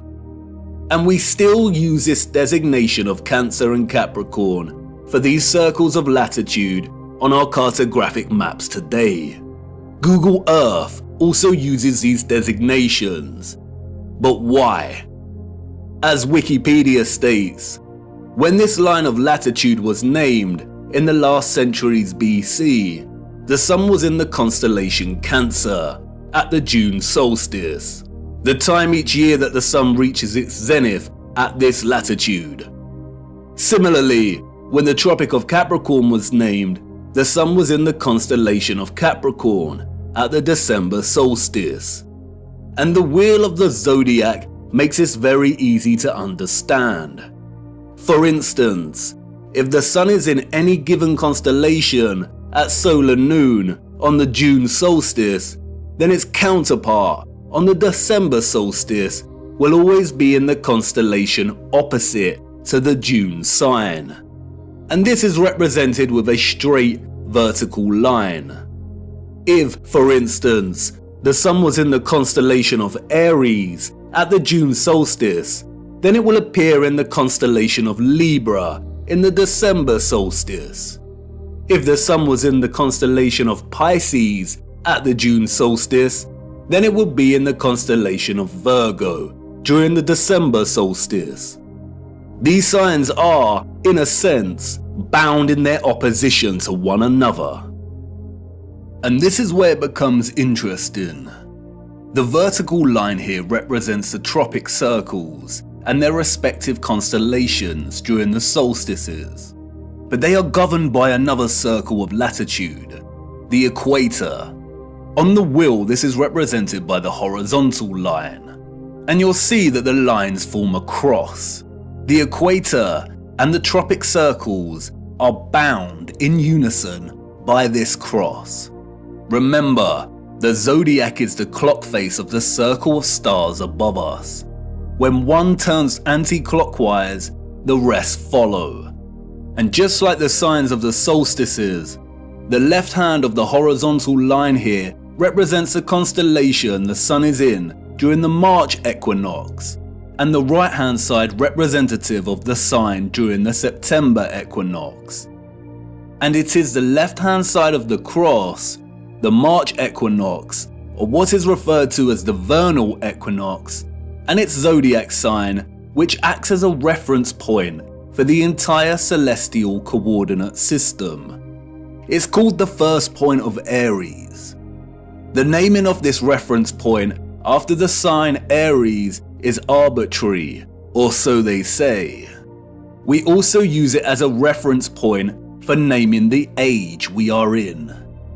And if we start in the age of Aries, we can illustrate the precession of the equinox and the designation of constellations to their corresponding circles of latitude quite clearly. For instance, if the Sun is in the constellation of Aries during the March equinox, then we have the Tropic of Cancer and Capricorn. We also see that the Sun will be in the constellation of Libra during the September equinox. Now the stars above us are revolving anti-clockwise from their usual fixed positions at 1 degree every 72 years, and a whole zodiac arc every 2,160 years. So let's jump 2,160 years to the age of Pisces. The Sun is, of course, in Pisces during the March equinox. We have the Tropic of Gemini and Sagittarius, and the Sun in Virgo during the September equinox.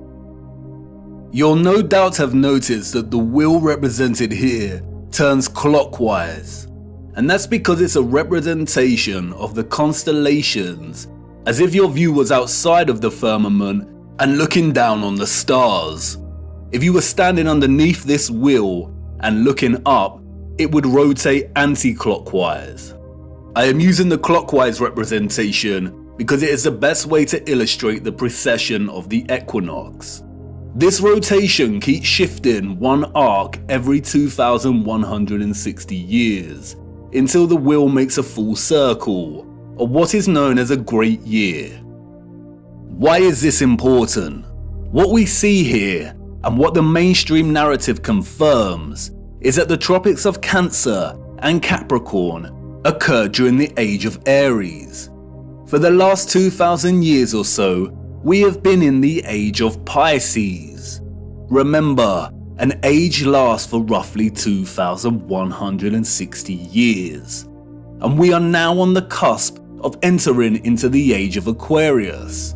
On June 2020, during the solstice, the Sun entered the border of Taurus, and therefore the transition has already begun. And Google will tell you this yourself if you search. A new age, or a precession of 30 degrees into a new constellation on the March equinox, is not some new age, pseudo-spiritual fantasy of astrologists and yogis alike. It is an astronomical law of the stars above in the firmament, and you can track it yourself every equinox and solstice. It is a critical and integral component in the function of our realm. If we are entering the age of Aquarius, then that means that the Sun has not been in the constellation of Cancer or Capricorn during the solstice for over 2,000 years, when our realm was in the age of Aries. All the old and current cartographic maps, and even Google Earth, represent these circles of latitude as the Tropic of Cancer and Capricorn. There are no maps that present the tropic lines correctly as they should be in the age of Pisces, our current age. Wikipedia and other mainstream narratives of deception tell us that our ancient historical ancestors of horse and cart and copper chisels named these circles of latitude in the times of BC, and no one in the course of history that followed bothered to change the names of the tropics to their accurate designation. We are in the age of Pisces, and have been for over 2,000 years. The circles of latitude should be called the Tropic of Gemini and the Tropic of Sagittarius. And so what? What's in a name? But this brilliant lady, who taught me this flat fact, was patient. What's in a name? Everything. And until she said it, I didn't realize how stupid I'd been to overlook this. Maps are not just pretty projections of the landmass on Earth. They are practical instruments of navigation. Our ancient historical ancestors, we are told, depended on celestial navigation, on the position of the stars in the firmament above to guide their way when at sea. Follow the North Star. And if perchance their compasses failed, then knowing the map of the stars above would be critical. Believing that our ancestors just continued to use the designation of Cancer and Capricorn for the tropics that was established by their own historical ancestors who belong to a different age entirely is absurd. Celestial navigation would have been an essential skill set for anyone navigating their way across the oceans. And if they did have advanced technology, like we have our computers and GPS systems, then would they really be that lazy and neglectful to not bother designating the tropic circles to their correct constellation titles? Did they really invest so much time building the most advanced astronomical clocks only to neglect their maps? No, they did not. All these historical maps present designations for the tropic circles of latitude that are well over 2,000 years old. Why? And why are we still using this designation today? For you see, these maps, and all our maps, including Google Earth, are tools of deception. Where are the maps from the age of Pisces? The maps of the last 2,000 years? And could these maps actually be over 2,000 years old? It seems like someone does not want us to know the age we reside in, or wants to distract us from finding out just how important the precession of the equinox really is. This brilliant lady's flat fact leaves us with the following conclusions. The maps, all of them, Mercator and so on, are either 1. Original maps that belong to a period that occurred thousands of years ago and have been given false dates and narratives surrounding their creation. 2. Manipulated copies and versions of original maps that were created over 2,160 years ago. Or 3. They are all fake and created during the Great Reset of the last few hundred years to generate a false history and timeline and solidify the false historical narrative and the rise of Galilean heliocentricity. Out of all of these options, the second and the third are most likely. Cartographic world maps are not easy documents to create and establish. They require a solid understanding of our Earth's size and shape. They require a thorough understanding of the circles of latitude that are integral to the workings of our world. They require a complex understanding of the continents and land masses. These maps are likely manipulated duplications of maps thousands of years old, or completely fake. And we do see signs of manipulation, especially in regard to the landmass known as Hyperborea. We see Hyperborea in various maps of varying styles, and we are told that these are from the 16th century. But towards the 17th century, we see Hyperborea start to be erased from the maps. We see unknown land masses that are present in some of these old maps vanish entirely. And then it dawned on me, the message of this flat fact. We have no trustworthy maps, not a single one. We have no reliable source to show us the bigger picture of the realm we inhabit. I continued my journey, and as I ventured deeper into the forest, the path to the center that led me thus far was gone, and I could not turn back, and there lay no path in front of me. I became truly lost. How to know where you are going if you don't know where you are in the first place, if you don't have a map? All historical waymarks that I had invested some degree of trust in before were now completely unreliable and questionable. How much had been edited by the controllers? How much truth was left? What if all the maps were fake? Why are they hiding the maps of the last 2,000 years? We do not have one single accurate or honest world map. And like in all moments of being lost, right before despair takes hold, an unforeseen circumstance arose that set me back on course. I stumbled through thick overgrowth and out into a moonlit clearing with a small lake. At this clearing, I met a mysterious figure named Sturgios. I told him I was lost, and he told me to come and look into the lake. He told me to watch the water. What did I see? He asked. Myself, I replied. My reflection rippling and glistening in the moonlight. Mirror, mirror. Look beyond yourself, he said. What do you see? And there it was, just as it had always been. Mirror, mirror, way up high. Mirror, mirror in the sky. Mirror, mirror, oh how they lie.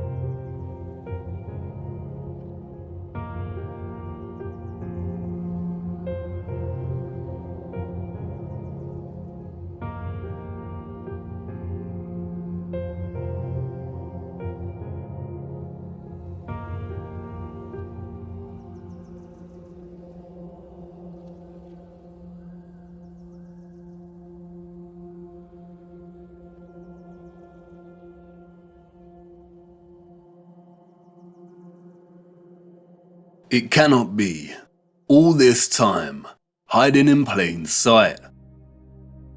A distorted, unreliable yet steadfast reflection. A quasi-photographic image of both our known world and what is this? This is the unknown world. Thank you, Sturgios, for all your work. Sturgios has mapped out each continent to the minutest detail. His work is meticulous. He has mapped time zones, seasons, flight paths and distances. The first true flat Earth map. And it is of utmost importance primarily due to the unknown landmass over here that Sturgios has named Terra Vista, after the Aberno Monte landmass of the same name. Why have we never heard of this land before? If the area here is our known world, then the realm is absolutely enormous. But wait a minute, Sturgios' presentation of our known world here maps the 5 prominent circles of latitude. We see the Arctic Circle, the Tropics, the Equator, and the Antarctic Circle. And Sturgios has mapped the Sun's concentric journey around these circles of latitude, mapping seasons and time zones with the utmost precision and accuracy. So what's going on? The Sun and Moon cannot journey the entirety of the land masses presented here because it would take too long. Does this landmass not have its own sun? Or perhaps the Moon is not a map of the greater realm after all. But not so fast. We need to spend some time breaking down Sturgios' discovery here. How the image on the face of the Moon was and is formed, when it was formed, and why are all questions that no one can answer. Nobody knows apart from the deceivers in higher places. But there are a lot of things hidden in plain sight that bring us a little closer to having a better understanding of this mysterious phenomenon. First of all is the nature of this image. It is a composite image. You are witnessing multiple images simultaneously when looking at the face of the Moon. And these images are akin to a type of X-ray photography. There is also evidently a lot of distortion and optical illusion present in these images. No one can offer an explanation as to how this composite image has formed, nor has anyone ever provided a satisfactory answer as to what exactly the Moon is. And rightly so. For if they could, we would not be in this mess in the first place. While most alternative views of the Moon's true nature are rooted in nonsensical theories, such as those dreamt up by many deceivers and boys who never grew up, and who like the idea that aliens created the Moon and there exist underground bases deep within its craters. There is one man, however, who spoke of the Moon in the years leading up to the space race in the 60s, and who offered a very sensible insight. In 1965, Professor R. Foster challenged the corrupt scientific complex by stating that landing on the Moon was an impossibility. It is an impossibility, according to Foster, because the Moon is plasma and not solid. Here is what he said in an interview. What is your theory? Well, it is by now rather more than a theory. 10 or 11 years ago, I stated to various scientists that the Moon is not a piece of rock, but it is a plasma phenomenon, cosmic plasma, and that this fact will eventually be confirmed. I made certain predictions which were already confirmed in 1958, and the situation now is coming close to a complete confirmation. Scientific views expressed all over the world now that the Moon seems to be of a quite different nature of what was assumed. But the Americans and Russians are thinking of landing men on it. Well, that will never happen. Not on the Moon. On Mars, on Venus, on other planets, yes, but the Moon is definitely, as I assert, a plasma. Like most that speak out, Foster was most likely controlled opposition. Notice that he says it is possible to land on other planets, but not the moon. It is likely that it was his task to introduce a half-truth, that the moon is a plasma phenomenon, only for his claims to be, quote, debunked and proved wrong, unquote, a few years later, after they staged the moon landings. Since Foster's claim, however, our own access to technology in recent years has allowed us to investigate the moon in more detail. And through this we see over and over again varying instances of the moon behaving in a way that debunks a lie that it is a ball of rock. We see with our own eyes a semi-transparent moon, either at night or while there is still daylight. We see the sky through the moon.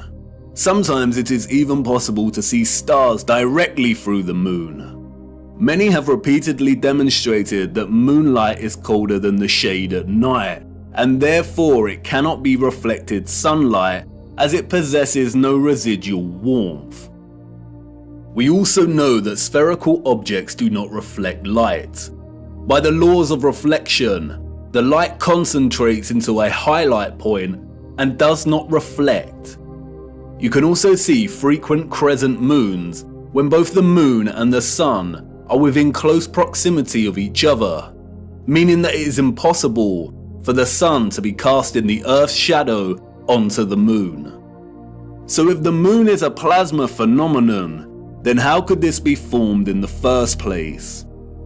It is in the appropriation and demonization of the symbol of the swastika that we find some very interesting insights. The existence of a vast amount of historical literature and symbolism suggestive of a vortex opening in the center of our world is too prevalent to be coincidental. We have looked at much of this before, but strangely enough, in the years preceding and during the complete demonization and eradication of the swastika's association with the vortex, we find some additional information regarding this central vortex that is astonishing. In addition to the appropriation of the swastika as their emblem, the Nazis were also obsessed with a very similar symbol, that of the Black Sun. Prior to the rise of the Nazi regime, there existed an occult secret society within Germany called the Thule Society, sometimes alternatively pronounced Thule, that had sub-factions within it. One of these sub-societies, we are told, was the Black Sun Society. Influenced by the Rosicrucians and other Hermetic groups, the Thule Society placed special emphasis on the superiority of an alleged Aryan race with innate mystical powers. The Thule Society derived its name from a mythical northern country in Greek legend. Thule was supposedly a land located furthest north. Others have called it Hyperborea. The Thule Society believed, we are told, that an elder race, the Aryans, colonized our Earth, and they were located within the center of our hollow Earth. Admiral Byrd, the military Antarctic explorer, also made reference to a hollow Earth with an entrance at the North Pole. The Thule Society also believed that the Black Sun was a big ball of primer materia that existed in the center of the Earth and emanated radiation in the form of real energy. This energy has many names. Some have called it Chi, astral light, odic forces, or orgone. In 1933, the main architect of the event known as the Holocaust, Heinrich Himmler, acquired Wavelsberg Castle, a wonderful piece of old world infrastructure and technology. He supposedly remodeled the castle, and in doing so imprinted the symbol of the Black Sun into the marble floor of what came to be known as the General's Hall. Much of what has surfaced regarding the German secret societies before and during the Nazi regime is deliberate misinformation. carefully controlled with the sole intention of distraction and demonization. The misinformation regarding these societies has served to further fuel the UFO and alien agenda, which many, such as Jordan Safer, David Wilcock and Corey Goode, have since latched onto and promoted. They are part of a controlled opposition agenda. They are liars. The sole intention of disclosing information regarding German secret societies was to yoke together a ridiculous concept of a superior alien Aryan race existing within our world's northern core, or opening at the center, with maniacal dictatorship that resulted in gruesome genocide, or in other words, to make them seem crazier than they already were. The controllers of our realm had to appropriate the swastika and eradicate its symbolic association with the Earth's central electromagnetic and physical vortex. And while I do not think there exists a black sun underneath us, if the notion of this seems absurd and far-fetched, just remember that the majority of the world's population have already accepted that there is some kind of dark sphere beneath them, acting as a source of our world's electromagnetic energy. Heliocentrism has convinced so many that inside their little blue ball hoax, there exists a spherical core of solid iron at a temperature of over 5,000 degrees. Their own black sun. Interestingly, they never represent this iron core with the metal's usual black or dark grey colour associations in their illustrations, despite telling us it is a crystalline sphere of solid iron. Surrounding the iron's solid core is an outer layer of molten iron, and it is because of this hot liquid iron, we are told, that the Earth has a magnetic toroidal field. And millions have accepted this, and these silly diagrams that resemble Satsumas, despite the hard fact that the furthest depth a human has ever drilled into the Earth is a mere 8 miles. The heliocentric model has to acknowledge an inner core energy source because it is in fact a reality, and our world cannot exist without it.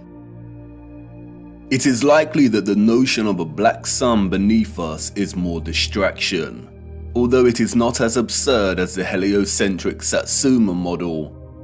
We will return to this later. What is important now, however, is that not only have we another instance of the concept of a black core at the center of our realm, and another reference to a central vortex and opening, but we also have reference to energy, or what the Thule Society called Vril, radiating out of this opening. And if this is truly the case, then we have a theoretical model in which both the formation of the sun and moon makes complete sense. What I am going to try and convey now is complex, and I will do my best, but I need you first of all to forget every model of our Earth you have become familiar with. Things may not make sense at first, but by the end it will.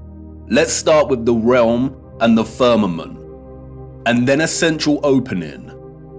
And now let's incorporate our known world, as outlined on the moon by Sturgios. And finally, let's add the source, or electromagnetic coil beneath. Whether a magnetic rock or an electromagnetic coil, the source of our world's magnetic field is located at the center and beneath, and any source of intense electromagnetism would produce strong radiation.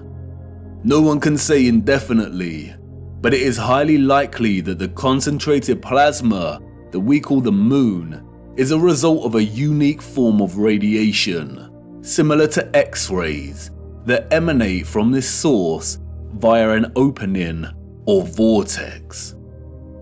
X-rays, or very strong radiation beams, would, by the laws of physics, emanate from this central vortex in diverging straight lines. Like X-rays, they would also be invisible. The divergent beams would continue up until coming into contact with the firmament itself. X-ray beams differ from light beams and do not tend to reflect. X-rays are like a super powerful form of light, and because their wavelengths are shorter than ordinary light's wavelengths, it means their frequency is much higher. Because of this, X-rays can travel through objects that ordinary light cannot, and it means that X-rays are not reflected easily.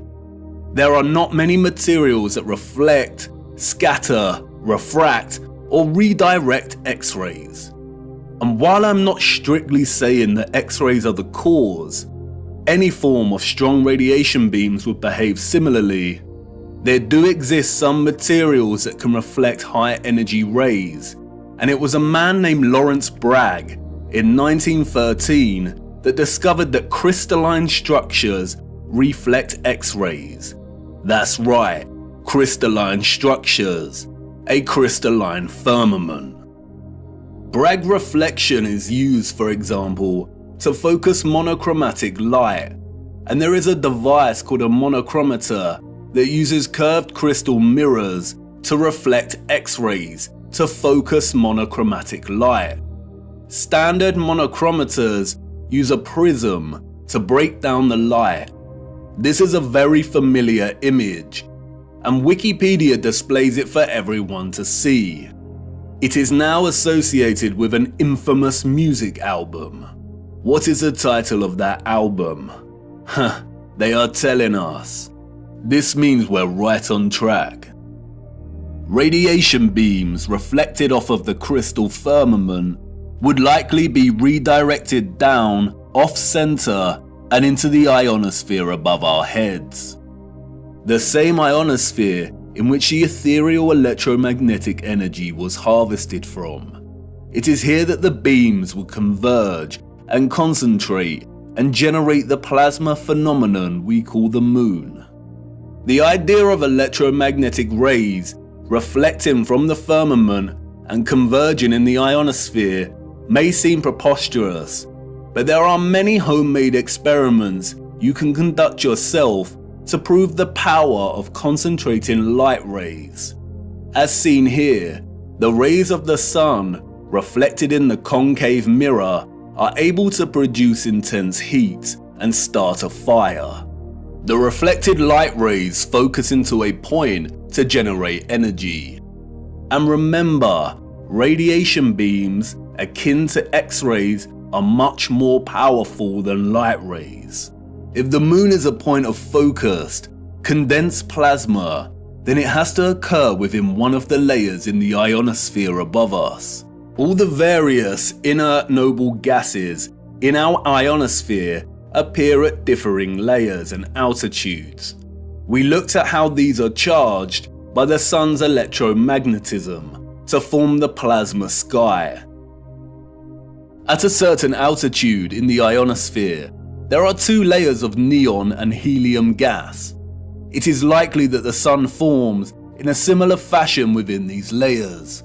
After all, helium is linguistically very similar to Helios.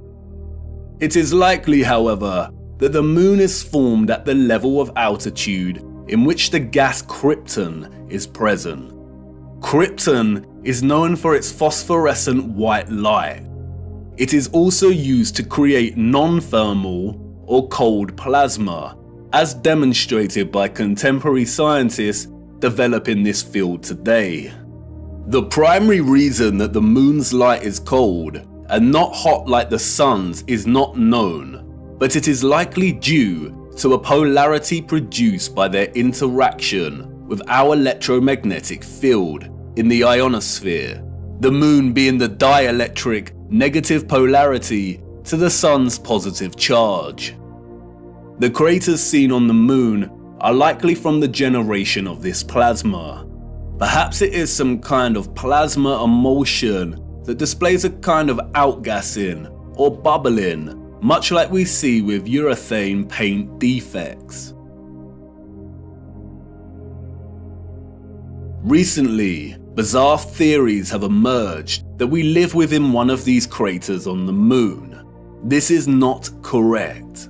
The moon is some kind of phosphorescent, concentrated plasma and not a solid object. You can see the formation of this plasma and its craters right here. It is not solid, it is a light.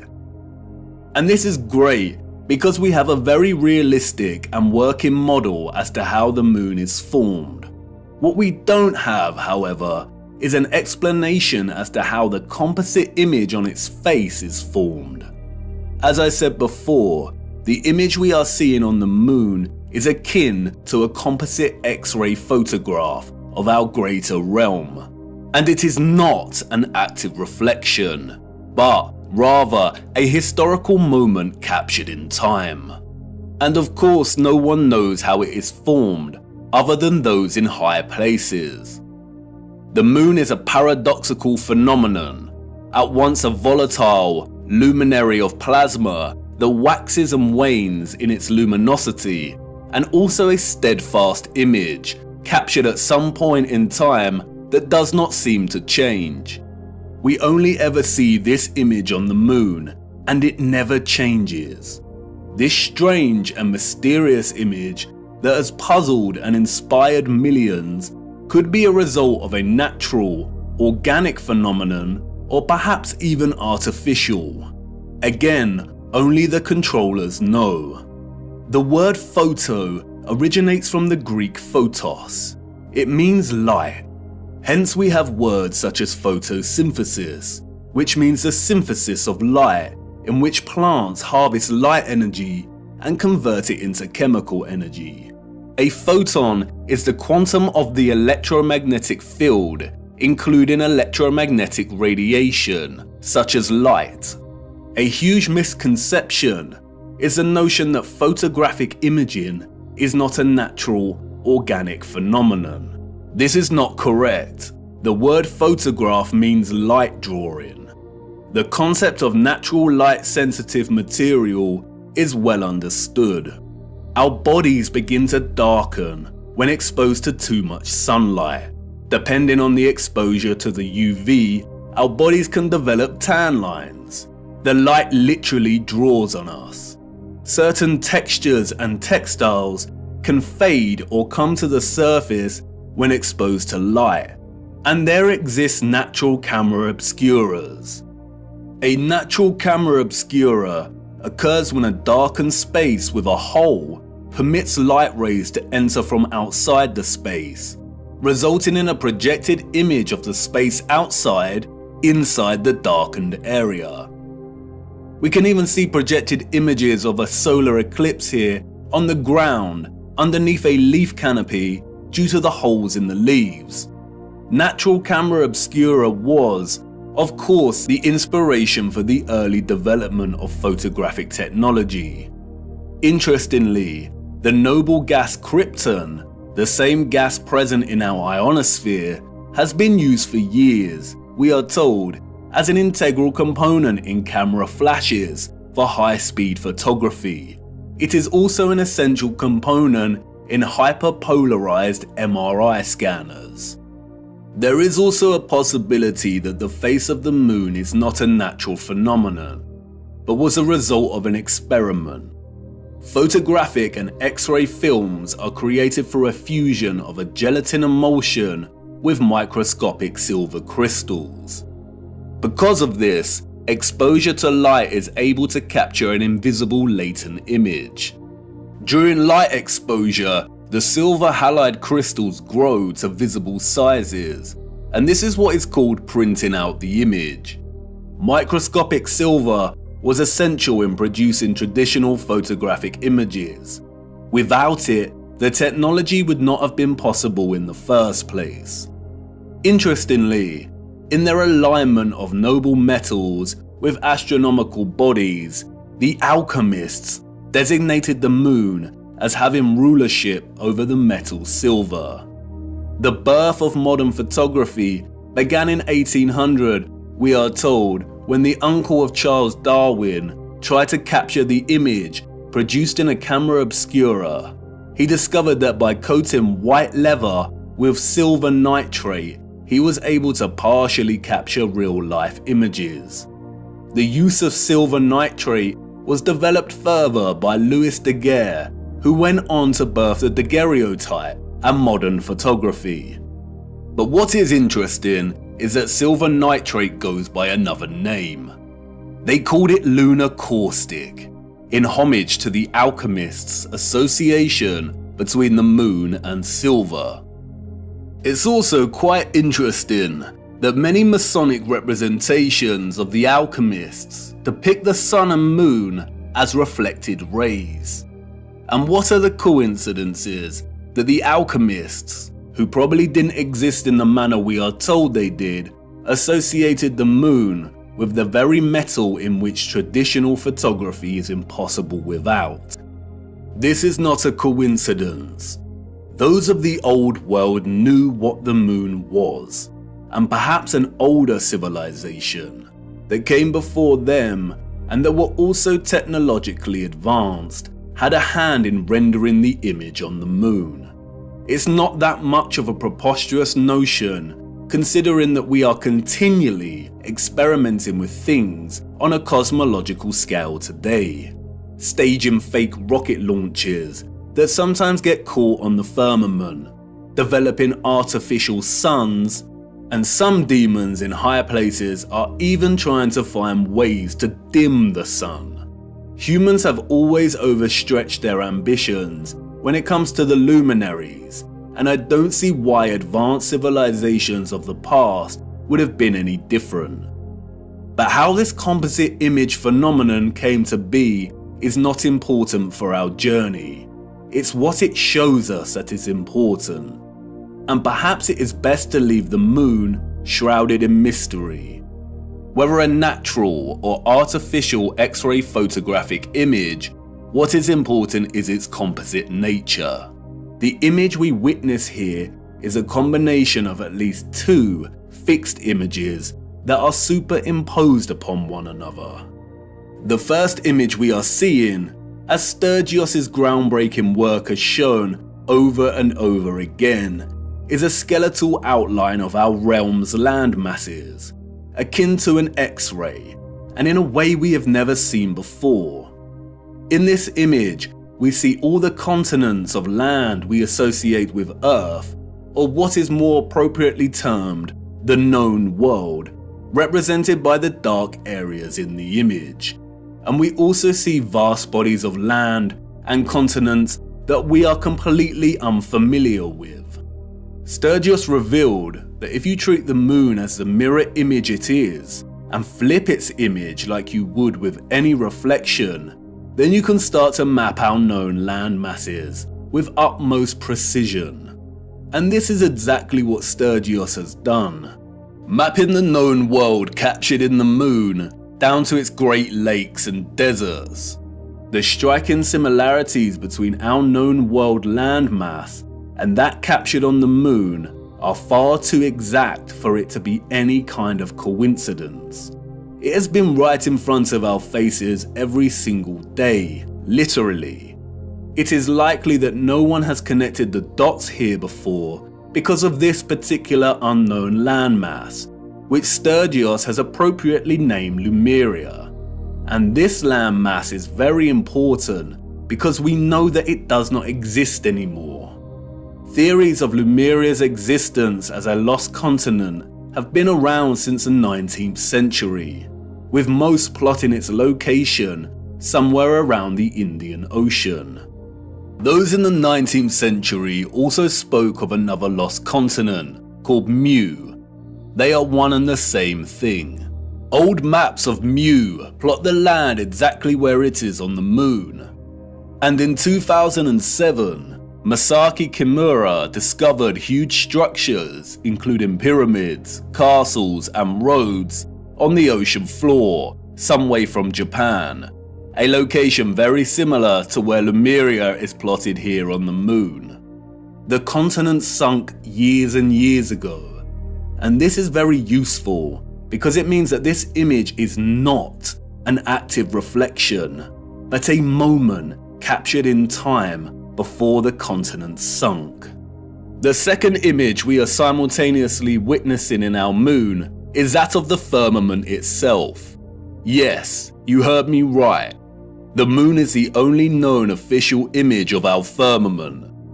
The face of the moon is a composite image, and we have to separate the images to fully understand what we are seeing. We have the landmass of the greater realm, and this is one image from one angle. And then we have another image from a different angle. I can only illustrate this by showing you. This specific area of the moon is primarily what gives the phenomenon its spherical 3D appearance. The heliocentric liars love this area of the moon, and they have used it as a weapon of deceit against us. It is not a crater with rays, like they tell us. Look closer. Really look. This is not the markings of a spherical object.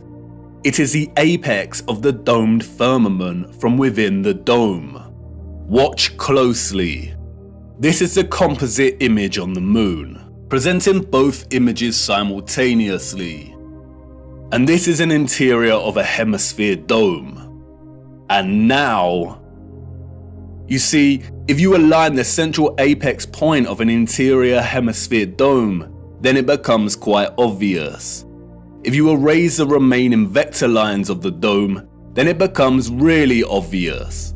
And once you see it, it becomes very hard to unsee. It isn't a sphere. That is an optical illusion.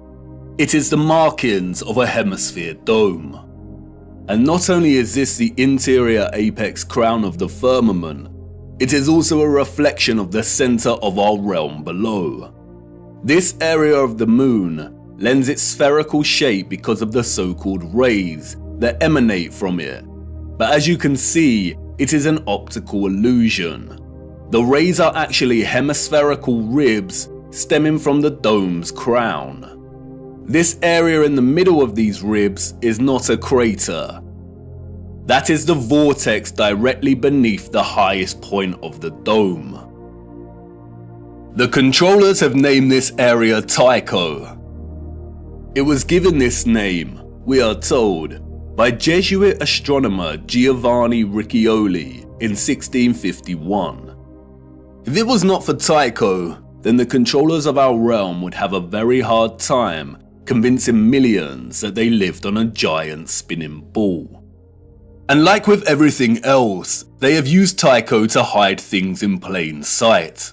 For instance, another 17th century Masonic astronomer named Pierre Gassendi called it Umbilicus Lunaris, the navel of the moon, which is interesting as Norse mythology uses the same simile of the navel to describe Vergelmir, the whirlpool in the center of our realm. Arthur C. Clarke's Space Odyssey, one of the most famous science fiction novels of all time, features a crater on the moon named Tycho. In the novel, scientists find that there is a strong magnetic field emanating from the crater and discover that it is coming from a black cube monolith buried 15 meters within the crater.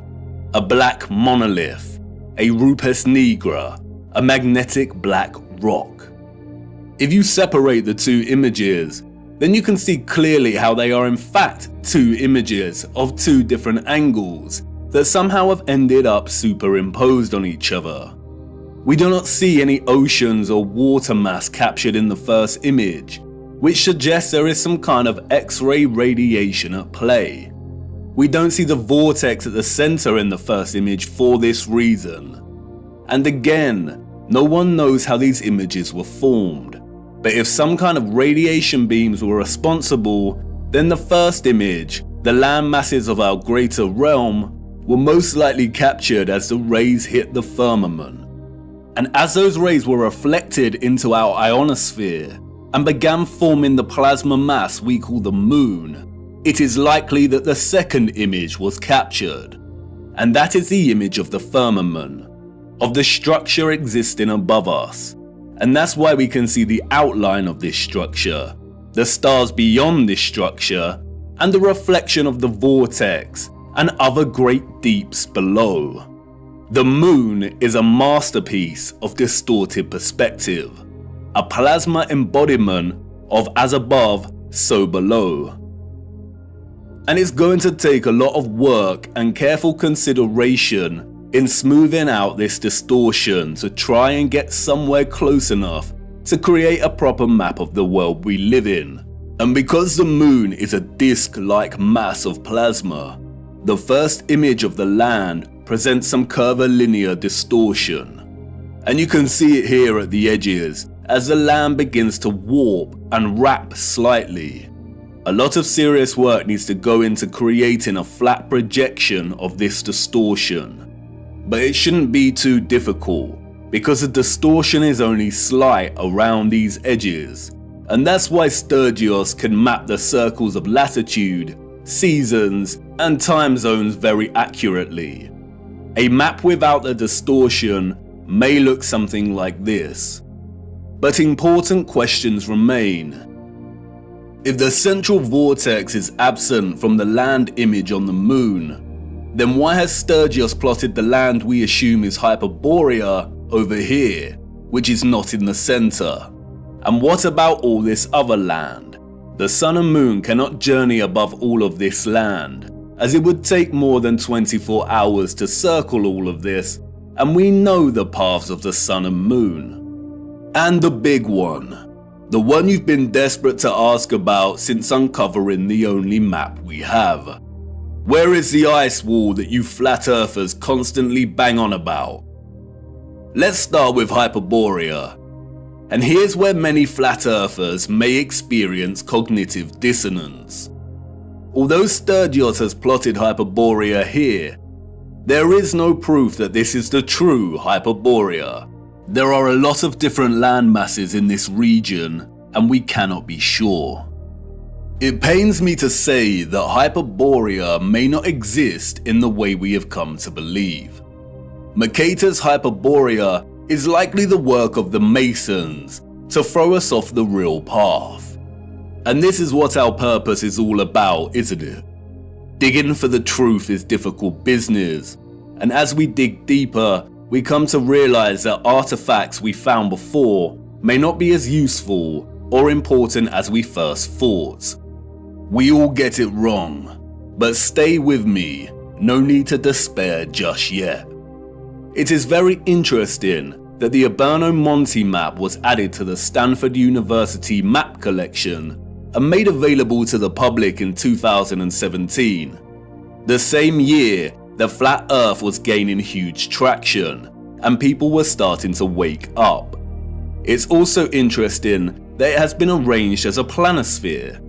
The huge individual sheets of this map were originally arranged as an atlas projection, but David Ramsey purchased the map in 2016, and the team got to work scanning each sheet individually and processing them digitally to wrap around a sphere.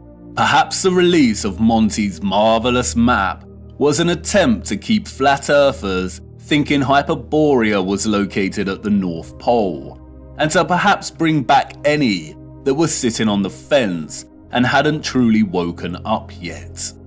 A very subtle act of manipulation. But why would they want the flat earth community to keep fixed on Hyperborea? I have some thoughts regarding Hyperborea, but first we must turn to the clocks. Those of the old world knew. They knew exactly the type of earth they lived upon, and it's displayed for everyone to see right here in the astronomical clocks.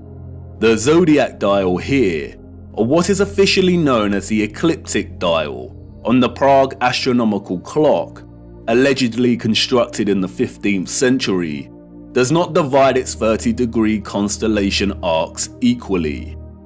It is also off-center from the map behind and appears distorted, and so many clocks of the old world present very similar ecliptic dials. But let's look a little closer at this magnificent Prague clock. As you can see, the zodiac dial contains a border that presents a series of vertical lines. These lines represent a chunk of 5 days, and each zodiac section represents a month. Those of the old world use this dial to track the seasons, the phases of the moon, and to present the date. But in a realm of perfect circles, why are 6 of the 30-degree arcs here represented within a smaller space than the other 6? They all contain 5 subsections, so why are they different? As you can see here, the Prague astronomical clock presents the land of Earth in the middle. Why does the ecliptic dial need to be bigger and off-center with the representation of Earth? The official liars of our realm, the satanic controllers, have an answer, of course. They tell us it is because the ecliptic dial is a stereographic projection. Stereographic projection is a mapping function that projects a sphere onto a plane. All maps are stereographic projections. We have no accurate maps. Wikipedia tells us that the ecliptic plane is projected onto the face of the clock, and because of the Earth's tilted angle of rotation relative to its orbital plane, it is displaced from the center and appears to be distorted. The projection point for the stereographic projection is the North Pole. In their fabricated heliocentric model, the Earth has an axial tilt of 23.4 degrees. The controllers needed to invent the axial tilt to justify the entire spherical lie, to justify the seasons, the vastly differing climates, and to justify the absolute fixed position of Polaris over the true geographic north. The reason Polaris does not appear to move, they say, is because Polaris lies nearly in direct line with the Earth's rotational axis above the North Pole, the North Celestial Pole. Polaris stands almost motionless in the sky, and all the stars of the northern sky appear to rotate around it. Remember, everything in their model is moving at incomprehensible speeds. But we can see with our own eyes that Polaris remains fixed. If they did not invent the axial tilt, or what is known as the obliquity of the ecliptic, then they would have no way to justify this in their fairyland model of orbiting planets. Polaris does not move, it remains fixed.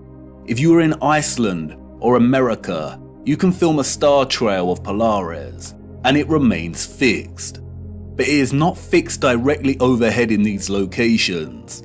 The only place, we are told, to observe Polaris directly overhead at a 90-degree angle is the true geographic North Pole. You know, that place where no one ventures. And that's why they invented the tilt. They tell us that Earth's true geographic North Pole is tilting directly at Polaris, and as the Earth spins on its little axis, Polaris appears to remain fixed. They tell us that the star's steadfast nature is an optical illusion, but their lies fall apart swiftly when you consider that the entire constellation system of the stars above remain constant. We always see the same stars and constellations. If Earth was spinning on its axis while orbiting the Sun, and the Sun was zooming through our galaxy, which is also moving in a bigger universe, would the precession of the equinox really be that predictable? Would the constellations of the tropic circles of latitude really appear with such consistency in union year after year at the solstice, or would it appear a bit more random? They are liars, and we all know that water does not lie. Resting water does not curve or convex. For you see, the satanic controllers are masterminds of reverse engineering. The celestial zodiac ecliptic dial is not a stereographic projection. The entire heliocentric model is reverse engineered science, and they had to start at Polaris and trace their steps back to ensure they justified its fixed, immovable position and made sure it was compatible with their globe. The Prague astronomical clock has been altered drastically over the last 200 years. It suffered fires, been restored and altered. And you can see that here in the way the projection of the Earth behind the clock has changed over time from a flat map to a bulging, unsightly sphere. But look, when you align the ecliptic dial with the map of our greater realm, then this all starts to make sense. The zodiac constellations appear distorted, despite all having 5 equal subsections, because our location is limited within a portion of the greater realm, and this governs our observational perspective of the stars. The shape of this dial has nothing to do with an axial tilt. It is designed this way to reflect our known world within this magnetic field pocket. The realm is much larger, and therefore the firmament and circumference of the fixed stars in the water beyond is much larger than the circumference of our own magnetic field. Polaris is here, above the center. And this is so important. They tell us that our magnetic North Pole is separate from what they call true geographic north. Our magnetic North Pole is moving. How can that be? Is that just another one of their lies? No, it is not. It is a half-truth. They tell us over the course of a century, the magnetic North Pole has moved from its location just above Canada to near Greenland and is now en route to Siberia. It is moving fast. Why? The symbol of the swastika and the black sun offer some clues as to why. For years now, flat earthers have come to see the magnetic North Pole and geographic North Pole as synonymous, but they are not. As you know, the swastika symbolizes the vortex, but the black sun takes its symbolic message further. The central core circle here represents the iron core, the black sun, or what the fictional Mercator called the Rupes Nigra. But look closer. There is another ring outside of the central core. Remember, the black sun is the energetic core inside of the vortex. And remember also that in the heliocentric model, they acknowledge that the Earth's core is a solid iron sphere, but there also exists an outer core of molten iron liquid. They also tell us that this liquid outer core is responsible for producing our moving magnetic field and poles. This is why the pole is moving, because the magnetic field is not emanating from the solid core, but from a volatile outer core. This is what the second circle here represents. And like everything heliocentric related, all you need to do is apply common sense and flatten the curve, and things start to make sense. There is not a spherical outer core, but some kind of electromagnetic coil, perhaps even made of molten iron, surrounding the central solid core. At the core we have a vortex opening, but the actual volatile energetic source is beneath. The central core is akin to a central clock dial. It's solid and remains fixed, and everything else moves around it. But it is also the keystone responsible for this entire movement. Everything surrounding our world moves. The stars above move, the sun and the moon, and the electromagnetic outer core under us, and all the while the land itself and central solid core remain stationary. And not only does this outer core move and take our magnetic North Pole with it, but it is highly likely that it moves in accordance with the precession of the equinox, in time with the stars above as they move from their fixed positions, which means that it probably moves 30 degrees of the realm's circumference every 2,160 years. The North Magnetic Pole is slowly moving, and it is as natural as the sun and moon's concentric journey above us. And this is why the symbol of the black sun is a 12-spoked wheel. Each spoke represents a fixed constellation of the zodiac. Each section is an individual age. And the result is a situation like this. Every 2,160 years, our north magnetic pole circles the inner solid core and vortex by 30 degrees. This is why the pole has moved from Canada and is en route to Siberia. It is traversing the outer central circle, or what is more appropriately termed the magnetic circle. We live inside of a perfect clock, inside of God's clock. The sun and moon circle our magnetic North Pole, which is situated roughly at the center of our known world's landmass. But this magnetic North Pole circles the inner vortex and completes a full revolution every 25,920 years, or what is referred to as a great year. Each great year consists of 12 precessional or astronomical ages of 2,160 years each. We are on the cusp of entering the age of Aquarius, and this is why our magnetic North Pole is en route to Siberia. As the North Magnetic Pole circumvents a central magnetic circle, the toroidal magnetic field moves with it.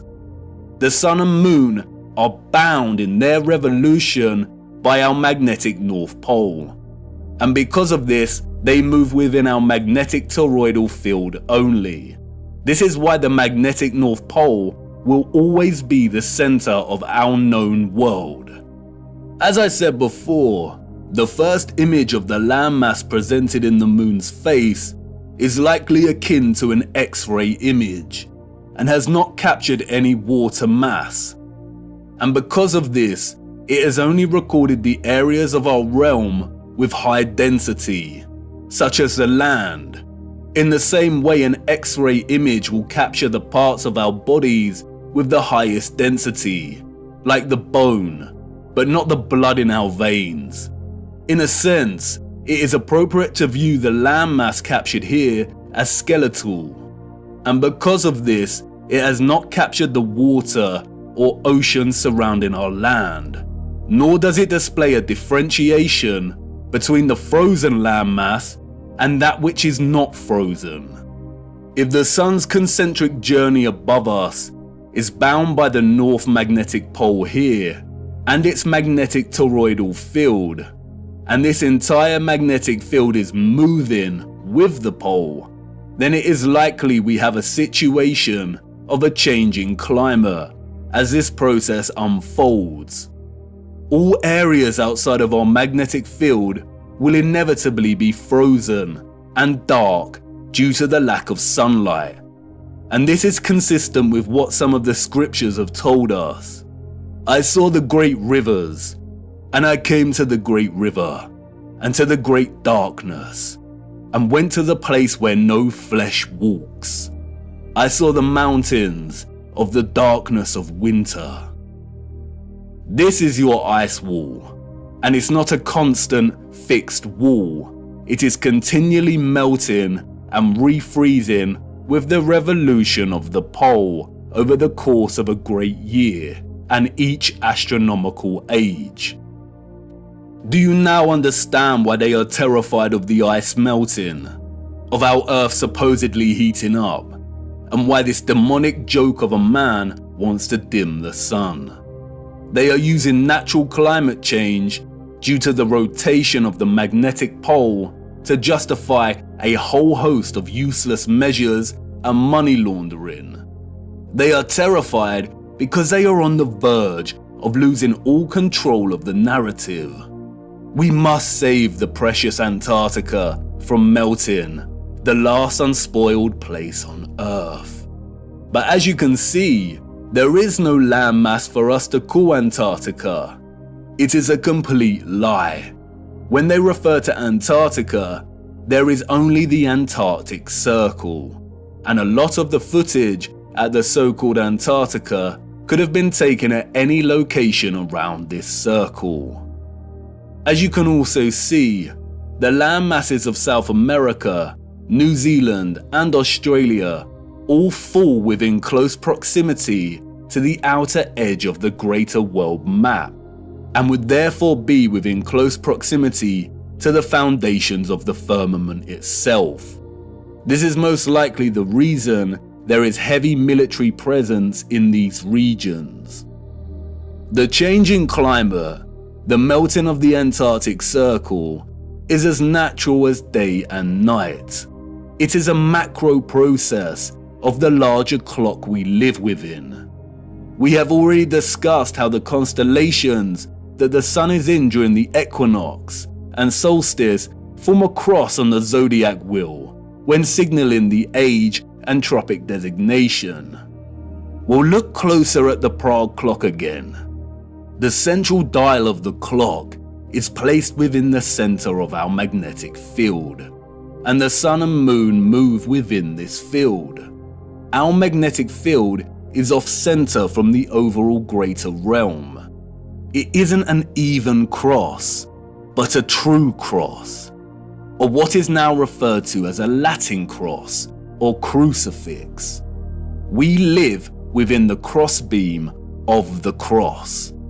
And in case you hadn't noticed, our magnetic field pocket within the greater realm also forms a crescent moon.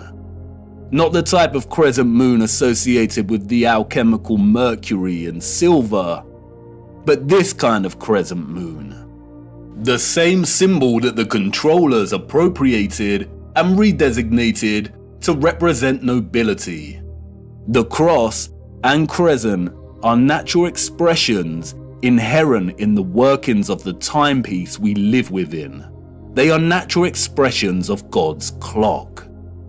And we got it wrong. Polaris is not situated 90 degrees above our north magnetic pole, in the region we call the Arctic, home to Greenland and Iceland. Polaris rests above the vortex at the center of the greater realm. And this is where the distinction between geographic cardinal directions and magnetic directions needs to be emphasized. When we travel across our known world, or the land within our toroidal magnetic field, we use a magnetic compass, and the magnetic pole is in the center. That's why when we travel from west to east, we go in a circle, and when we travel north, we go towards the center, and when traveling south, we move directly away from the center. However, there also exist geographic cardinal points. And what do the scriptures have to say about this? It's right there in Enoch's reference to the 4 quarters of the world. Our magnetic field, according to Enoch, lies in the geographic north of the greater realm. And the first quarter is called the east, because it is the first, and the second, the south, because the Most High will descend there, and the west quarter is named the diminished, and the fourth quarter, named the north, is divided into 3 parts. First of them is for the dwelling of men. The second contains seas of water, the abysses and forests and rivers, and darkness and clouds. And the third part, the garden of righteousness. The vortex is in the center of the realm, or what is more appropriately termed true north. The X-ray image of the land on the moon map does not display this vortex, but as discussed, it is present in the second image of the firmament. At the crown of the firmament, we see it reflected, the navel of the world. It could be that the garden of righteousness that Enoch refers to, and what is also known as Hyperborea, is located right where Sturgios has plotted it. But this land is not the true north or central vortex. That can only exist in the center. And as stated before, there is some curvilinear distortion present in the composite image on the moon's face. I have used my little colourful map here strictly for illustrative purposes. I am not a map maker, but I did attempt to smooth some of this distortion out. Let's hope Sturgios tackles the distortion. And in both my quick attempt and the actual moon map, we do see a body of land right in the centre, right here. Perhaps this is the Garden of Righteousness, surrounding the central vortex. And perhaps Enoch's reference to it being located in our northern quarter is because it can only be accessed from within this quarter. Who knows?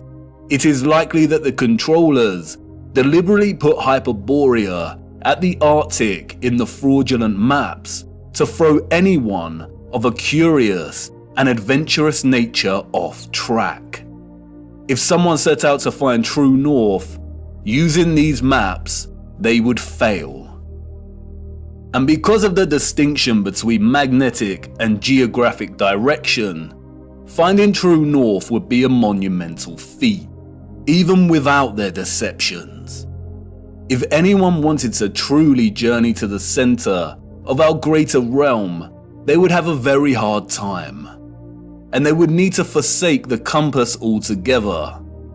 If the geographic south of our magnetic field is down here, with the lands usually associated with south, then the central vortex of the greater realm falls within our geographic north. But we would not be able to reach it with the compass pointed north. It is not located at our north magnetic pole. If you use a compass to travel north, you will end up traveling here. If the South Pole is the entire Antarctic Circle, then to travel to the true north, you would need to go south. But even then, this would most likely fail. If the center is made of iron, then at some point it would supersede the southern magnetic pole of our magnetic field. If by chance you were lucky to head in the direction of true north, then the compass would most likely fail altogether due to the iron core. As the mysterious text, the Inventio Fortunata, states, here the ship's compass loses its property, and no vessel with iron on board is able to get away. The only way to get to true north is by celestial navigation via Polaris, a skill set that has been generally eradicated from common knowledge. And I bet these oceans are heavily guarded. We will be returning to magnetic fields later in our journey. And we really need to reappropriate the definition of the word planet. Planet, a smaller subsection or fraction of a much larger plane. Time is ticking, viewer. You are wondering why I brought you into this dark forest. Why is all of this important? Because once upon a reset, the established timeline is a lie. We cannot begin to map our revised timeline unless we start plotting it in accordance with the greater realm we inhabit. We need to apply the astronomical clock, the ages, to get closer to some kind of clarity. We are not out of the forest yet. And can you feel it yet? The entire matrix is starting to crumble. Everything we've ever learned, everything we've ever relied upon to shape our understanding of the realm we temporarily inhabit is now unreliable. And all we are left with is our own eyes. And all we see over and over again is water always seeking its flat level. We see structural remains that those in the history books could not have built. And we see a great evil multiplying. We only have our eyes and old photographs, moments captured in time, the act of photography, the art of juxtaposition, of comparison and contrast. We are so small our world in the mirror. Where are the maps of the age of Pisces? Where has our history gone? And what has become of us now? Are we that different to those we see in the 19th century? Look at us, desperately searching for lost time. Our boots caked in mud, our entire days spent digging through the deception. Digging and moving the mud. Frantically digging. Tired and aching, but not giving up. And what do we find? The same things that our ancestors of the 19th century found. Glimmers of glory, of beauty, of pain, and wonder that remain stubbornly silent, offering no explanation for its existence or how it came to be. Old photographs and such glory. I haven't shown you just how impossible these structures are yet. The only thing these people have ever built is the lie, brick by brick. And I need to show you how they did it. Our world in the mirror, once upon a reset. There have been many great resets during our realm's history, all very different in nature. We need to look at all of them. How to reset time, to wind back the clock. The death and dawn of a new age. This was not the first reset, nor is it the last. It is happening again right now. Empty cities, such quietness. There is a war going on back home, viewer, and most haven't even realized. A peculiar and irregular type of war. Silent warfare, information warfare, biological warfare. A war as old as time itself. A war between the forces of light and those of darkness. And we're caught in the middle, on the cusp of the dawning of a new age. A war for Aquarius, the water bearer. Watch the water. And for us who fell in love with the truth, and who have resisted the darkness, we've had the armor of God on now for so long. How many of your friends and family have deserted you? How many of them left you stuck in the mud? And you've remained steadfast. But it's time we took a stand and became very loud. It's time to draw the sword of truth. The blind are going to need us because nothing can stop what is coming. The legend of Offerus, bearing Christ, bearing the truth so it can reach the masses. I would try my best to continue our journey, but as things become even darker, the lights will inevitably go out, and our journey may end here. But you have more than you know, more than you need. You've seen enough deception. Do not believe a single thing they say. We have to try and keep moving. The clock is ticking and we don't have much time. We need to go to Siberia. There is something frozen in the ice that needs examining. Come on, it's time to address the big question.